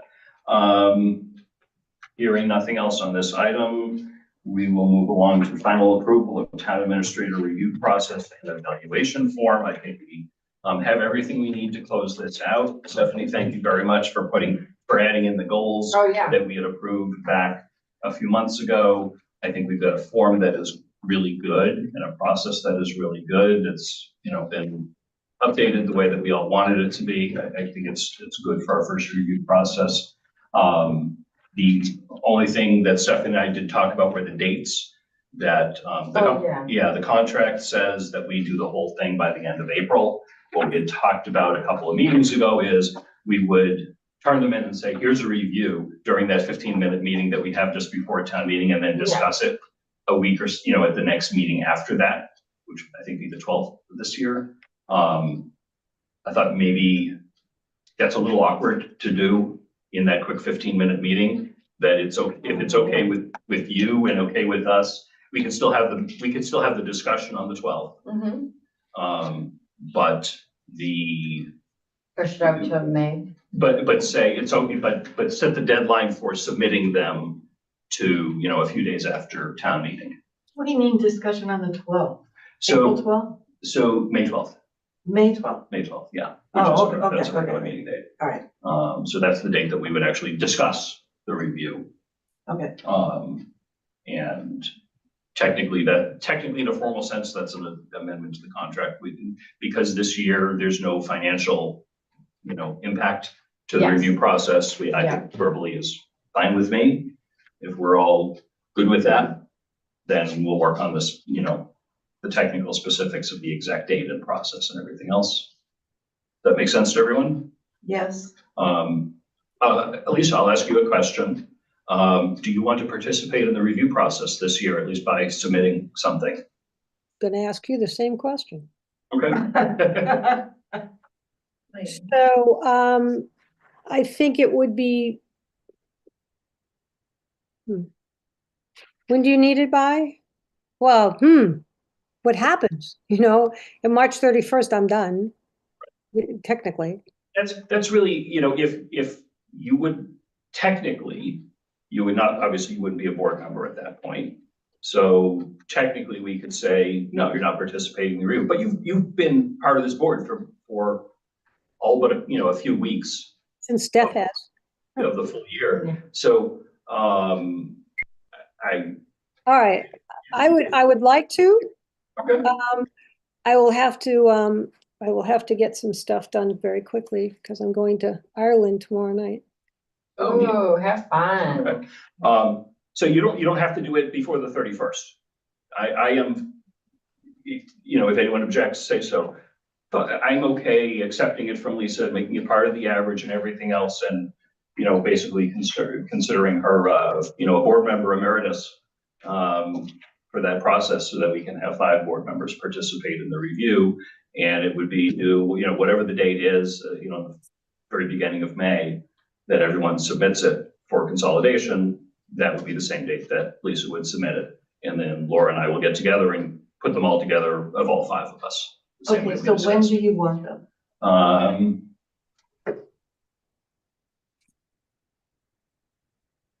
And we can use this copy here? That we have in our packet? Okay. Let's see, town meeting is May 28th. No. April. April 28th, yeah, April, I'm looking at May, but it's, yeah, the 28th off the top. How about, Friday the 2nd, Friday, May 2nd? Okay. Okay. Everyone submits those to Laura and I. And then we would work weekend or the early part of the week of the 5th to put that together and then get the consolidated review to Stephanie in advance of the packet. So, no later than Thursday, the 8th. Okay, I have a math question that's hurting my head. Okay, Let's say I write not applicable for 3 categories. okay. And you do it for 1 and you do it for 4. Is that gonna change the whole math? So that it's skewed to? What we've decided that NA doesn't count at all. So you remove that one from the equation. So if, let's say you put an NA on something and the other 4 of us give it a grade, Yeah, then we are adding these 4 and dividing by 4. okay, okay, good. Yeah, so NA doesn't count as anything. It's like a no up. I'm sorry. Well- Computer term. Well, we decided that it would reduce, Yeah, it would reduce the divisor. yeah, but. What are you saying? So what we had decided for the individual questions is if there are 5 to a category Mhm. and someone puts an NA on one of the categories, Yeah, the average for that category is determined by dividing the total score by 4 instead of by 5. correct. Yeah, so we would do the same exact thing when we average together Right. the, So, yeah, the member scores. yep. Yeah. Okay, gotcha. Okay, does that answer your question? Yes, Okay, thank you. okay. Does anyone have any other questions or comments on the review form? Okay. Is there a motion? Mr. Chair, I move the board vote to approve the town administrator annual review process and evaluation form as presented. Second, Okay, motion made by Laura, seconded by Julianne. Any other discussion? All those in favor, Laura, Aye. Julianne, aye. Mike? Aye. Lisa? Aye. I also vote aye. Vote is unanimous in favor. And again, we've set those dates. We've agreed that Lisa, if she wants to, can participate by submitting the reviews to us, and you're good with the dates. So that is that. Hey, we've got reports next. Lisa, by any chance, do you have any reports for us tonight? I do, but why don't we make me last? Or next to last? Okay. Sounds good to me. Laura, any reports tonight? Just a couple of quick ones. I attended the Greater Boroughs Muslim. I just forgot that I goofed up the name. I'm so sorry. They hosted an iftar, an faith iftar celebration. I just wanted to extend my appreciation to them for all that they're doing to answer questions and share their celebrations with the community. And I also wanted to congratulate the Junior Women's Club on their 50th anniversary. They've done a lot of great work in the community. And one of the things that I really love that they do is that they come up with ideas and they rally a lot of other groups in town to help see them to fruition. So they spearheaded the soccer field on 135. Many years ago, they put the sunscreen dispensers at 135. They founded the food pantry. They host the STEM conference for girls every year, and they've just got so many events that they do, and they are celebrating their 50th anniversary. So I just wanted to extend my well wishes to them, and that concludes my report. Great, thank you very much. Mike, any reports tonight? No reports. Okay. Yeah, any reports? You have some of my report. But the first thing I'll say is that I attended the quarterly CMRPC meeting, which was about establishing a fund for municipal buildings that we've talked about, that we're going to talk to our legislators about, and it was quite an affirming meeting.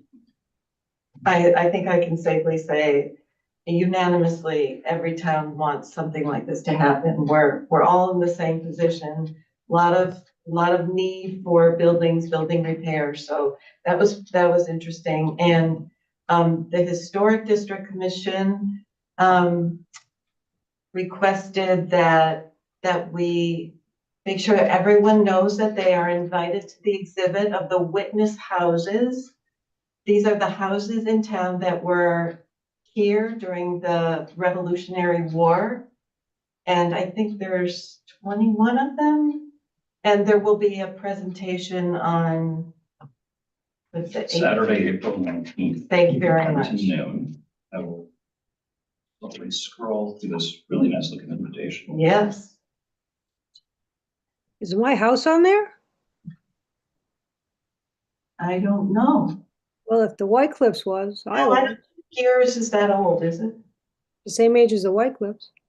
Yeah. Yeah, but this is Revolutionary War. Yeah. That looks like one of our pictures. In addition, they are doing a reenactment on May 3rd, so mark that in your calendars too. And I had asked about this at the last time. Is there any way these Revolution 250 events can be on the homepage? They're coming up quickly and. Yeah. Okay, thank you. Yeah. That is my report. Okay. Lisa, do you want to go before me or after me? I'll go after you. Just a couple of things tonight. I'll use one of the same ones that I used last time. Is Friday, April 4th, which is coming up pretty soon at 7 p.m. is the Northborough Education Foundation Trivia Night at Cyprian Keys.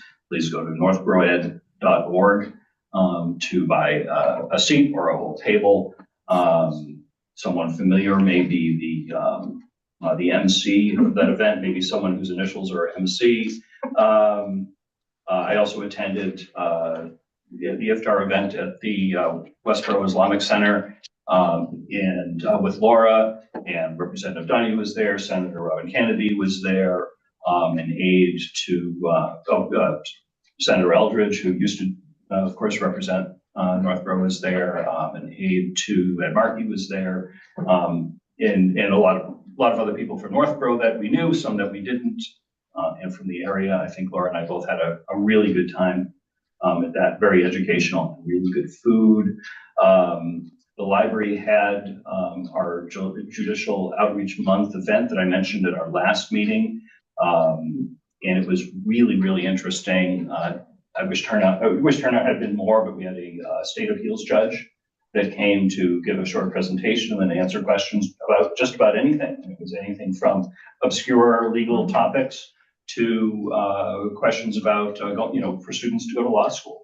There was just one or two students there, high school students, and everything else. I, of course, asked a question that would apply to us, and that was what we've talked about is when we do meeting minutes or videos, how often are they used in the court process? And the answer is just about never. That it's, the record that you create, so the letter that you write or the permit that you grant, that piece of paper is usually the thing that unless the meeting minutes are actually a concrete part of the case, such as if it's an open meeting law violation that, specifically refers to meeting minutes, then meeting minutes aren't used. Still important to do, but, I thought that was interesting. I think we had received roughly the same kind of feedback from town council, but it was good to get that from a judge also. He was almost surprised by the question. I think he obviously has done a lot of municipal law. I also asked a question about how we can best, probably more for land use boards, how we can best prepare in advance of a case when we're actually working on the thing, when the zoning board might be hearing an appeal, when we might be considering a license that could potentially be appealed, or decision could be appealed, and that's established the written record as accurately as possible. as thoroughly as possible was his recommendation. But that's, where he sees sometimes slip-ups made in municipal law. As Stephanie has let us know, the open meeting law, remote/hybrid meetings that would end next week from today, the 31st of March. It looks like it's going to be extended. Both the State House and the State Senate have passed that, extending it until the end of June of 2027. Yeah. The governor, as far as we know, hasn't signed it yet. Yeah, I checked and she didn't. Okay. Yeah. The expectation confirmed is yet. we know she's supportive of it. Yes. And hopefully she does it before long, so it doesn't impact meeting postings and things like that. But that's good news for everybody. And the expectation is some form of that is going to become permanent, but there's some dispute in the legislature. Some people don't want any fully remote meetings. They're going okay with hybrid, but not fully remote. Some people are on the other side and say everything has to be hybrid, so you can't have just an in-person meeting without being covered on Zoom. And there are arguments all over the place on that. So they settled on a 2-year, 3-month extension. What about town meeting? So open town meeting, there's really not a practical way of doing that remote, because there's not really a way to register people and be sure who's voting and things like that. Representative town meeting does have a remote option. That's part of the same COVID era law. Okay. Just on that topic, I went to an MMA webinar on town meetings, may have been a month and a half, 2 months ago. I don't remember if anyone else from here was on that. And there was a moderator. It was mostly run by moderators. And there was a moderator there that came up with a way of doing remote participation for open town meeting, no voting, but a way of allowing people that can't leave their house for whatever reason to at least pose questions and things like that. It was a very complicated process, but it seems to work for that town. So that's, in theory, an option that the town could consider, but there's no way either under the law or really practically of doing voting remotely. Town meeting is mostly about voting. And I will hold up this beautiful card about Northborough Power Choice, and we have 2 public information sessions coming up. One is March 27th at 6 p.m. at the library. The other is April 3rd at 1 p.m. at the senior center. And I encourage anyone that has any questions or concerns about Northborough Power Choice to go to one or the other or both of those. And of course, go to northboroughpowerchoice.com. That's Northborough with the full spelling, to see a lot of frequently asked questions and details about the process and everything else. And of course, if anyone has any questions, there are phone numbers there, email addresses that you can call. Have you been getting a number of questions? We have. Good. Yes. That's great. I'd say 2 to 3 a day. Wow. Yeah, a lot of interest. Okay, that's great. Yeah. And Andy's been wonderful answering them. Great. That's your project, right? Yeah, yes, that's your baby. So thank you very much. Lisa, do you have any reports tonight? I have a few reports. I was also at the iftar, and I had a wonderful meal. They were very educational in the way they spoke about some of their programs. And I also had met a resident of the group that was very concerned about not being able to get his sidewalk done. He's been asking since 2018. And I think that one of my last things I should talk about again is sidewalks, because that's probably my middle name. And I'm hoping that we can do something about that for him, finding a way to do that, to be able to connect that neighborhood to Proctor School. And I think that's a long time to be asking. So I told him I would bring it forward, and I'm doing that this evening. There's a couple of just little things that I've looked at that I don't know when else to talk about it, so I'm using reports. I noticed on Stephanie's town administrator update on March 13th, on page 3 of 4, under Public Works, it says Fire Station Project, Mass DOT drainage issue, investigating possible town funding requirements. Do you understand? Do you know what that's about? Steph? It was under fire. Yeah, it's a fire station project. Oh, yeah. Yes, yeah. Because there is issues with the drainage that the DOT might put on the town cost-wise, where that wasn't anticipated before.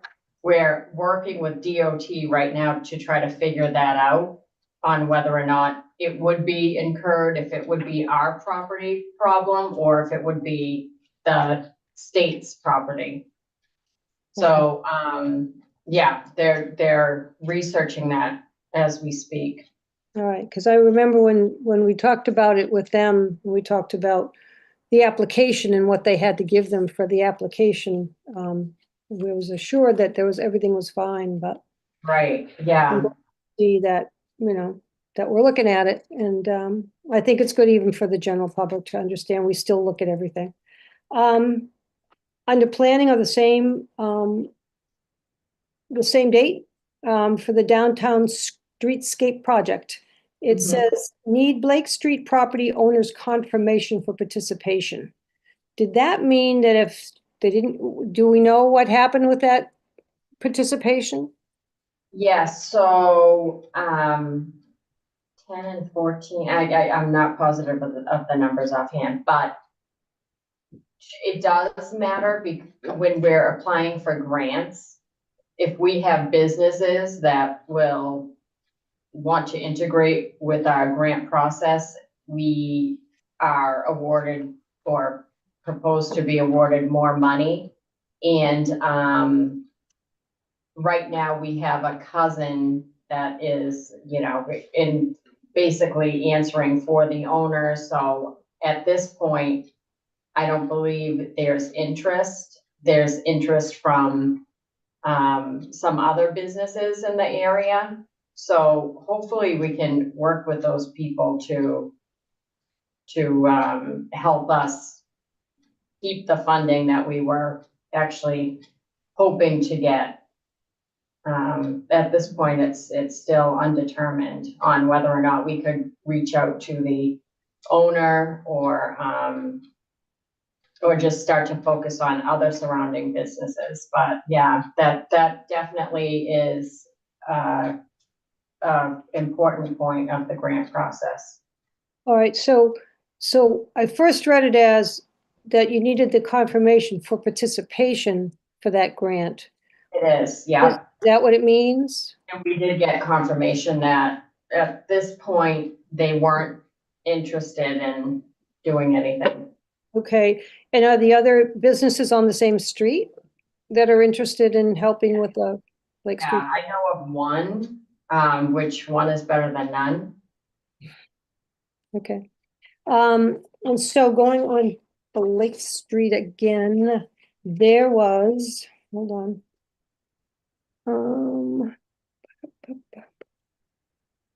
Okay, the article that we have, I think it's Article 32, starts out by talking about there's a drainage issue. That's one of the reasons why we're going for the grant and we're doing the street over.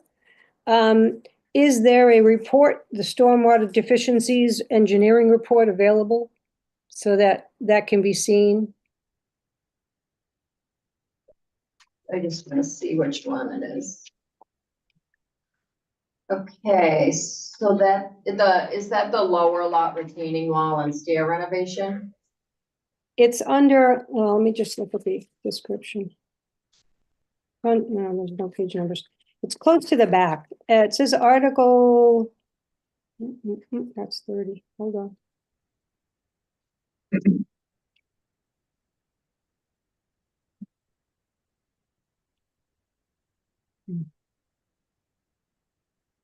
Yeah, Article 29, Planning Department. It says, request for funds to address stormwater deficiencies, increase public parking capacity, and enhance pedestrian access, safety, and overall streetscapes aesthetics.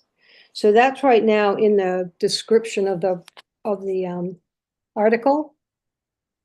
But I wanted to be able to see the stormwater deficiencies report, because it seems like there's only one little section that does have a water when it rains heavily and stays for a little while, and that's over by the pocket park, but not down the street.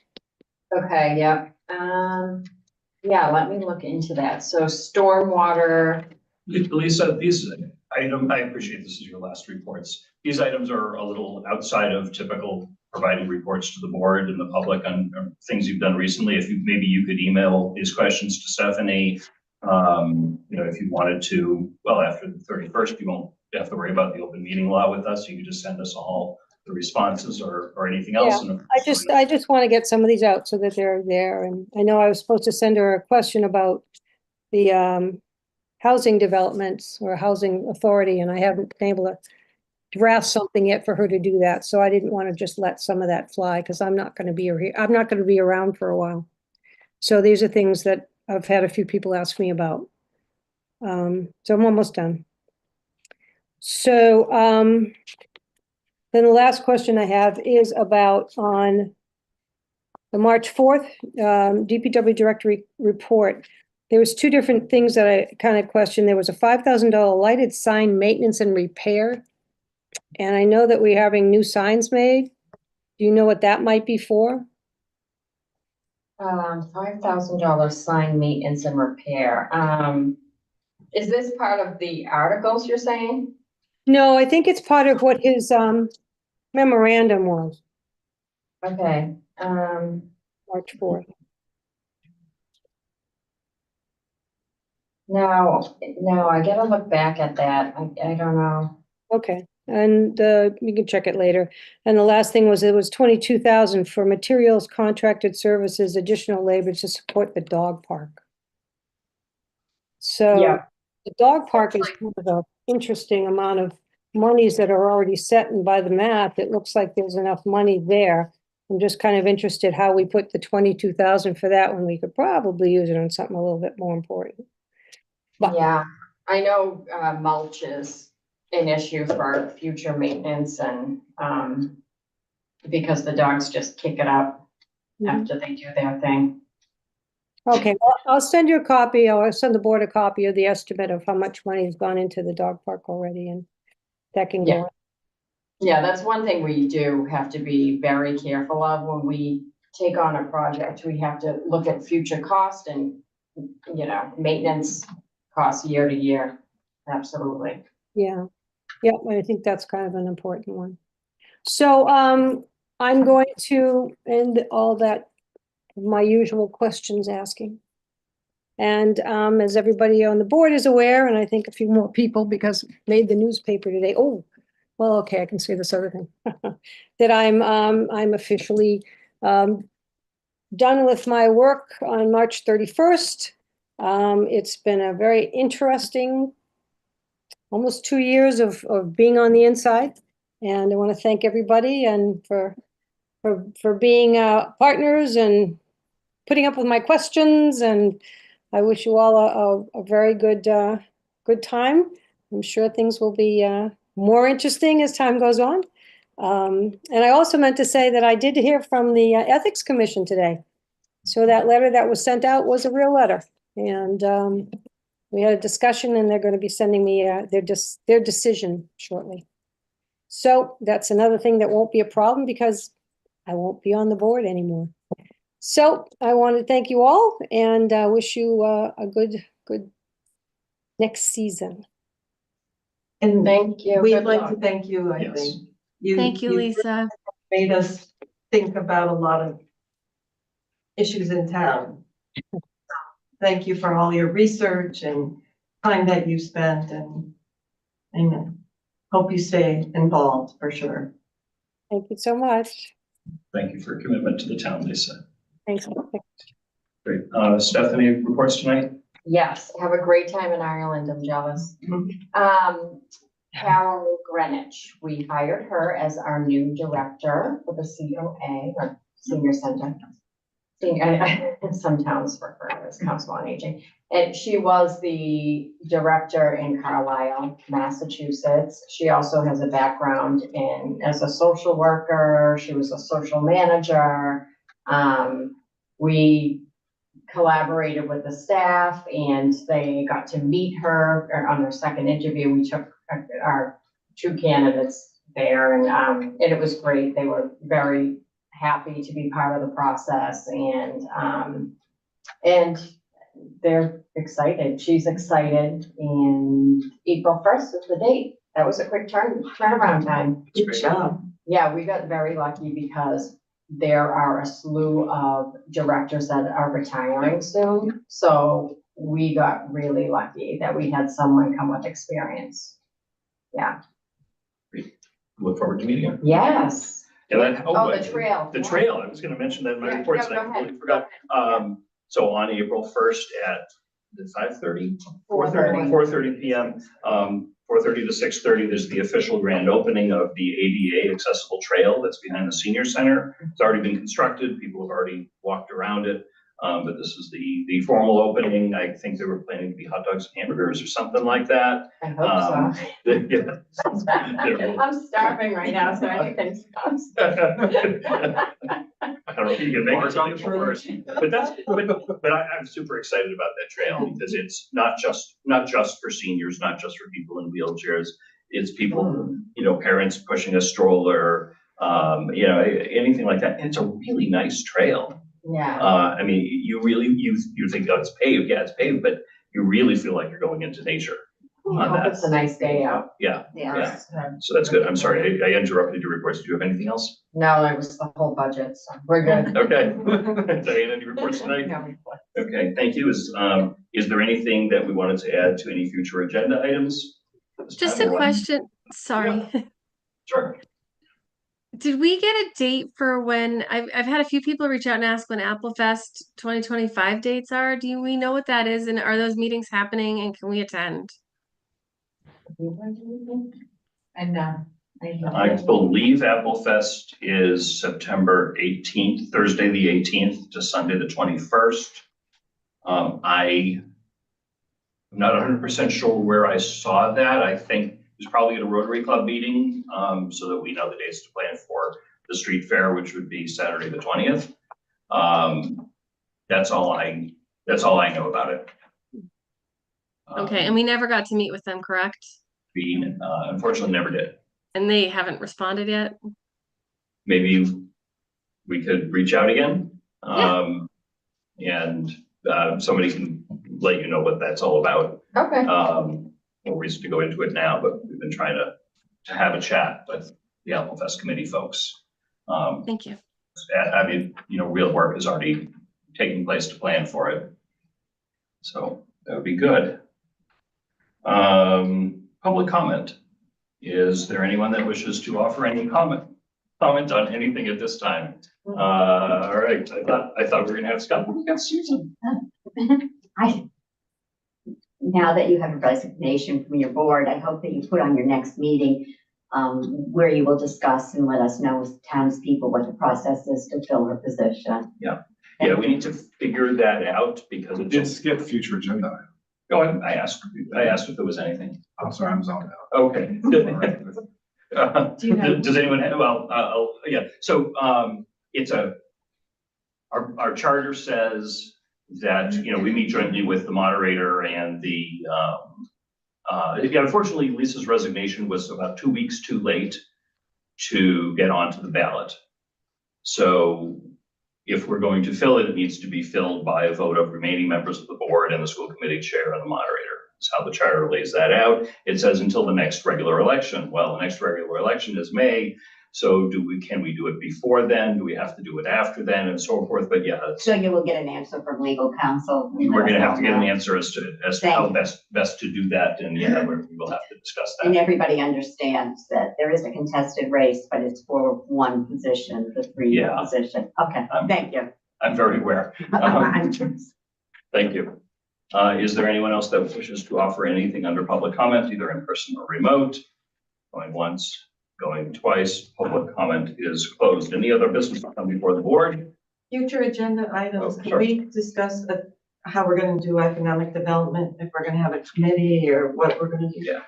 Yeah, I think that's, probably right after town meeting. Yeah. Would be a good time to just just do that. Thank you. Yeah, and, I know ideally, having a staff member somehow paid for that, but if we can't do it, and I don't think we'll be able to do it right now, then a member of staff that can devote some time to that, I think is critical. Thank you for bringing that up. Any other business to come before the board? Lisa, is there a motion to adjourn? I would like to make a motion to adjourn. Second. Made by Lisa to adjourn, seconded by Julianne. All those in favor, Lisa? Aye. Laura? Aye. Julianne? Aye. Mike? Aye. I also vote aye. Vote is unanimous in favor. We adjourn 11:23 p.m. Thank you. Thank everyone, you. for joining us. Have a wonderful evening.